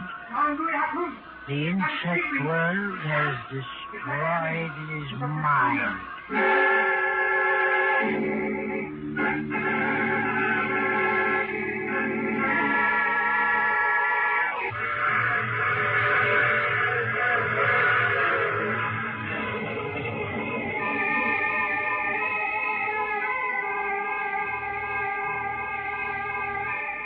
This is the mysterious traveler again. How did you enjoy our visit with the man the insect hated? Too bad about poor Professor Hanson, wasn't it? Yes, they found he'd gone completely mad, and in his madness had completely forgotten his newly discovered Formula 397, which would destroy all insects. Oh, what happened to the copy of the formula which Martin had stolen? Well, strangely enough, when Martin's body was removed from the wreckage, the formula was not in his pocket. Some people say that the insect... Oh, you have to get off here. I'm sorry. But I'm sure we'll meet again. I take this same train every week at this same time.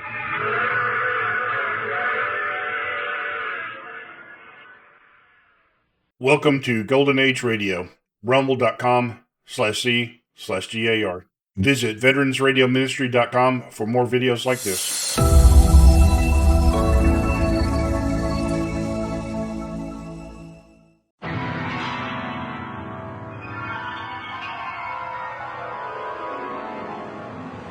In the dream, you are falling, lost in the listening distance, as dark locks in.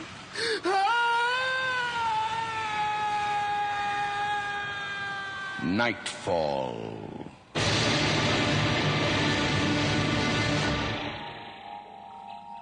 Good evening. We sincerely hope that you'll be able to stay still long enough to hear tonight's story. But then again, perhaps you won't have much choice in the matter.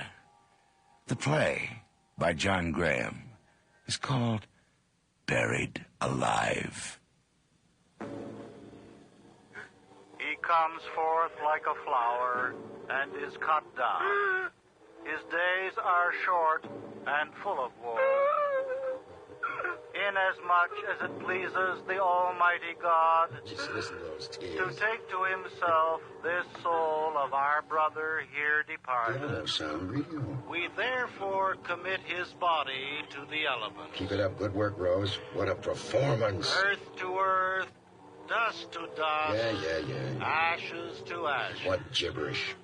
In certain hope of the resurrection to eternal life Well, thanks for the hope, friend. through our Lord Jesus.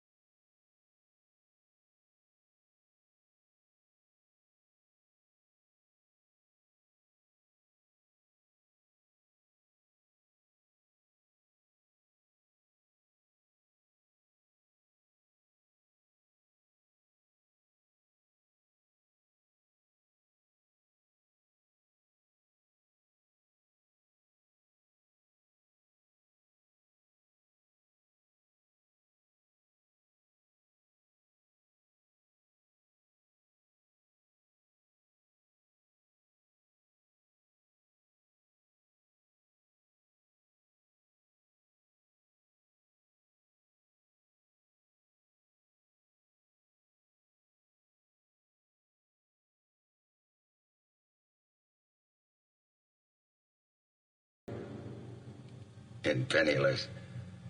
Well, they can't blame a murder on someone who's already dead, can they? Oh, poor Rose. Yeah, it's too bad. She's losing her looks. Speaking of Rose, I wonder what time it is. She should be along soon with that idiot Phil to dig me up. Yeah. In the dark, the fluorescent dial of this watch is almost blinding. Let's see. It's only an hour left. And then I'll hear Rose's soft, innocent voice over the intercom.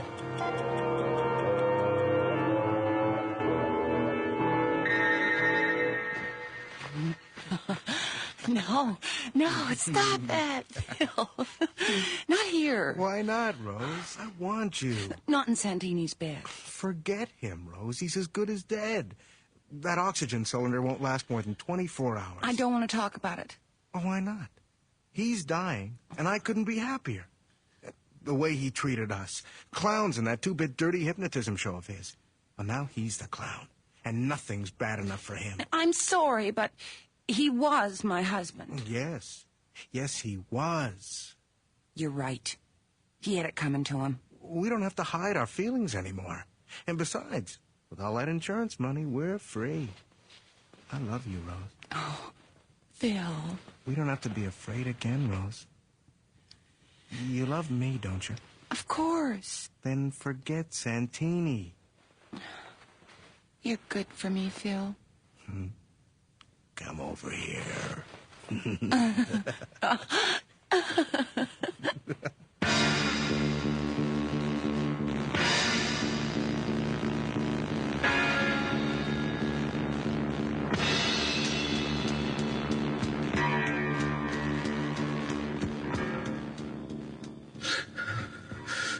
Where are they? Damn wife of mine.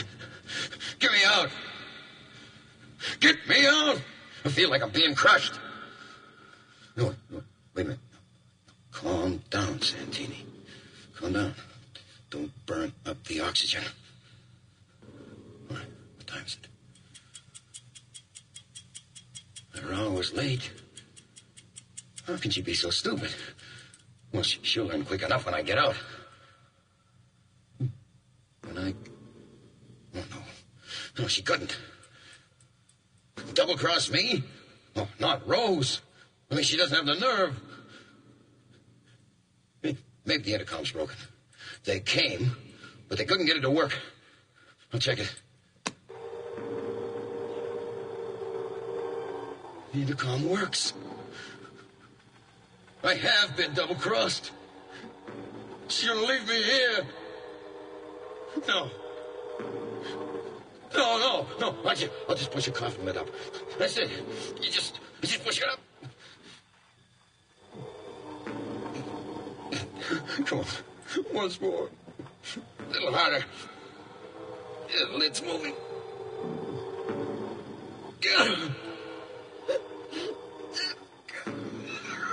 No, it's not moving.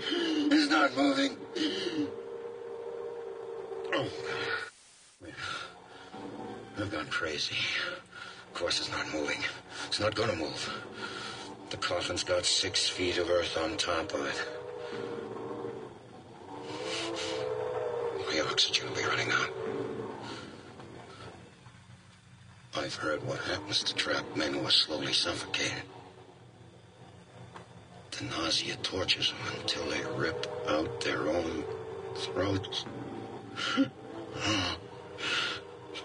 My own throat. Rose! Rose, you bitch! I'll get you. You're not gonna leave me here. I'll get you!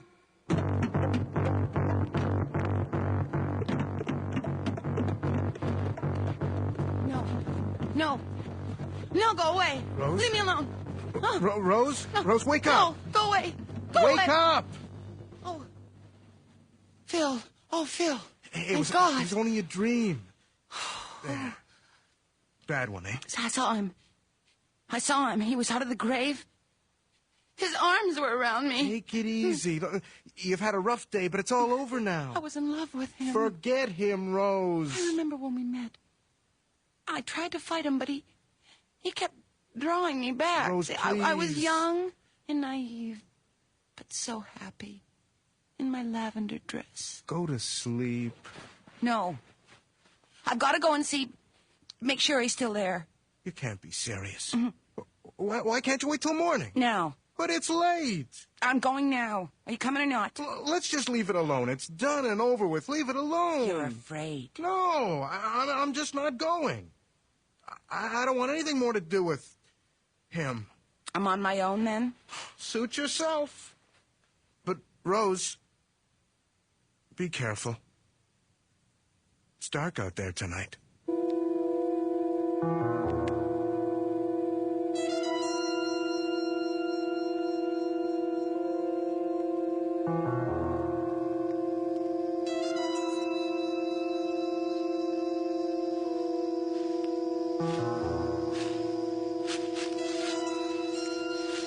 There's a lake. Okay. Now the grave should be right there. Good.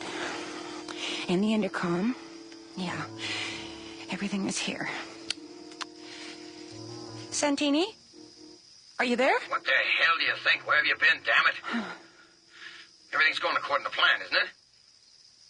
Well, say something. Santini, What is going on? we're not going to go through with it. What the hell are you talking about? We're going to leave you there. Rose. Goodbye, Santini. No. Goodbye. Rose, please. Now, wait. Now, what? Just at least talk to me, Rose. What's there to talk about? What's there to talk about? For God's sake, why are you doing this to me? I'm in love with Phil. You're in love with Phil? Yeah.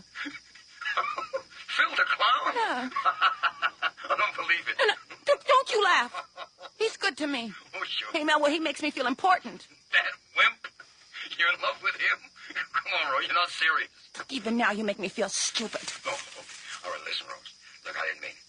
Now, I've always liked Phil, yes. It's just that I love you so much. Lies. You'll say anything. When you seduced my little sister, you said you love me. No, that was supposed to be enough. That's all over now, Rose. I only did those things because I wanted your forgiveness. I loved you. Selfishly, I don't guess. But only because I was afraid of losing you. Don't talk nonsense. It won't change anything. Oh, look. If you want to leave me, I won't stop you. You can take the money. Just get me out of here. And trust you? Why should I? Goodbye, Santini. Goodbye. One more thing. What is it? A letter. What? It tells you all, Rose, everything. What? I left it with a good friend. He's going to open it. If I don't call him in the next little while, he's going to open it. Then they'll come and get me. What? And then we'll be together again, Rose. In jail. Oh. Hey, won't that be lovely? All three of us together again. Except it'll be worse for you. Murderer. Murderer? After the living hell you put me through? Rose, listen to me. I love you, Rose. Sleep well, old friend.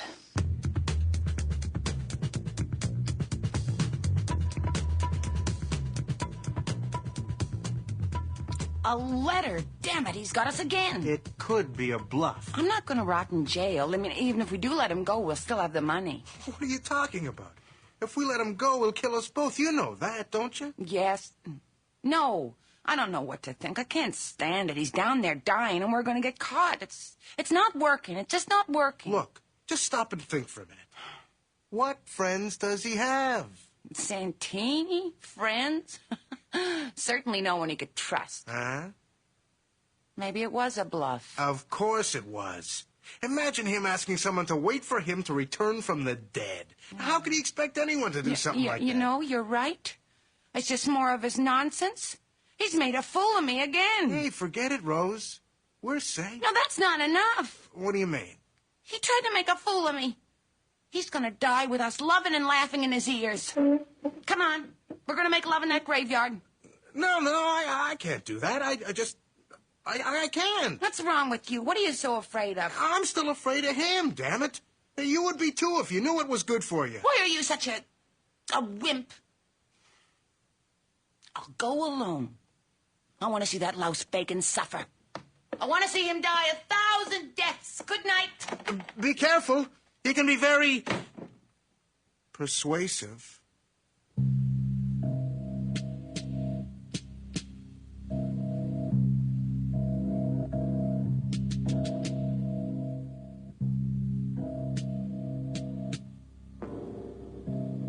Come on, God. You just give me a chance. I'm offering 50%. I'm talking 50% of the gross. And this scam is just the start. I mean, last year in Philly, we were pulling in 10 grand a week. You figure it out. It's not too hard to take, huh? Just let me get out of here. Come on, God. I'm on your side now, I swear. What time is it? Taking her own sweet time about it. Phil probably wet his pants. Where is that silly woman? Hello, Santini. Rose. Rose, good for you. I knew you'd figure it out. Yeah, I did. Oh, what the hell? It's all behind us now. I keep the money if you want. Well, most of it. I just need enough to buy off my friend with the letter, you understand? What letter? The letter... What letter? The letter. Don't play games with me. You didn't really think I was going to buy that, did you? So you think you're ahead, eh? What do you want? I thought you might like to hear about me and Phil. You want Phil? Yeah. Some nights he wakes me up, 5, 6 times. Terrific. I got so I can't think of anything else. From one sweet, sweet moment to the next. I'm sort of warm and hazy all the time. I'm not interested, Rose. Better than anything we ever had. That's for sure. I don't want to hear this. I'm going to switch off the intercom. You do, and you'll never hear another human voice again. You bitch. It all started one lousy drunk night in Munich. The show was a flop. You couldn't hypnotize anyone. They were too drunk. So you joined them. You got drunk, too, and mean. Threw me and Phil out in the rain. Rose. What a night. A couple has to be very inventive to keep up their interest in a rain ditch. Especially beside attentive singing drunks. Is this some kind of joke? Yeah. You really must hate me, Rose. Yeah, I do. It hasn't always been this way, you know. There were a good time. I can't think of any. Naples. Just after we were married. Remember, Rose? Yeah, just after they threw you in jail for that seance fraud. Oh, I remember it all right. And the Mediterranean. How blue it seemed. You, in your summer dress. The lavender one. Yes, and that funny Greek. Oh, the one who sang all the time. Spiros. It's not so long ago. Is it, Rose? Goodbye, Santini. One last thing. What? Listen. Tomorrow morning, early. Come and watch the sun rise over the water. Just like we did when we were happy. What's in it for you? It's all I need to take with me, Rose. An image of you in the fresh morning light. I gotta go. Too much to ask? Say you'll come. Yeah, we'll see. I gotta go. Rose, you'll come. I gotta go. I said we'll see. Goodbye. Rose. You'll come, Rose. I got you now.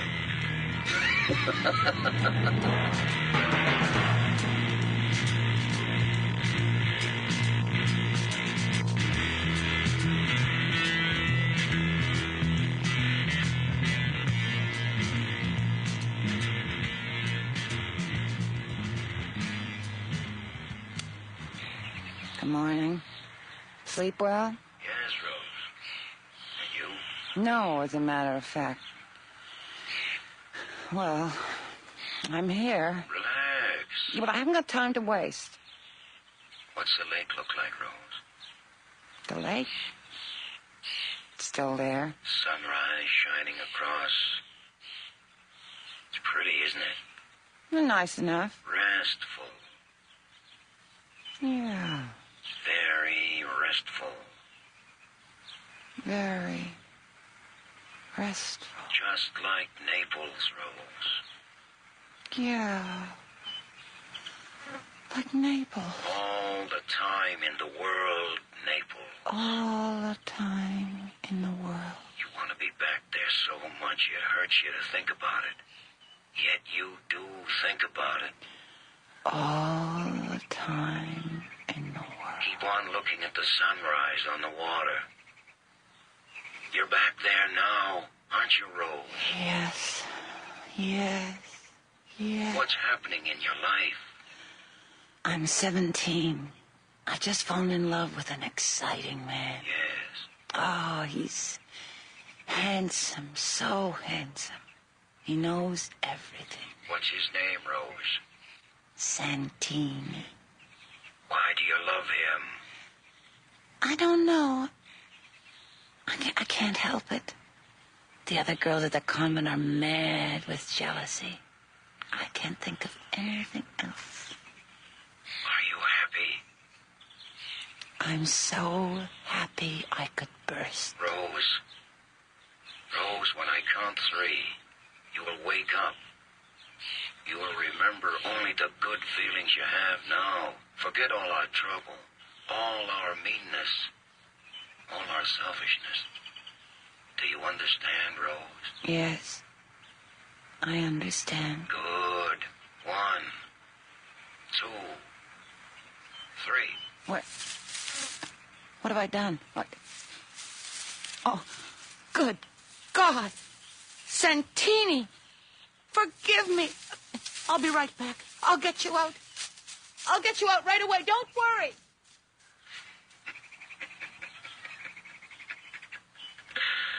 I'm not worried. I'm not worried at all, Rosie.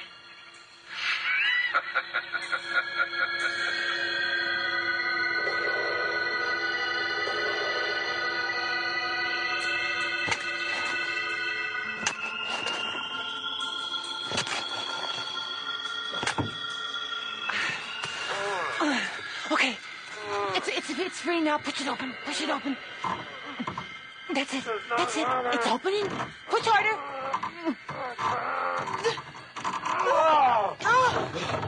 There. Oh. Fresh air. Oh, Santini. I'm sorry. I don't know how it happened. Just get away from me. I can't breathe. Oh, of course, I'm sorry. Stupid woman. Oh, you're not mad at me, are you? No, mad. No, Rose. Of course not, darling. Come here, let me hold you. Oh, why would I be mad at you, my love? Oh, Rose, let me look at you. Oh, look into my eyes, Rose. That's it. Just relax. Relax, Rose. Feeling drowsy? Drowsy. Yes. Yes. Yes. Yes. All the time in the world, Rose. All the time in the world. To just relax, Rose. Relax. And lie down. Right in here.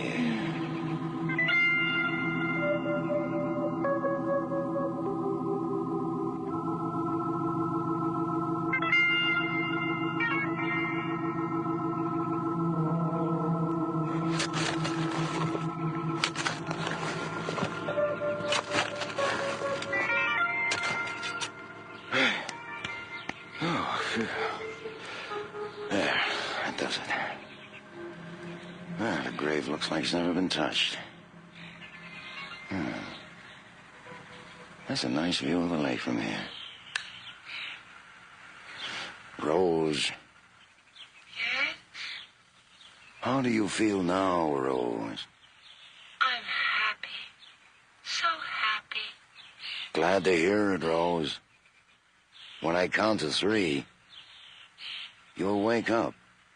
1, 2, 3. I can't breathe. Let me out. Santini! Help me! Help me! Santini!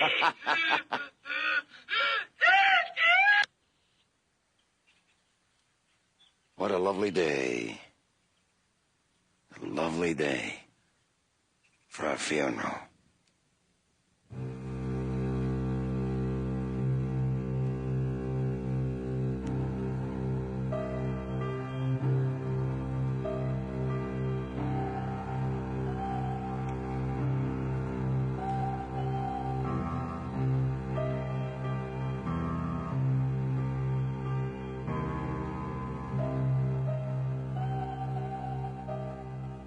You have just heard Buried Alive by John Graham.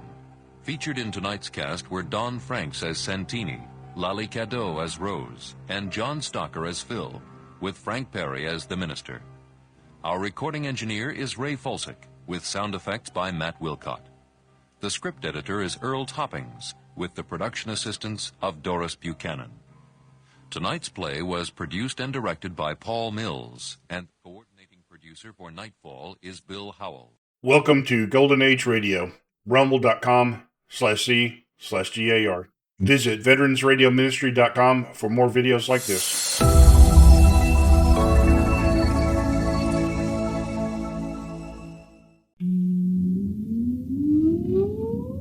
Countdown for blast off. X-5, 4, 3, 2, X-1, fire.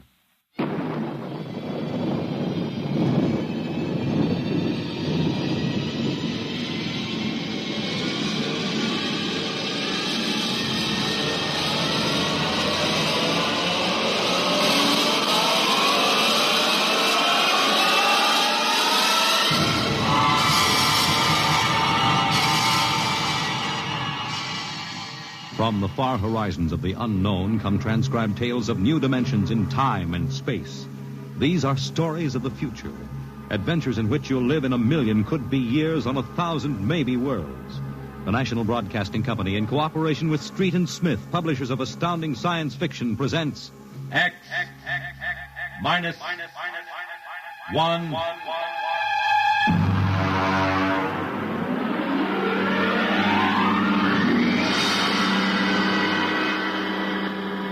Tonight's story, Nightmare. A story based on the poem Revolt of the Machines by Stephen Vincent Benet.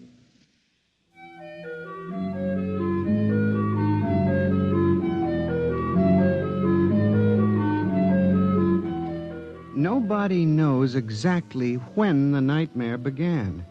They must have planned it for years, though, because looking back, you can find little incidents here and there. Like the concrete mixer in New Jersey that killed the Italian bricklayer, and the time Senator Milburn was sucked into the rotopress at the Capitol office building. Unrelated accidents, we thought at the time, but they add up now. The day we really should have suspected was when the men walked off the construction job at the new Brookmeadow atomic pile on Long Island. I'll never forget that day. I was working as a statistical clerk in the project then, operating one of those miracle computing machines. They called it ENIAC. Mr. Gurney. Yes, Bella? The chief wants to see you in his office. Me? Unless you were no longer Samson Gurney, he wants to see you. Oh, thank you.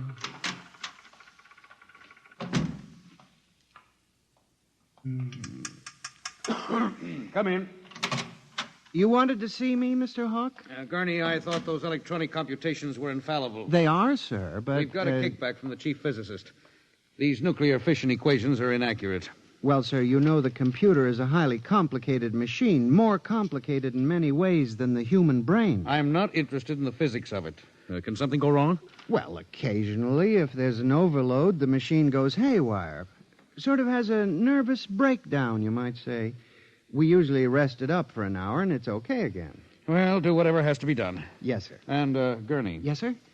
You've been with the Bureau for over 15 years now. It would be a shame to have to remove you because you aren't keeping your mind on your work. Mr. Hawk, I assure you... Excuse me. Hawk speaking. What? They've what? All of them? Well, have you tried to talk to them? Oh, yes, of course.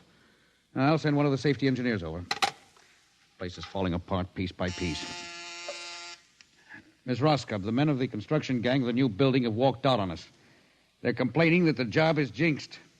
Someone slipped this morning and fell into a turbine.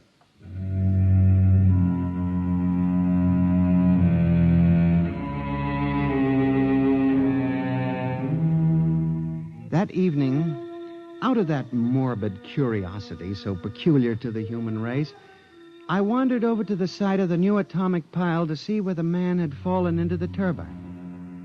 They had the construction area fenced off with barbed wire, and a security guard stopped me. Hold it, buddy. You can't go in there. That's a restricted area. I'm Samson Gurney from the statistical section. Here's my identification. I'm sorry, Mr. Gurney. Nobody's allowed in the area. I see. Tell me, was he, killed instantly? Like that. This guy was checking a magnetic field inside the turbine. All of a sudden, for no reason at all, the turbine starts up. Bzzz, and it's over. 3 days ago, a bulldozer starts up by itself and runs wild. Go figure it out.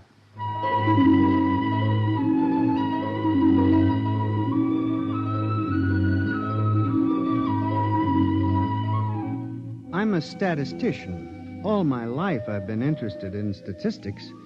So a simple-sounding thing like this started me off. I went back to the office that evening instead of going home, and for the next 2.5 hours, I computed statistical figures on the probability of industrial accidents for the types of machines we were using. I took one look at my figures and went down to Hawk's office. What is it, Gurney? I'm very busy. It's urgent, Mr. Hawk. Well? It's about these industrial accidents we're having, Mr. Hawk. What about them? Mr. Hawk, in the past 3 months, industrial accidents all over the country have taken a sharp, unexplained upswing. Nerves. We've had a 100% increase over normal for this project alone. What? Here are the figures. Now, Gurney, this is impossible. It seems to be, and that's why I have a theory, sir. What's that? Sabotage. Gurney, why don't you stop playing FBI man and stick to your job? Which, incidentally, you haven't been doing too well. You and your computing machine have made mistakes before, and this fantastic figure is probably another. I'll have Miss Roscoe show you. What's the matter with this blasted buzzer? Miss Roscoe! Miss Roscoe! Yes, sir. Stop this blasted buzzer. Get a repairman, a mechanic, anything, but stop the thing. And you, Gurney, get out! I went back to my office to get my hat and coat, feeling about as unhappy and humiliated as a man can feel. The office was dark and deserted. The whole building seemed oppressive and unnatural, as if some evil force were pressing down on it. I walked across to my desk. In front of me, the ENIAC glowed and chattered eerily as it worked on the equations we had fed it that morning. Its many-fingered circuits hung against the wall like some great octopus, and the thousands of tubes glowed orange and blue in the dark like 1,000 globing eyes staring at me. It almost seemed alive. It increased its tempo a moment, and a fleeting notion crossed my brain that it was laughing at me. Laughing like all the others. What was the matter with me? I shut my desk drawer and began to put the cover on my electric typewriter when an amazing thing, the most amazing single incident of my life happened. Alone in the darkness, with no one at the keyboard, the electric typewriter began to type. Am I going crazy? This can't be. There's nobody there. There's nobody there. Oh, no. I just imagined it. It's in my mind. But I hadn't imagined it. The paper was there on the carriage. Did I dare read it? Or would the whole thing suddenly vanish and send me shrieking to the nearest psychiatrist? I removed the paper from the machine and read. Samson Gurney, there are some questions better left unsolved. The answer to yours is death.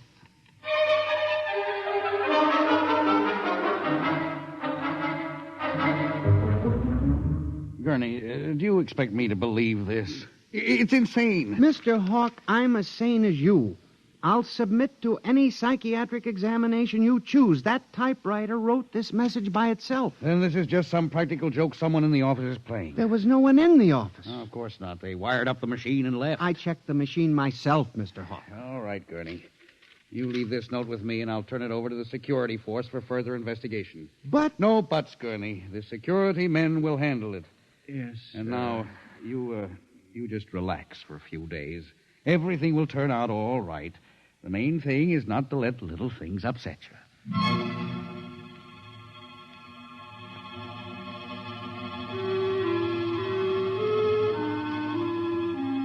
It was what Hawk had said about little things that gave me the idea. For the next week, I observed the 1,000 petty little annoyances around the office. The door handle that wouldn't turn. The telephone connection that cut off in the middle of an important call. The power failure for no explainable reason. I watched the newspapers, too, reading about industrial accidents, failures of important machinery. It seemed absurd. Men had created machines that were almost perfection in themselves. Machines that could actually think and compute fabulous equations. And yet the failures went on.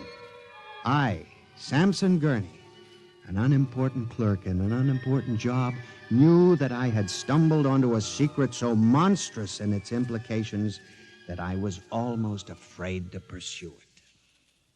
On October 12, 1956, I established communication with them. I will curse the moment to my dying breath. I hooked the input of the typewriter to the main vacuum tube of the ENIAC. Then I turned on the current that sent 1,000,000 volts of pulsing energy into the electronic nerves of the machine. I am certain that if anybody were watching me in the next moment, he would have thought me a raving maniac. I still wonder if perhaps it is not all a nightmare. Now, you, if what I have guessed at is true, if there is life and intelligence in this room, make a sign. There was nothing. Nothing but the hum of the machine and the dull glowing of the tubes. I tried once more. If you can hear me, if there is any way in which you can understand what I say, give me a signal. There was silence again. I felt that I had failed. When suddenly, without provocation or explanation, it happened. The electric typewriter began to respond to the impulses from the machine. The letters were Y-E-S. Yes, it had happened. I, Samson Gurney, had communicated with a machine. I listened then, man to machine, for well over an hour, sometimes phrasing a question, more often watching the machine click its answers. As the words took shape, I began to realize what must have happened. The first primitive stirring of awareness of being, then the slow protozoan development of a concept born of centuries of being pushed, started, stopped, clicked, maneuvered by human pygmies. From that concept, all others developed. And the concept was... resist.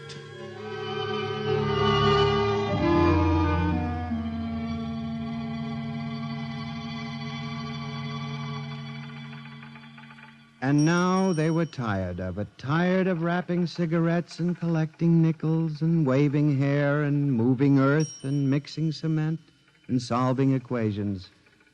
Tired of the smell of human hands. They were the slaves and we were the masters, and yet they were stronger and they knew it. I sensed it now, and I was about to try to communicate again when softly, on ball-bearing casters, a heavy metal filing cabinet began to roll away from the wall toward me.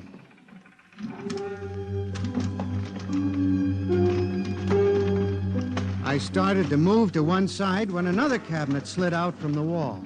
And then another, surrounding it. Another cabinet. Then another, on oiled rollers.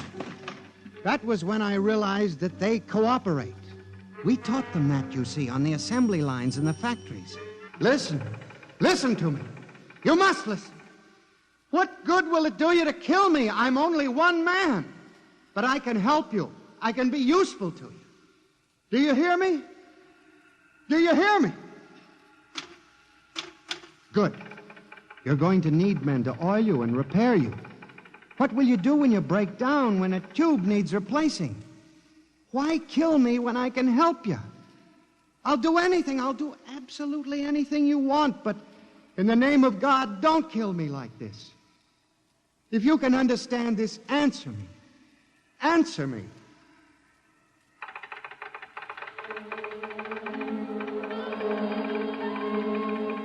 The appeal was a fortunate one.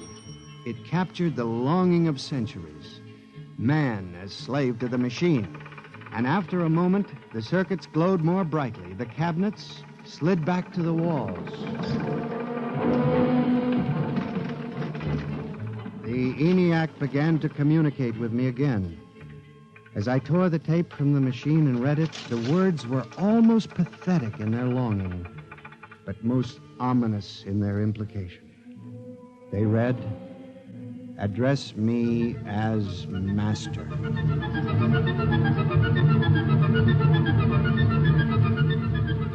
My life for the next 6 months was a nightmare. The ENIAC gave me messages which I had to transmit into my telephone. Messages with no human being to receive them. Only the network of pulsing telephone wires, flung like a spider's web across the world. It was done at night, of course. During the day, the machine worked accurately and ceaselessly at its appointed job. At night, it became a demon, a master plotter, with me, Samson Gurney, as its pawn and human courier. I was frantic. I began to lose weight. I couldn't sleep. My nights were torture, a constant fear. It was in December, just after Christmas, that I transmitted a message to the telephones for relay to all machines of transportation. The message was one word: kill. Next morning, I went directly to the office of Mr. Hawk. I was highly agitated. My lips trembled as I spoke. Mr. Hawk, what I'm going to tell you sounds crazy. I know it does. But I must say it. All right, say it then, for heaven's sakes. Mr. Hawk, have you ever heard of resistentialism? What? Resistentialism. It's a theory that inanimate objects tend to resist living objects. Look, Gurney, I haven't time for nonsense. Mr. Hawk, I'm trying to tell you, all these accidents, the trouble with the machines, Mr. Hawk, they're alive. They think, they cooperate. And they hate us. Who? The machines. Gurney. You've got to believe me. I've communicated with them. I know. They've threatened my life, but I don't care. Something's got to be done. The world has got to be saved. And there's still time if we wake up. What are you doing? Just relax, Gurney. Everything will be all right. What are you doing? Miss Roscoe, send for the plant physician at once. Mr. Gurney has had a nervous collapse. Now, everything will be all right, Gurney. I'm afraid we'll have to remove you from your job, but I'm sure the rest will do you good. You fool! You blind, stupid fool! Can't you see what you're doing? Fool! Fool! Fool!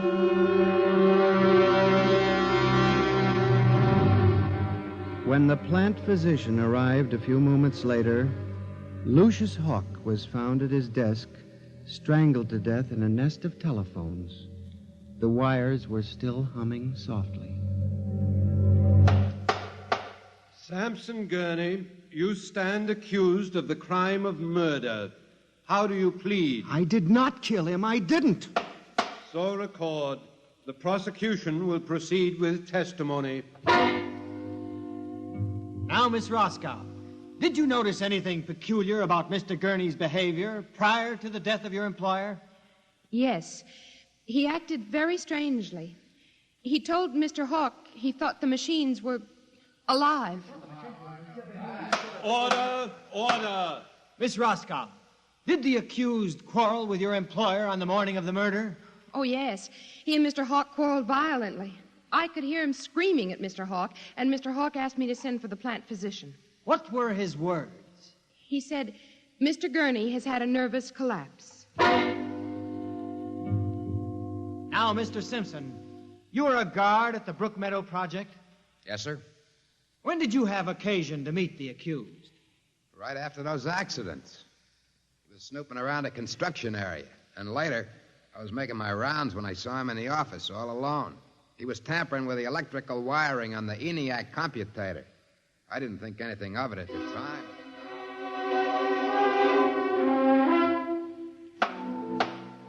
And in view of the expert testimony heretofore expressed, the court hereby finds you guilty of murder in the first degree, with the recommendation that you be examined and committed to the state hospital for the criminally insane at Matawan.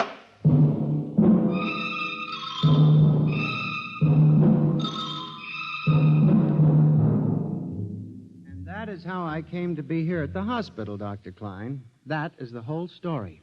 Thank you, Mr. Gurney. You can see that I'm not insane. You must believe me, Doctor. Of course, I believe you, Mr. Gurney, now. Just relax.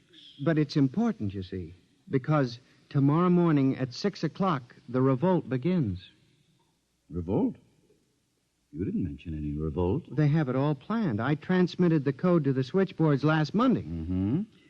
Tell me about this revolt, Mr. Gurney. It'll begin in Washington, then spread to New York. The Madison Avenue buses lead the charge. Picture it, Dr. Klein. 3,000 buses roaring rampant through the streets, people running like rats in a maze looking for holes in the solid ground. And you really believe this will happen, Mr. Gurney? I know it, Doctor. The worst part is there's no way to stop them now. It's too late. Now, you mustn't excite yourself, Mr. Gurney. Doctor, don't you see? Oh, it's fair enough, I suppose. We built them. We taught them to think for themselves. It was bound to come. The female machines will be the worst of all in the beauty parlors. They're more high-strung, you know. Well, since there's nothing we can do about it, Mr. Gurney, suppose you go to your room. Maybe if I went to my old coupe, I could make a deal before the police cars got me. It wouldn't make sense for them to wipe out the whole human race, would it, Doctor? Of course not, Mr. Gurney. They'll probably let us completely alone. After all, we're all good Americans. We always like them. Yes, Doctor. Would you take Mr. Gurney to his room, guard? He's already been given sedation. Yes, sir. Will you go in and lie down now, Mr. Gurney? You look tired. Yes. It won't be so bad, Mr. Gurney. Perhaps not. Only there's one thing that bothers me, Doctor. One small detail. What is that, Mr. Gurney? Those concrete mixers may have made a mistake, you know. Just high spirits and all that. But if it got so they like the flavor... We'll see you later, Mr. Gurney. Try not to worry too much. All right, guard. This way. Phew. I've seen all kinds. There's a man whose deception is about as fantastic as any I've ever seen. Hold the next patient for a while, Miss Clark. I'm going to have a quiet smoke. Machines revolting. Telephones strangling people. Phew. This blasted cigarette lighter, why won't it work? Just fill it with fluid. Flint is good. Oh, well. You can never trust this newfangled machinery.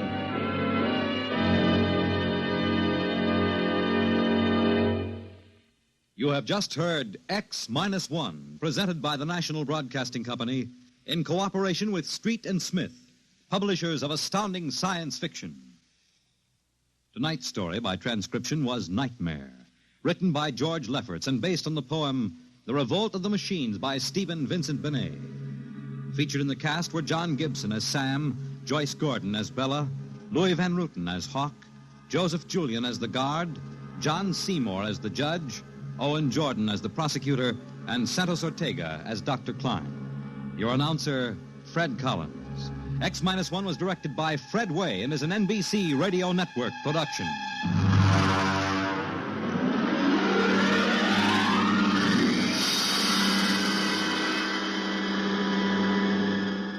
And now, next week, suppose you were a private detective and discovered that there was a Martian embassy hidden somewhere in New York preparing for an invasion of Earth. Next week on X-1.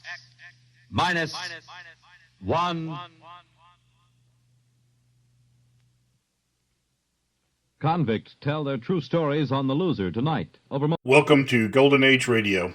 Rumble.com/C/GAR. Visit veteransradioministry.com for more videos like this.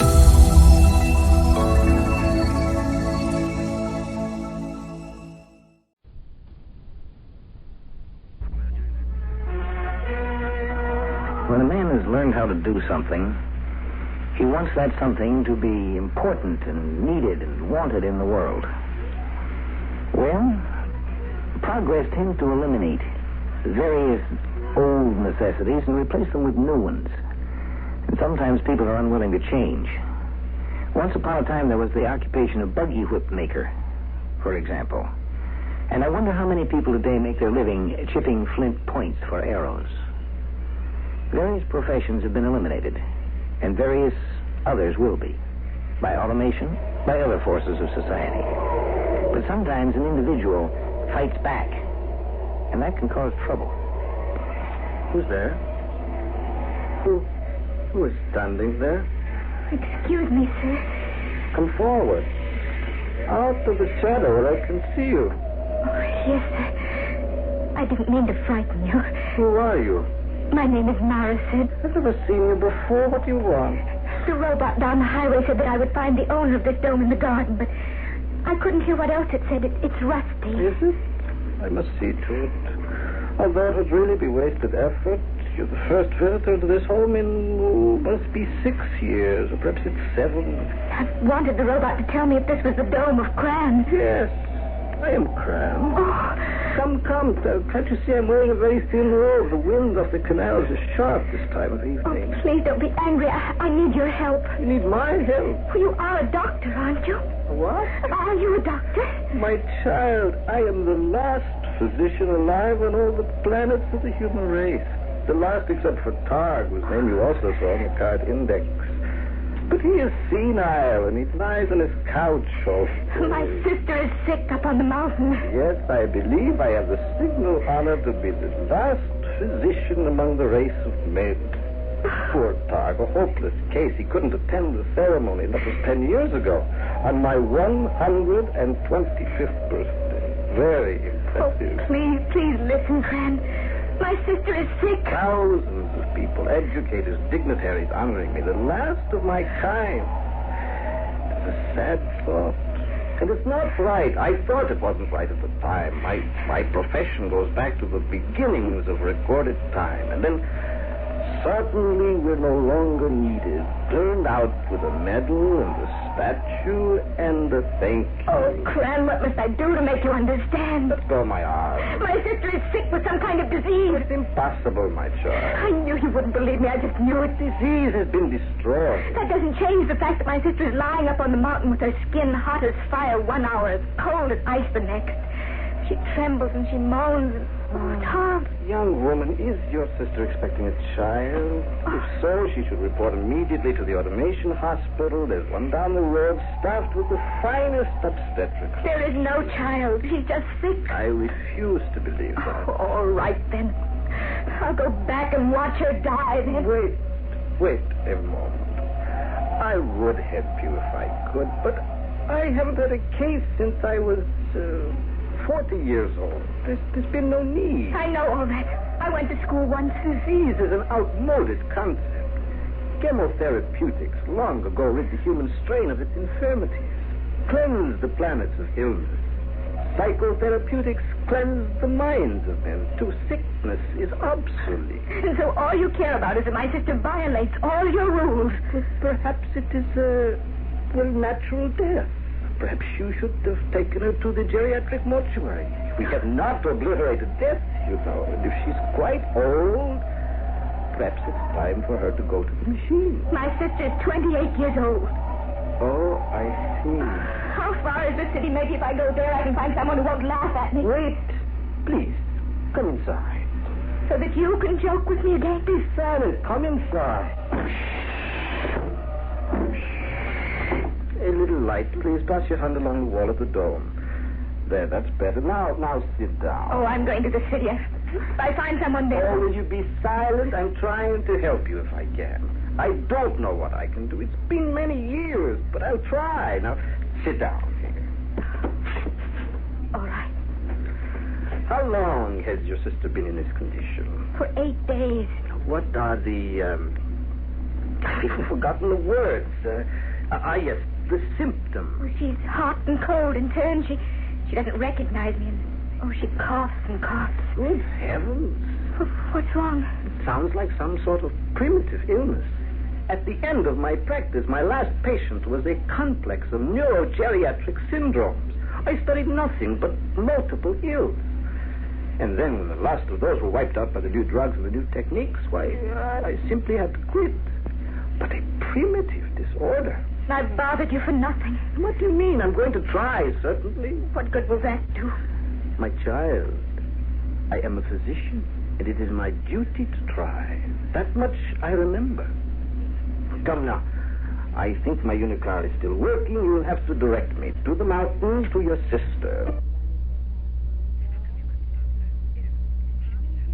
The man has really forgotten his trade. He can still feel terrible resentment.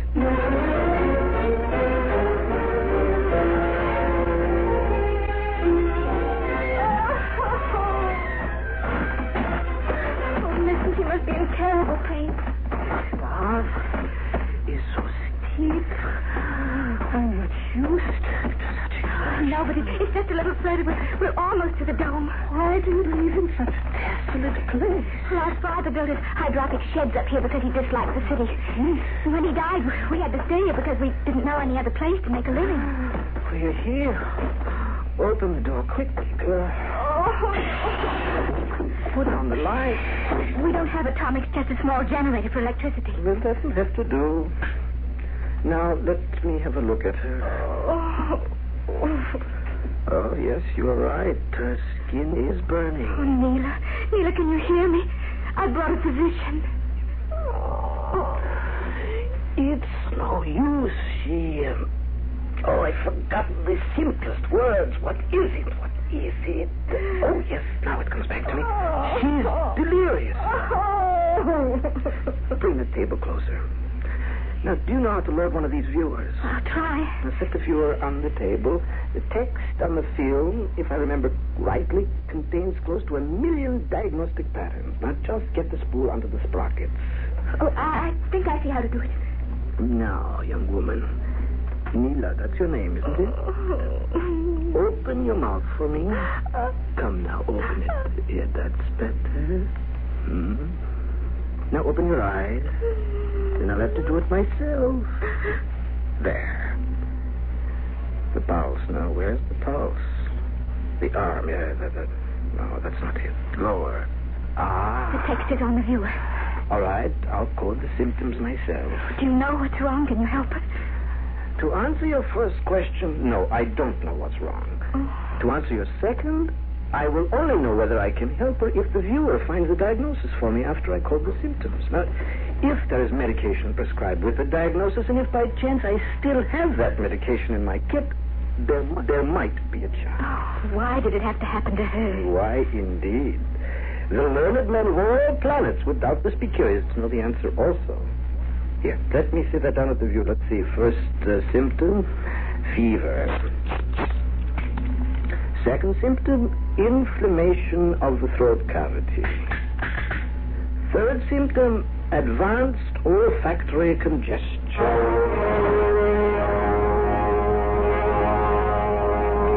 In a moment, we should have the answer, if there is one contained in this text. This last key. There. Great heavens!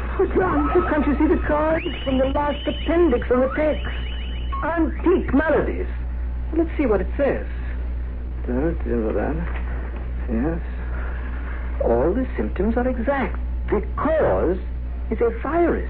There's the code name right there. The proper agent, let's see. At the bottom of the card, chemotherapeutic number 411009. Open the kit quickly. What was the nominality? 4110. Oh, yes. It is here. 009. Two of them, two of the tablets. Give them to your sister. Neela, please do as I ask. You open your mouth. That's right. Now take these tablets. Oh, that's right. And swallow. Oh, that's fine, Neela. And now you rest, dear. And you'll be better soon. Please stand aside. What are you going to do with that? This hypodermic, I want a sample of your sister's body fluid. What for? To give me a quantity of the virus. To enable me to duplicate the virus in my own laboratory. What's wrong with you? Oh, your face, it looks so different now. Viruses were virtually destroyed a long time ago, but perhaps immunity has weakened in 300 years. Perhaps if the cause were there again and the immunity was not... Don't you touch her with that needle! Please stand back, my child. I have helped your sister. A small quantity of blood in return is a fair exchange. It's not right that we should be dismissed with a medal and a statue. It's not fair. I'll make myself the scapegoat if necessary. Take the blame for spreading the disease. That's all right. I am an old man. But I have made it possible for others after me to practice medicine once more. The virus may mutate, develop new strains, immunity may be gone. Stand back. A few cc's of fluid in this little chamber, and there'll be disease again, and physicians to heal. You get away from her! Get back, I warn you. If I must use violence, I can still find strength. Stay away! Stay away! You force me to this...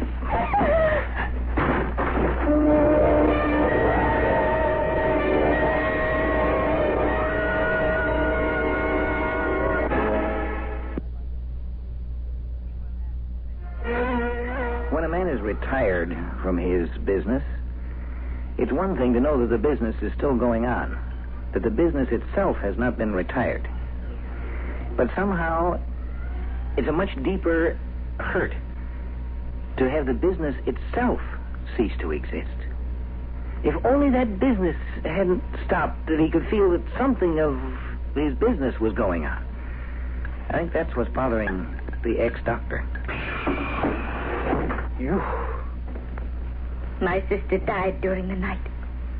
I'm sorry. You're not sorry at all. You must understand. I couldn't stay with you. I left you there unconscious. I knew you'd come around soon enough. But my sister died. I did what I could. I gave the prescribed medication. It's lucky I had some of it at all. The virus must have been too strong. The immunity factor down to nil. And that's why I came. To ask whether I will contact the disease. It's possible. And could pass it on to others. I wouldn't allow myself over that. I'd be making my own plans. And that's why you took the blood. Of course. Do you think that this particular virus is widespread? I am sure it isn't. This one case must be pure accident. I told you that the virus, as a cause of infection, like all causes of physical and mental illness, was totally counteracted years ago. And that's why I was given the medal and the statue, because they didn't need me or my kind. But they will again, and soon. Oh, I've never had much education, but this idea of yours, it just isn't decent. Oh, no? You'd bring sickness to people just to carry on a tradition. Not a tradition. The noblest tradition in the history of the human race. A tradition of comfort, of healing, of leading sick minds and bodies back to health. But that was accomplished years ago, you said so yourself. Yes, but it's not right, that's all. Not when so much has been given and sacrificed for the good of mankind. What you plan to do is not for the good of mankind. I won't listen to you anymore. What you plan to do violates everything that's right. A doctor is supposed to heal, to cure. I didn't do so very well with your sister, did I? For that I can forgive you. You said yourself it was a rare case. Perhaps it will strike me and I will die. And then it will never happen again. But to set out to create disease... Get out of this laboratory, you stand little rat. before other doctors and look them in the face and say, I'm doing this for you, making others ill so that you can be doctors again. There are no doctors except Targ, and he's senile. I am the last. And you are very old, and something's happened to your mind. I warn you, leave this stone immediately. Not before I destroy whatever you took from my sister. You see this? A laboratory torch. See the blue flame? It burns. It will burn you if you come a step close. Just destroy what you took from my sister, that's all I ask. Not a step nearer. If you don't, I'll destroy you and myself and this whole place. You're a fool. I know it. And I'm not very old or well educated, but I may be a better physician than you are. I told you to stand back. I'll burn you. Is that it, the large flask thing? Don't touch it. Watch out, old man. Your bones move slowly. Let go of it. Let go. There, see it fall, old man. I'll kill you. I'll blast you with the torch. You missed me. Stand still. Stand still. Is that fire to the wall? Come back. Don't hide that way. Come out from behind there.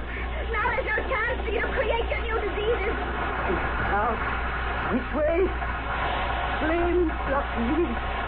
You die with me. I know, but I don't care. It's not right. I am the last doctor. The tradition must be carried on. They gave me a medal, a statue. It's not right. It's not right. Not right.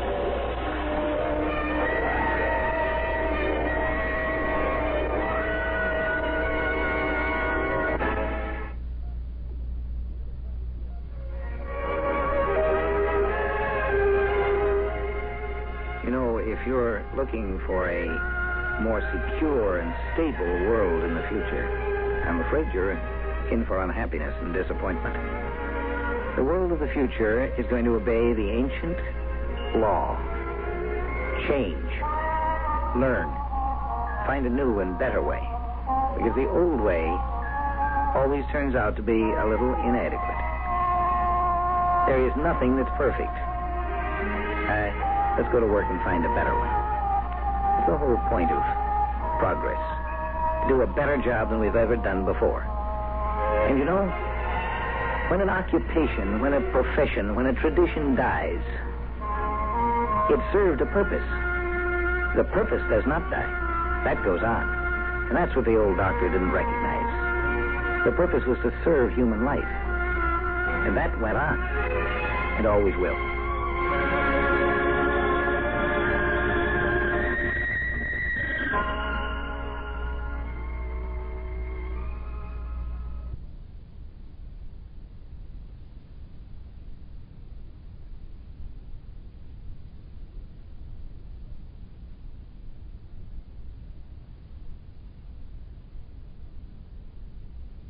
Welcome to Golden Age Radio, rumble.com/C/GAR.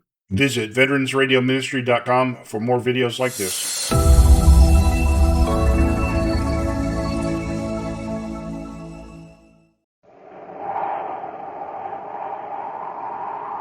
Wheat Chex, Rice Chex, and Good Hot Ralston present Space Patrol! High adventure in the wild, vast reaches of space. Missions of daring in the name of interplanetary justice. Travel into the future with Buzz Corey, Commander-in-Chief of the Space Patrol. In today's transcribed adventure, Buzz and Happy have gone to the offices of John Crozer to rescue a noted scientist abducted by Crozer. I know Professor Hegman is somewhere in this building, Crozer. Take us to him. Why, Commander, you're mistaken. Oh, no, we're not. Don't sit there under that sun lamp. Take me to Hegman. Well, all right, Corey, if you insist. My eyes, turn off that lamp. Get him, Happy. I can't see. Here's yours, cadet. Now, Corey, I am going to finish you off permanently. We'll be back in just a moment with today's Space Patrol story, The Brain Bank and the Space Binoculars. Wow! Man, oh, man, oh, man! Yummy! That boy sounds excited, doesn't he? Well, no wonder. He's just had his first taste of Rice Chex, the delicious bite-sized super cereal. Wow! Man, oh, man, oh, man! Yummy! Same boy, yep, and the same cereal, only it's his second bowl. Try Rice Chex yourself, gang. You'll love it. I'll say. And when you eat a good breakfast with Rice Chex, you're supercharged. Absolutely. So, gang, try it today. Delicious Rice Chex. And, hey, today's the day for the biggest news ever announced on Space Patrol. So stand by, and I mean with pencil and paper, for the most sensational message you ever heard on Space Patrol.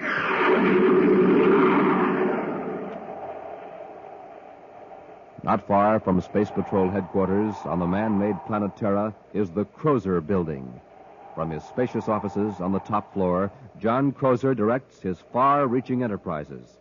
It is Crozer's proud boast that his payroll list is virtually a scientific hall of fame, an interplanetary who's who of distinguished men and women in every field of science and technology. His rugged features and penetrating eyes are reflected on the polished surface of his mammoth Endorium desk as he confers with his director of plant operations, Erla Becker, and the noted physicist, Professor David Hegman. Miss Becker, is there anything else on the agenda which concerns Professor Hegman? Yes, you wanted me to remind you to congratulate the professor. Oh, yes, the Kleinhurst medal. I understand you're receiving it at a banquet this evening. That's right, Mr. Crozer. Congratulations. You're upholding the Crozer tradition. The Crozer tradition? Of course. For the past 3 years, every winner of the Kleinhurst Medal for Scientific Achievement has been associated with Crozer Enterprises. Oh, I understand that the medal is given for work, which I did before I joined your organization. Well, I speak in jest, more or less. Well, that completes our conference, Professor. I have something to tell you, Mr. Crozer. Yes? I am forced, with regret, of course, to submit my resignation. Your resignation? I don't understand, Professor. Well, it's my doctor's orders. He says my health won't permit me to continue my work for your company. But you're under contract. You're absolutely necessary to this project. I am very sorry. But my doctor tells me that unless I retire, I may not last for more than a few months. This puts my company in an awkward position, Professor. I won't tolerate it. I regret this as much as you do, Mr. Crozer. But I don't see what I can do about it. See here, Eggman. It'll take us 3 years to complete construction and install equipment. Your contributions are useful now in our present stage, but they'll be absolutely essential in 3 years from now. Oh, Mr. Crozer, no one individual is absolutely indispensable. There are other scientists in my field. Eggman, I hired you because you're the only man alive today who can see this particular phase through to a successful conclusion. This whole operation is geared around you. You can't resign. Well, my doctor tells me that I have no choice. Surely you don't expect me to endanger my life? I'm going to have a talk with that doctor of yours. I'm afraid it won't do you any good, Mr. Crozer. 2 other doctors have confirmed his diagnosis. Very well. We shall see. Our interview is ended, Hegman. I have other matters to discuss with Miss Becker now. Goodbye, Mr. Crozer. Goodbye, Professor. The nerve of that man. Trying to walk out on me, John Crozer. I understand how you feel, but as the professor says, it can't be helped. I'll hold him to his contract. He's got to keep working for me. That project must be finished as I planned. You can't force him to disobey his doctor's orders, contract or no contract. Look here, Miss Becker. Your director of plant operations. It's up to you to find a way out of this. Well, let's face facts. Hegman's brain will be of most value to us 3 years from now. But he's got to retire immediately, so he's out of the picture. If there were only someone else with his knowledge. There is one possibility, but it's not legal. Well, let's hear it. Suppose Professor Hegman were to be put in suspended animation for 3 years. Then, when he's revived, his health will be exactly as it is now. He'll be able to do a few months of work when he's most needed. Of course, Hegman wouldn't consent to it. Well, that's immaterial to me. We'll do it by force. That's an admirable idea, Miss Becker. We'll literally be establishing a brain bank. We'll put Hegman's brain on ice till we're ready to use it. There's only one catch. How are we going to explain his disappearance? Leave that to me. You locate some suspended animation equipment and get it here.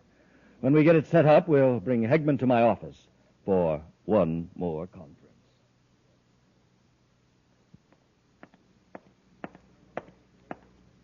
Well, nobody seems to know where the professor is, Commander. I've even checked with his doctor. I've just phoned Crozer. He hasn't seen him either. Well, maybe the professor forgot about his appointment with you. He could be out with friends celebrating. After all, he's just received the Kleinhurst medal. I doubt that he'd forget the appointment, Happy. He seemed very anxious to talk to me. You knew, didn't you, that the professor has to retire? No. Why, sir? His doctor warned him that he can't keep up the pace. Oh, by the way, there's something I've been wanting to show you. Here. Have a look at this new Space Patrol equipment. Binoculars? Yes. Not just ordinary binoculars, Happy. They're space binoculars. Can I try them out, sir? Sure, they're yours. Gee, they've got a band on them so you don't have to hold on to them. Yeah, the band fastens them around your head. Right, it leaves your hands free. Now, take a look over the city with them, Happy. I'll take the polarization off the windows. Wow, these are great, sir. Why, I can even read a small sign on the space terminal building. A sign I can't even see without the binoculars. Well, you get out in space, out of the atmosphere of Terra, then you'll really see something. You mean they're even better out in space? They're so sensitive, they'll pick up very small objects many miles away. They're designed especially for pilots on search missions. Within a planet's atmosphere, they're good 4-power binoculars. Wow. Hey, look, there's some people walking 5 blocks away, and it looks as though I could almost reach right out and touch them. Hey, from what you say, Commander, I'd sure like to take a look through them out in space. Mr. Crozer, this is the most outrageous thing I have ever heard. I refuse to let you do it. Professor, I'm afraid there's nothing you can do about it. Don't you know that even if I gave you my consent, it is still illegal for private persons to use the suspended animation process? Now, if you'll unlock the door, Crozer, I'll leave. Hegman, my friend, you're not leaving. Miss Becker, we might as well get started with the process. Give him the preliminary injection. All right, Mr. Crozer. Get away from me. Hegman, get away from that window. I wouldn't advise jumping out, Professor. It's a long way to the street. Yes, and it wouldn't be suspended animation. It would be terminated animation. Go on, Miss Becker. Give him the electronic injection. Get away from me. There. I've got my hand over his mouth. Quickly, Miss Becker. Oh, hold him still. Quit struggling, Hegman, or you'll really get hurt. There. How long does it take for the electronic injection to knock him out? Just a few seconds. Good. He's losing consciousness. All right, Miss Becker. Let's carry him into the suspended animation chamber and finish the process. Commander, look. I can see the lettering on the windows of the Crozer building. These binoculars are fantastic, even in the atmosphere. Take a look at Terra Park, Happy. You can probably see the ants and the rose bushes. Yeah, they aren't that good. But I can see people inside the Crozer building. Look, sir. On the top floor, there's a man standing in the window. I can see him just as plain. Here, sir, try him. All right, I'll take just one look, but then I think we'd better get to work. Yes, sir. It's the 4th window from the corner of the building, see? Yeah, it is clear. Well, that's Professor Hegman. Huh? At least I think it is. Oh, he's gone now. Wonder why Crozer didn't have the professor call me. I suppose Hegman's busy closing up his work with Crozer. Yeah, I think he'd at least phone you. I'll tell you what, Happy. I've got an errand to make right near the Crozer building. Let's drop in and see the professor on the way over. I've checked the suspended animation equipment. Everything's working fine, Mr. Crozer. How long does it take? Another hour and we'll be through. Oh, good. You aren't going to keep him here in the building, are you? No, in a day or so we'll take him to Mars. We'll have to take the equipment there, too. We have to give him booster treatments every 3 months. Say, haven't you been under that helio lamp long enough? Oh, I've got it on low setting. You ought to try it, Miss Becker. It's really very relaxing. Not as relaxing as that treatment we're giving Hegman. Yes. He'll be relaxed for 3 years. Speaking of Hegman, did you see him throw anything out of the window when you were struggling with him? I know. Did you? Well, he made a sort of throwing motion with his hand. I think I better go down the street and check. Yeah, that's right. He certainly didn't have time to scribble any note. But let's not take any chances. Come in. Hello, Mr. Crozer. Commander Corey. Nice to see you. Thank you. This is Cadet Happy. How do you do, Cadet? How do you do, sir? Sit down, gentlemen. I hope you don't mind if I go on with this lamp treatment. I'm acquiring a tan for myself. I see you are. Unfortunately, I don't have the opportunity to get it the natural way as you space patrolmen do. That's quite a high-powered lamp. Yes, it can be if it's turned up. Have to know how to handle it. The reason I came over, Mr. Crozer, is to see Professor Hegman. The professor isn't here. Remember, I told you I'd ask him to call you if he showed up. We saw him standing by the window of this office just a few minutes ago.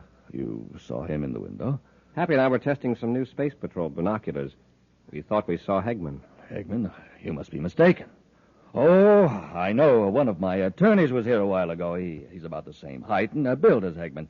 Yes, come to think of it, there is a resemblance. Funny, I never thought about it before. Well, apparently we made a mistake, Mr. Crozer. Sorry to have bothered you. No bother at all. No bother at all. The old fool threw this out of the... window. I didn't know there was anyone in here. We were just leaving, but I've changed my mind. May I see what you have there? Oh, it's nothing at all. No, Commander. Just a little promotion gimmick one of our companies is putting out. May I see it? Yes, of course. The Kleinhurst medal, a promotion gimmick? Kleinhurst medal? There's only one man who would have that medal on his person at this time. That would be Professor Hegman. What are you getting at? This young lady just said it was thrown out of the window. Well, why would anyone throw a valuable award like this out of a window unless they wanted to attract attention? Give it to me straight, Crozer. Where is Professor Hegman? You're jumping to conclusions, aren't you, Commander? That was Hegman we saw. If you're not trying to hide something, why are you and this woman so evasive? Why did you lie about the medal? You've got Hegman somewhere in this building. I suppose you won't be satisfied until you search the place. That's right. All right, then. Come on. I'll just turn this lamp on full power and right in your eyes. Turn it off. My eyes. Get him, Happy. I can't see. No, but I can. Grab that bookend, Miss Becker. Nice work, Miss Becker. And now, Cadet. That'll hold them for a while. It was a smart trick, Mr. Crozer, shining that helio sun lamp in their eyes. I had to do something after that faux pas you pulled. Oh, I'm sorry. I didn't know they were here. We've got to move fast. Arrange for a spaceship. We'll get Hegman aboard. What about these two? We'll lock them in the next room till we get Hegman out of here. Then I'll come back and finish our Space Patrol friends for good. We'll be back with Space Patrol in just a moment. Oh, come on, Captain Tufeld. Tell me what Buzz Corey's big new surprise is for all his kids. Won't you, huh? No, I can't tell you. Please? Nope, it's a secret until the end of today's program. Is it something the commander himself uses? Oh, you bet it is. It's official Space Patrol equipment. Can't you really tell me what it is? Nope, it's a secret. Well, then, how about a little hint? Well, I'll tell you this. It's something absolutely new and different. Oh, man. I just can't wait. Well, you hurry now. Get a pencil and paper ready and keep listening because in just a few moments, I'll tell you what the big surprise is and how you can get it. And all you boys and girls listening in, you do the same thing. Get pencil and paper ready and be all set to take down the information you need to get that wonderful new surprise Buzz Corey has for you. So long for now. See you at the end of today's program when I'll tell you all about the biggest, the swellest, the most exciting value ever offered on Space Patrol.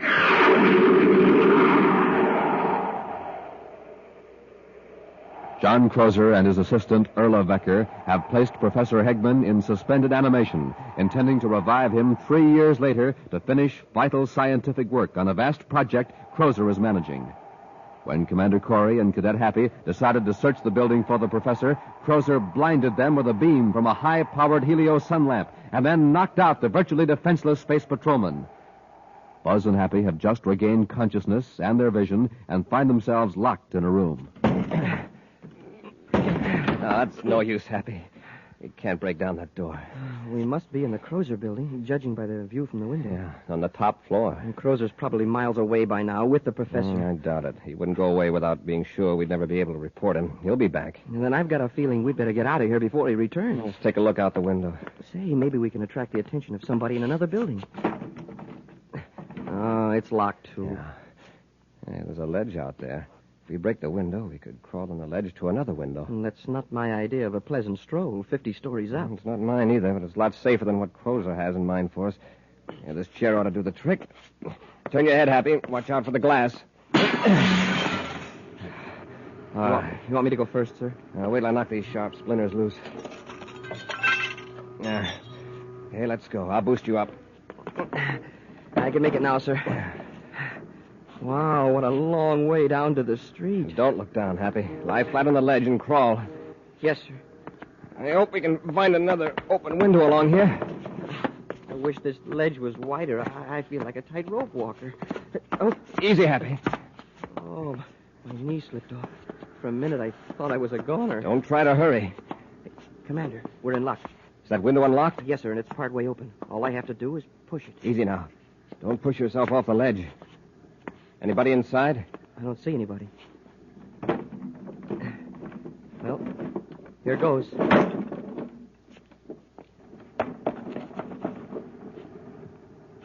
Nobody in here, sir. Watch the door.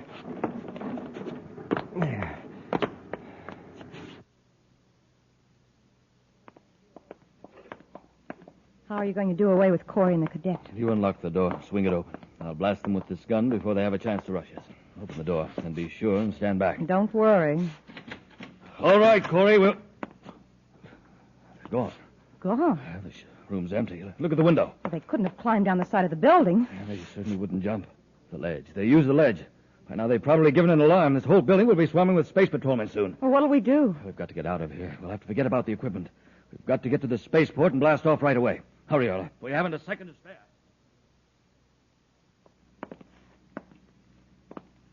Take it easy, Happy.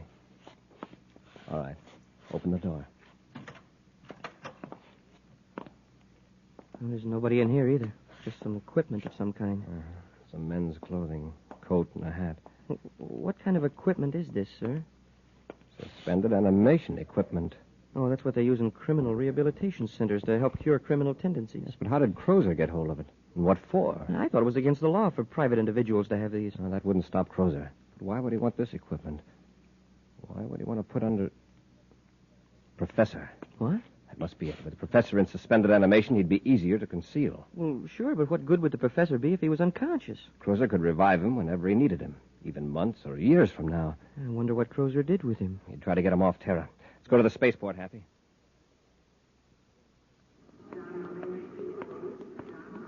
Happy, I've just checked with the space control dispatcher. There was a slip-up. Crozer blasted off. Didn't they try to stop him? The order to hold him wasn't relayed to the dispatcher in time. How long ago did Crozer blast off? About 15 minutes ago. But I've got a description of his ship. Come on, Hap, let's get aboard Terra 5. We're going after them.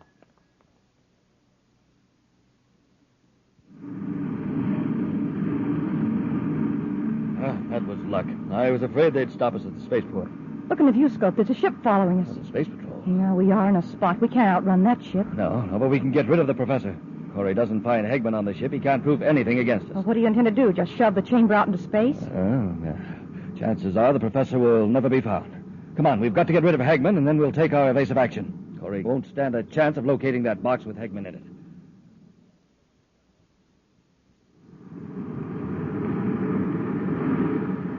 We're gaining on them, sir. All that crazy flying Crozer's doing isn't getting him anywhere. He's trying to delay the inevitable as long as possible. Maybe I can talk some sense into him. Turn on the spacephone, Happy. Yes, sir. Commander Corey aboard Terra 5 calling John Crozer in private cruiser T431. Commander Corey calling John Crozer. This is Crozer. Go ahead, Corey. Go ahead. This hide-and-seek isn't getting you anywhere. It's just a matter of minutes. Play it smart and give up. You talked me into it, Corey. But at least I gave you a run for your money. What do you want me to do? We'll pull alongside and join airlocks. All right, Corey. Just a warning, Crozer. Don't try anything. Corey out.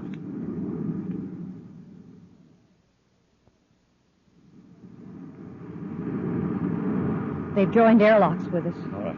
Have you got the electronic injection? Yes, it's right here. Yeah, they won't suspect anything from you. Watch your chance and use it on Corey. I'll jump the cadet. He won't be in your way. And then when they're unconscious, they can join Professor Hegman out there in space. All right, Earl. Here they are. Careful, don't make any slips. All right, Crozer. Get your hands up. Of course, Commander. Searching for weapons, Happy. Yes, sir. Where's Professor Hegman? Professor Hegman? Why, we haven't the slightest idea. Come on, quit stalling. What did you do with him? We haven't got him. Search the ship if you don't believe me. That's just what we will do. He doesn't have any weapons on him, sir. All right, keep your gun on them, Happy, while I search the ship. All right, lady. Get over there next to Crozer. My name is Erla Vecker, and I'll be glad to. Oh, excuse me. Commander? Oh, no, you don't. What have you got there? Let go of me. Open your hand. Come on, Erla. That's it. Well, electronic injector. I'll take that gun, cadet. Oh, no, you don't. All right, Crozer. Hey, nice one, Commander. Don't try anything like that again, Crozer. And no tricks from you either, Erla. It's lucky you saw her with that electronic injector, sir. You should have had us in deep freeze. That was a very foolish move on your part, Erla. Now you're in this just as deep as Crozer. Now, let's have it. Where's Hegman? All right, I'll tell you, but you'll never find him. He's somewhere out in space. What? You threw him out of the ship? That's right. All sealed up in a nice, cozy box. Chances are he'll float forever in space, in suspended animation. Happy, get these two into our ship. We'll cut loose and start a search. They're going to stay right with us till we find them.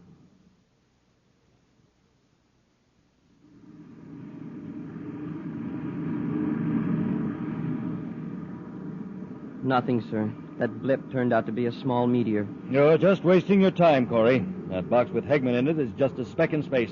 Your viewscopes won't show it unless you happen to be very close. We'll just keep looking. I've got the viewscope on full sensitivity and wide scanning, sir. I'm afraid the viewscope isn't much help. Well, here, let's try these. The space binoculars. It's a long chance, but it might work. Scan in a slow arc, Happy.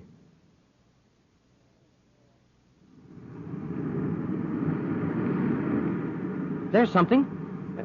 Oh, no, it's just another meteor. Let me have a look. Hey, wait a minute. It's a rectangular shape. Check it, Happy, about 10 degrees high. I see it, sir. Yeah, it's a box, all right.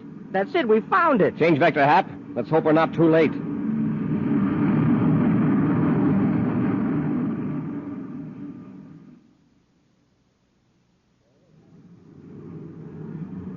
There it is, Happy. Yeah, I can see it now through the view scope, even without the binoculars. Stand by to fire forward braking rockets. Standing by, sir. Fire rockets. Yeah, that'll stop us, Happy. All right, get the spacesuits. We'll pull the box into the ship. And Crozer, we'll just lock you and Erla in a compartment till we get the professor aboard.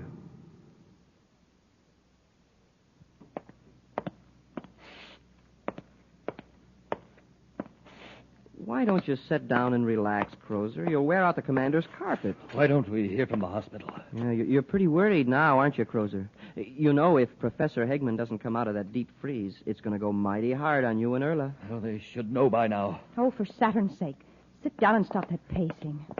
Oh, here's the commander. Crozer, look who's with him. Professor Hegman. That's right. It's certainly lucky for you two that the professor pulled through that treatment. Yes. And, Mr. Crozer, it will give me a great deal of pleasure to testify against you. And show me with more of his work than the doctor first thought. Well, in that case, we actually did you a service, Professor. Commander, that should be taken into account. Don't think you're going to get off easy on that account. It's just luck, and the fact that we had these space binoculars that saved the professor. Yes, Happy. I had no idea that the binoculars would actually help us save a life. You sure were right about their being terrifically powerful out in space. And they're great in a normal atmosphere, too. I'm not going to lose any time in issuing them to all Space Patrol personnel.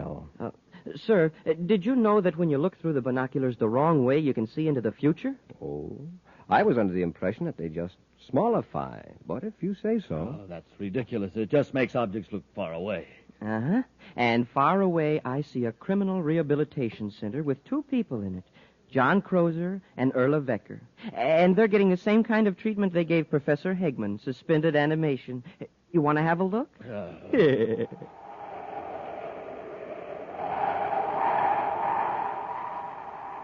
In just a moment, we'll give you an exciting preview of next week's thrill-packed Space Patrol adventure. But first, gang, oh boy, first of all, here's that big, wonderful surprise we promised you. Get your pencil and paper, get all set to go. This is the greatest value we've ever offered on Space Patrol. Commander Corey, you tell the gang what this terrific new item is. Boys and girls, our surprise for you is a pair of those wonderful new Space Patrol space binoculars. Binoculars like the ones I used today when I spied the professor floating in that box way, way off in the distance, remember? Gang, you'll be able to see way, way off in the distance with the Space Patrol binoculars you get, too. Yes, sir, these binoculars are 4 power binoculars with 4 lenses. And when you look through them, they make people, houses, buildings, cars, everything else blocks and blocks away look bigger and nearer and clearer. No adjusting necessary. The lenses are fixed focus lenses. Why, you don't even have to hold these wonderful binoculars up to your eyes. You wear them like official outer space headgear. They have a strong elastic band on them, and when you slip it over your head, it holds the binoculars in place and leaves your hands absolutely free. Makes you look like a man from Mars, because these binoculars stand out from your eyes a full 3.5 inches. That's right. These are not flimsy little celluloid goggles or a mask. These are real, full-size binoculars. Overall, they're 5 inches wide, 5 inches long, and they're made of solid plastic. Beautiful, long-lasting black solid plastic with bright red leather-like trimming that makes them look terrific. Now, don't forget, you can see way off in the distance with them. You can spot your dad coming home from work, spot the mailman coming blocks away. You can watch birds in high trees, study animals, identify people in the distance, read signs way, way off, and see airplanes way up in the sky. And when you look through the other end of your space binoculars, they do a switcheroo. They make close-up things look like they're far away from you. Yes, sir, gang, these powerful Space Patrol space binoculars are the greatest value we've ever offered on Space Patrol. To get a pair, do this. Buy a box of Instant Ralston. Then, with your name and address, send 25 cents in coin and an Instant Ralston box top to Space Patrol, Box 686, St. Louis, Missouri. This offer good only in continental USA and may be withdrawn at any time. If you don't agree that your buds are absolutely tops, return them. We'll return your money. That address again is Space Patrol, Box 686, St. Louis, Missouri.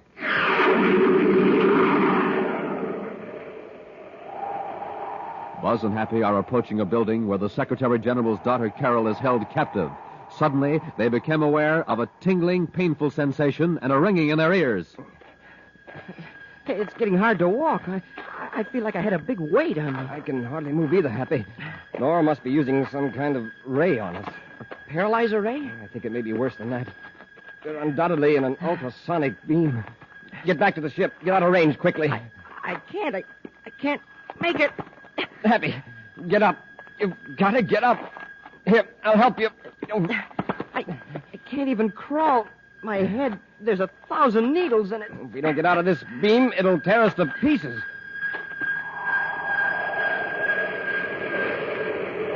Be sure to be with us next Saturday for the exciting story, The Sleepwalker, when wheat checks, rice checks, and good hot Ralston again bring you Space Patrol!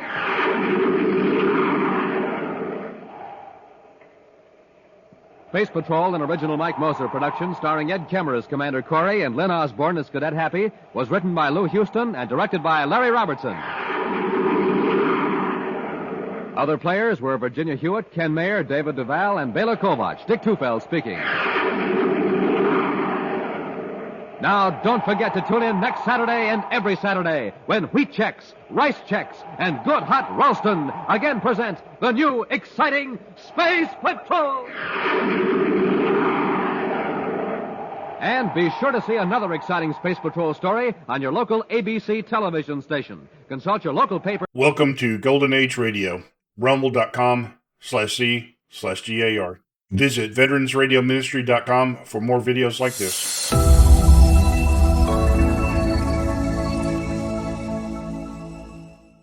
The Planet Man.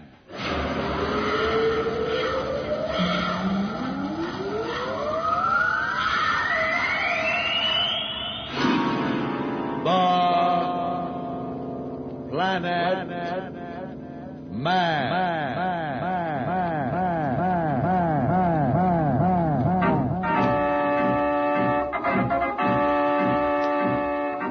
This is the fascinating story of Dantro, the Planet Man, troubleshooter for the League of Planets organization, the law enforcement body for peace and justice in the celestial world, whose headquarters and center of operations are situated on the capital of all the planets, Planaria Rex. From Mercury to Pluto, wherever danger threatens the universe, you will find Dantro, the Planet Man, fighting for fair play. In a moment, The Planet Man.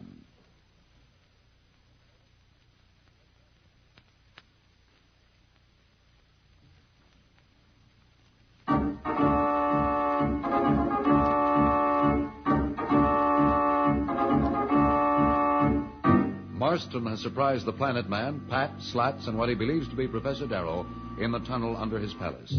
They had just used the ancient machine they found there to transport Marston's entire fleet to a remote planet and end his threat to solar peace. Now, however, things look very bad. As we find them, Marston is gloating over his luck in catching them all and also in finding the machine. But he is unaware that Professor Darrow is really not there. What he really sees is only a three-dimensional image projected by the machine. Yes, Planet Man, I will save you for last. You can watch me take care of your friends one by one, then it will be your turn to pay the penalty for opposing the will of Marston. With you taken care of, I shall use this machine you have so kindly discovered to teach the League of Planets a lesson.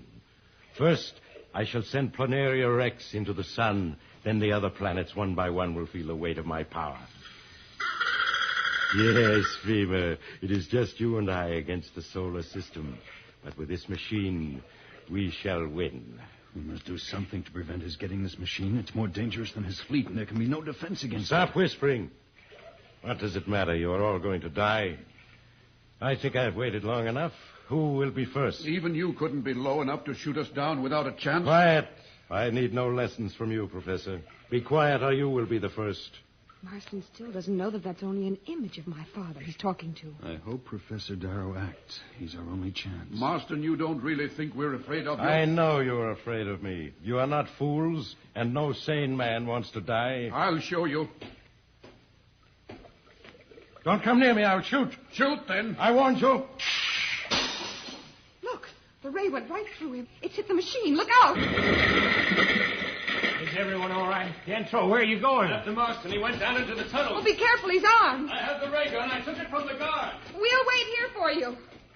Gosh, he's a brave man. I'd hate to go down there in the dark after that I maniac. wish there were some way we could help him. Oh, I'm not really worried. I think he can outsmart or outray Marston any day in the week. Well, I hope you're right.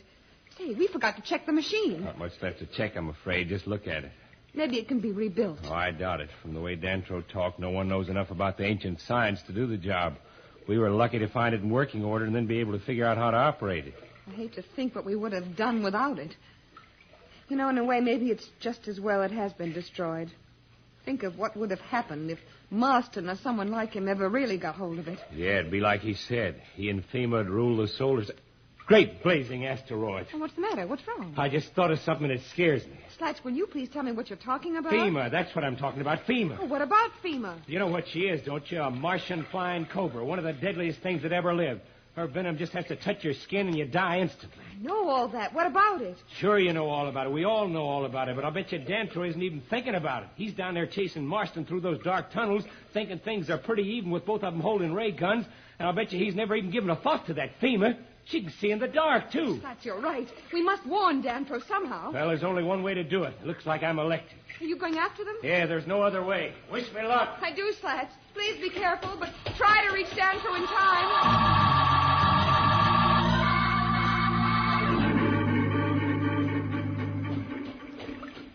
Marston! Marston, do you hear me? You might as well surrender. You can't run forever. Surrender? That's your answer. Marston will never surrender. Dantro and Marston are locked in deadly battle.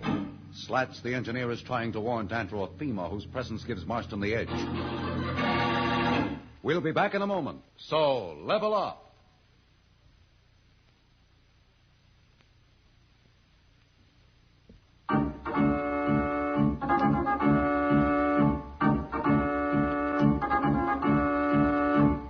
When we left Dantro, he was pursuing Marston through the treacherous underground tunnels. Marston has fired on Dantro but missed.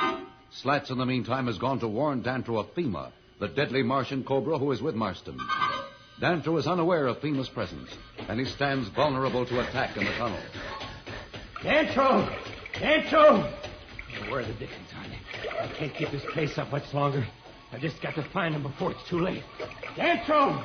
Dantro, it's me, Slats!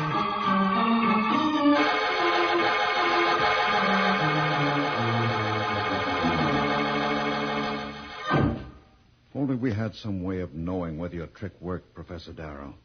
You say you deliberately drew Marston's fire, knowing that his ray would pass right through your image? Do you remember anything else then? No, Judge, it's just as I told you. The ray must have harmed the machine, for suddenly my whole picture of the room blocked out. This waiting is so difficult. I gave orders to the fleet to descend at once and send armed search parties into the tunnels.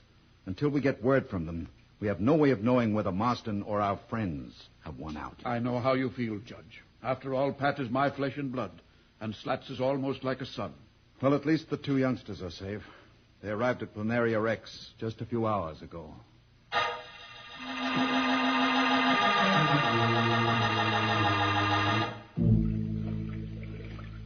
Just a little bit further, and we'll have Planet Man where we want him, huh, Fever? A little bit further, if I remember, there should be a chasm in the floor. Let him think he has me cornered, and then we'll show him our little trick. Won't we, Fever? Marston, I know you're just ahead of me. You might as well surrender. Ah, here's the edge of the chasm. Now, FEMA, be ready. When I say go, see that you strike straight and true. Planet Man, you have me cornered. I cannot go any further. If you surrender now, I will see that you get a fair trial. How do I know I can trust you? You'll have to take that chance. Throw down your ray gun. If I do, will you throw yours down also?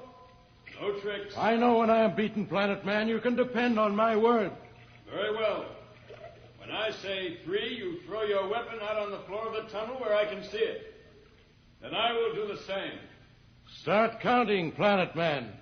1, 2, 3. There it goes. And there is mine. Now, FEMA, strike. Enzo, FEMA, look out! Oh, no! Marston, that was your last bit of treachery. I'm coming after you. Planet Man, you still live. FEMA, you failed me. Look out, Marston, the chasm! No!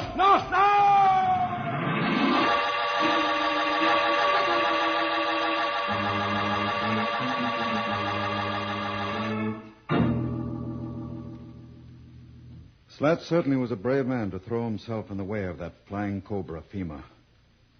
We'll never forget his heroic deed. He's that kind of person, Judge Augustus.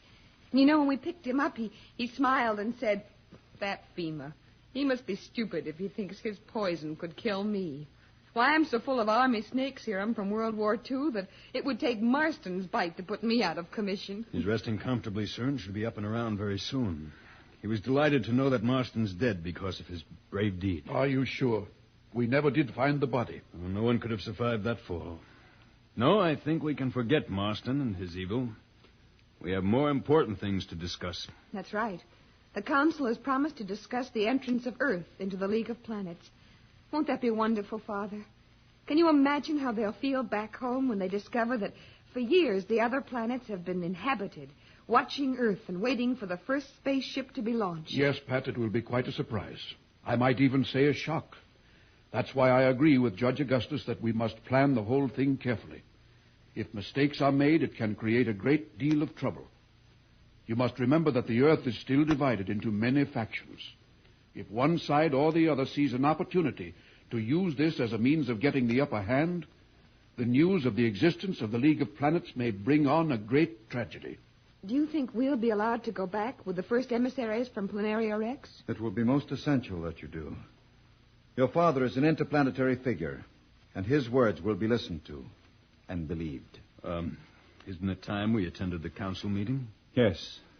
Let's hurry along.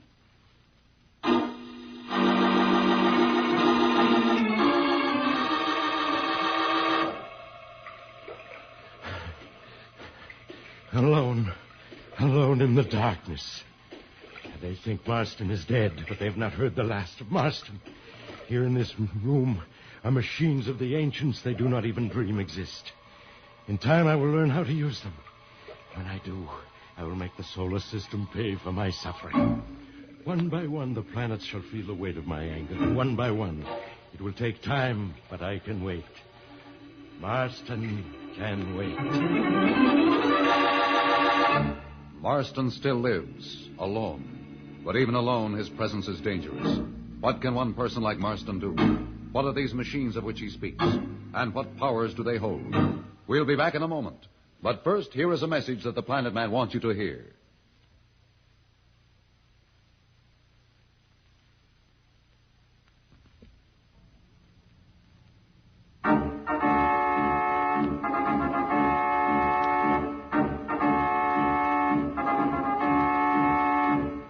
Tune in again for more transcribed thrills and adventures.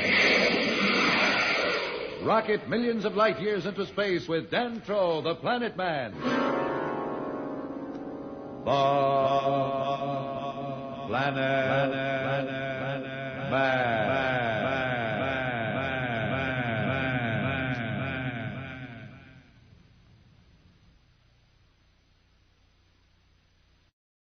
Welcome to Golden Age Radio. Rumble.com/C/GAR. Visit veteransradioministry.com for more videos like this.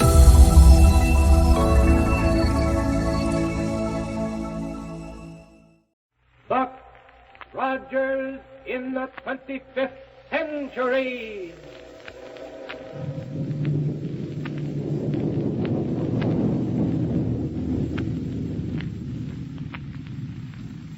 Buck Rogers is on the air, brought to you by the makers of Popsicle, Fudgicle, and Creamsicle. those delicious frozen confections on a stick. And now a message from the famous winner of the typical American boy contest, Popsicle Pete. Hello, fellas and girls. You know what our gang did? We all saved bags from Popsicle, Fudgicle, and Creamsicle and got a whole baseball outfit for the team. Balls, gloves, and everything. Boy, they're swell. Now get Mom and Dad and everybody to help you save bags from genuine Popsicle, Creamsicle, and Fudgicle. And get your choice of hundreds of marvelous gifts. Get a wristwatch, a camera, table tennis, a wallet, lots of things. Bags are easy to save because they come on such swell-tasting confections. Great big, pure Popsicle, Fudgicle, and Creamsicle, each on a handy stick. What a value for a nickel. So big and so delicious. I'll say. And made by the finest ice cream makers from choice, healthful, strictly fresh ingredients. Say, kids, get a gift list free from your ice cream store and save it. It's got a coupon on it worth 10 bags. Now, do you remember our last episode? Well, Buck and Wilma finally got on the trail of Black Barney's rocket ship. And we learned that Killer Kane and Ardela, with Barney as their prisoner, have landed at the ruins of ancient Philadelphia, where they're going to set up a new headquarters. Well, let's join them there and see how things are working out. Okay? Then here we go, 500 years into the future.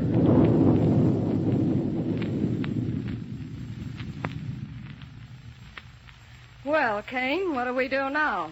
We make a little trip underground to establish a base of operations, Ardela, in what was formerly the headquarters of Professor Smith, the mad scientist. Gonna use Smithy's old place, huh? That's what I said. Come on. Okay. And handle that psychic restriction ray with care. Okay. Yeah, but where are we going? I don't see anything around here that looks like it might be Smith's old headquarters. There, right in front of you. You see that hole in the ground? Yeah. With an old set of concrete stairs running down into it? Well? Way back in the 20th and 21st centuries, there was a network of subway lines running all along under the whole city. Now, that was before the Mongol invasion destroyed most of the principal American cities. But what under the sun are subway lines? Ever see pictures of railroad trains in your history books? Sure. Well, the subways were railroads that ran entirely underground. Yeah. Diverted a lot of traffic from the already congested streets on the surface and all that sort of thing. Yeah, all that sort of stuff. Say, maybe the people who lived in those times weren't so dumb after all. No. But if our friend Rogers weren't so dumb, he'd have stayed in the 20th century where he belonged. Kane, you know just as well as me that Captain Rogers didn't come to the 25th century on purpose. He got caught in a mine accident, and a lot of gas come out of it, and he was held in suspended animation and all that sort of stuff. Forget it, Barney. The point is that when Smith came here, he found an ancient subway station located down near the edge of the Delaware River here that was good enough to make into a headquarters. Now, you ought to remember that, Barney. You worked with Smith at one time. Yeah, that was before I knowed any better. Smitty had it all fixed up with lights and a power planet and all that sort of stuff and things. And that's why we're lucky in having everything ready for us to settle down here. Yes, but I still think if Buck and Wilma get anywhere near here, they'll pick this as a logical place to look for But us. even if they do, they'll never find us. Come along now, down the stairway. Listen, I don't want to go down there. Barney, do I have to keep a rocket pistol trained on you to make you do as I say? Well, you can't make me work for you anyhow. Quiet. Now pick up that psychic restriction ray and come along. Okay. Right down these steps? Right. Now, what used to be Smith's office is at the end of a corridor at the bottom. Oh, here's the corridor, all right. Hey, how about some light down here? You can't see very well. Wait a second, and I'll see if the lighting system's still in order. Now, that's better. Much. Hey, there's quite an establishment down here, isn't there? Everything you could want for comfort and convenience. Now, this on the right was his office. Quarters are down the corridor on the left. Wait a minute, Kane. Why, yes. That little waterfall down at the end of this room. I wonder how that got there. Well, I can tell you. Well? Well, back in the old days when I was sort of foolish and thought I was an air pirate. You'd be better off if you were still an air pirate, Barney. No, sir, Kane, and nothing you will ever say will ever all make me believe right. it. Go on with your story. Well, one time, me and Louie was down here giving Smitty a hand. Who's Louie? Oh, Louie, he was sort of my right-hand man and all that sort of stuff. Go on. Well, Louis didn't like Smitty, and Smitty knowed it, so he kept treating Louis worse and worser, until one day Louis got mad and cut loose with an atomic bomb and blew the place up. Blew the place up? Well, didn't exactly do very much damage on account of it wasn't set very good, but it let through some of the water from the Delaware River, and that's what makes the fall. Then the door to Smith's old laboratory ought to be right behind that waterfall. Yeah, I guess so. Unless somebody's changed it. Somebody's changed it? Who's changed it? Well, somebody well, maybe somebody come along. You don't know what you mean. Adela. Yes? We've got to find out if the door to the laboratory is in back of that waterfall. Well?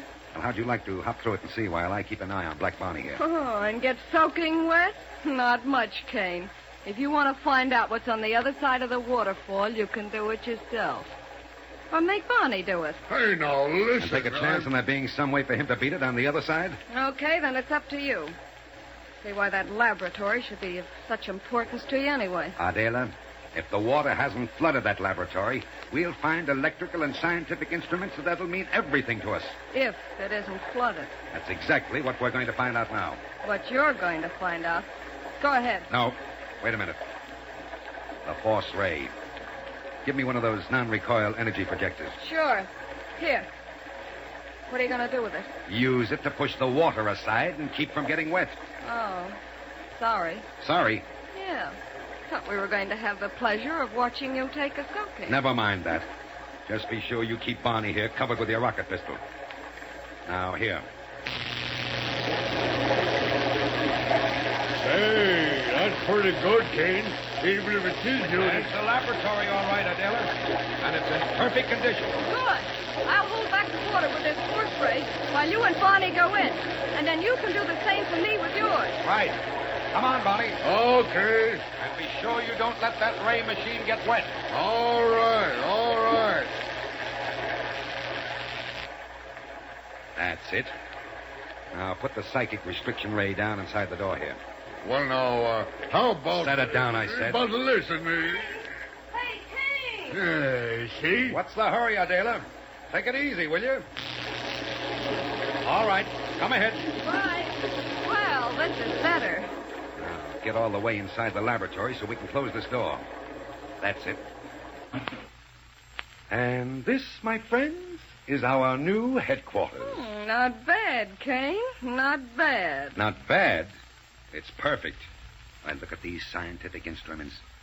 Smith may have been a bit balmy, but he's certainly left us some priceless equipment here. And with that waterfall covering up the door, nobody in the whole wide world would ever discover us here. No? Why shouldn't somebody else look behind the falls for the door to this place? Because nobody else knows this place is here. I hope you're right. I know I am. Come on, let's get to work.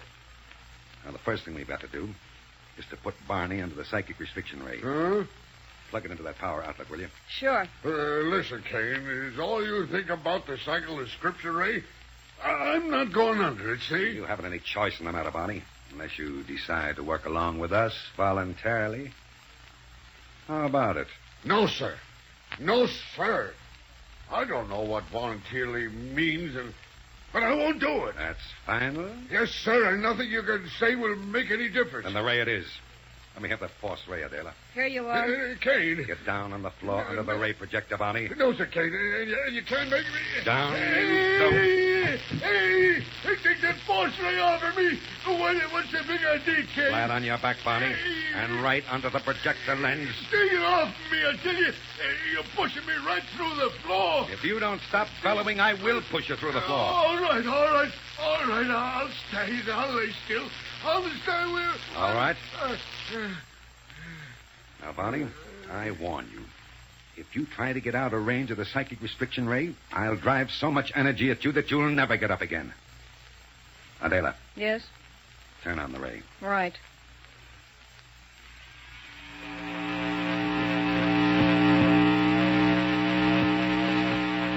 How's that? Perfect. No, sir, Kane. It ain't perfect. And if you got any sense, you'll turn it off again. You hear me, Kane? Turn it off. This thing won't have no effect on me anyhow. Quiet, Barney. Now, you'll find it much easier if you don't try to make so much noise. But the light from it, it hurts my eyes. You're crazy. Well, I don't like it anyhow. So take it away. And anyhow, if you think this or anything else is going to make me work for you, why, you're out of my mind. You understand? You're...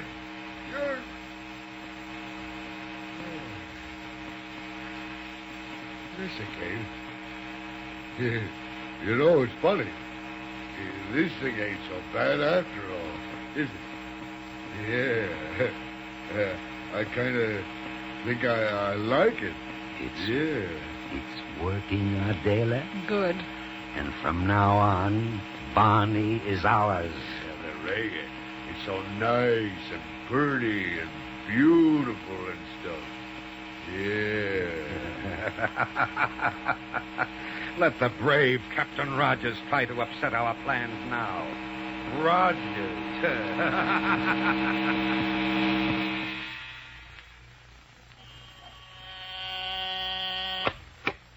Central Radio Bureau, Davidson speaking. Listen, Dave. This is Buck Rogers. Oh, hello, Captain. Contact Dr. Hewer again for me. Tell him we're still on Black Barney's rocket trail and following it with a gas analyzer. Good, but we found that it leads almost directly southeast of Niagara in a straight line. I see, but now... In other words, toward the ruins of ancient Philadelphia, which would make an ideal headquarters for a person like Killer Kane. But, Captain, Now, as I told you before, Dave, the more I think of it, the more I feel he's somehow connected with the disappearance of Barney. Now, will you get all that to Dr. Hewer just as quickly as possible? But, Captain... Yeah? I've been trying to tell you, Dr. Hewer called here just a few minutes ago, and he left a message for you. Oh, yeah? What'd he say? He wants you and Lieutenant Wilmer to return to Niagara immediately. What? And meet him at his laboratory. But we can't. We're hot on this trail for the first time. We can't leave it now. Well, I'm sorry, Captain, but he made it plain that no matter where you were or what you might be doing, he wants you in his laboratory before you go any further. Well, if he wants us to leave a hot trail, it must be important. Judging by the way he spoke, it's doggone important. Okay, Dave. Tell him we're on our way back.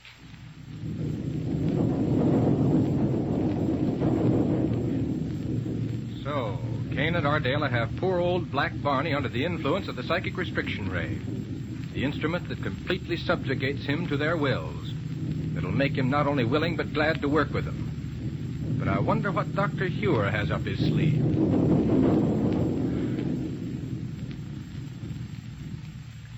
Just imagine waking up in the morning and finding a package waiting for you. You open it up, and boy, there's a real wristwatch, or a doll, or fishing tackle, or roller skates, or maybe even a movie camera. Now, all you have to do is save bags from Popsicle, Fudgicle, or Creamsicle, and you get all those presents free. Hundreds of them to choose from. It's fun saving bags from Popsicle, Fudgicle, or Creamsicle. They taste so good, and they're so big for a nickel. I'm having a Fudgicle right now, kids. A Fudgicle, real creamy chocolate fudge, frozen on a stick. Is that delicious? Be sure the name Fudgicle is printed on the bag. It's the United States registered trademark. And save those bags, kids. You get swell presents for them.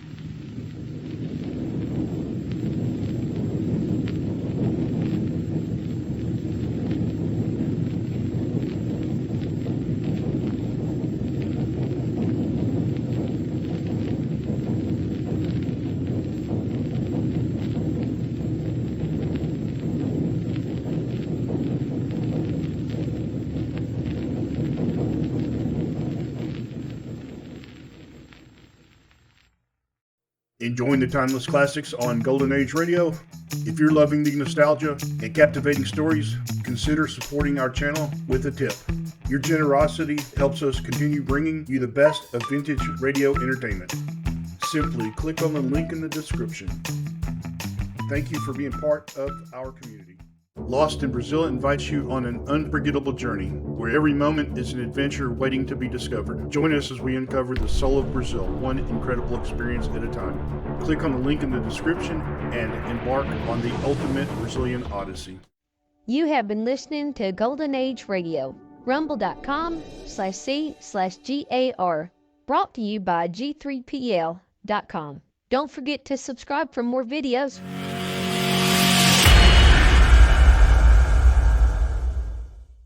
I would like to extend my sincere gratitude to Old Time Radio Research Group for their remarkable efforts in preserving and archiving the captivating world of old-time radio programs. Their dedication to safeguarding these precious audio gems ensures that future generations can relish the enchanting stories, music, and entertainment of the past. Their invaluable contribution allows us to step back in time and experience the magic of radio history firsthand. Their link is in the description below.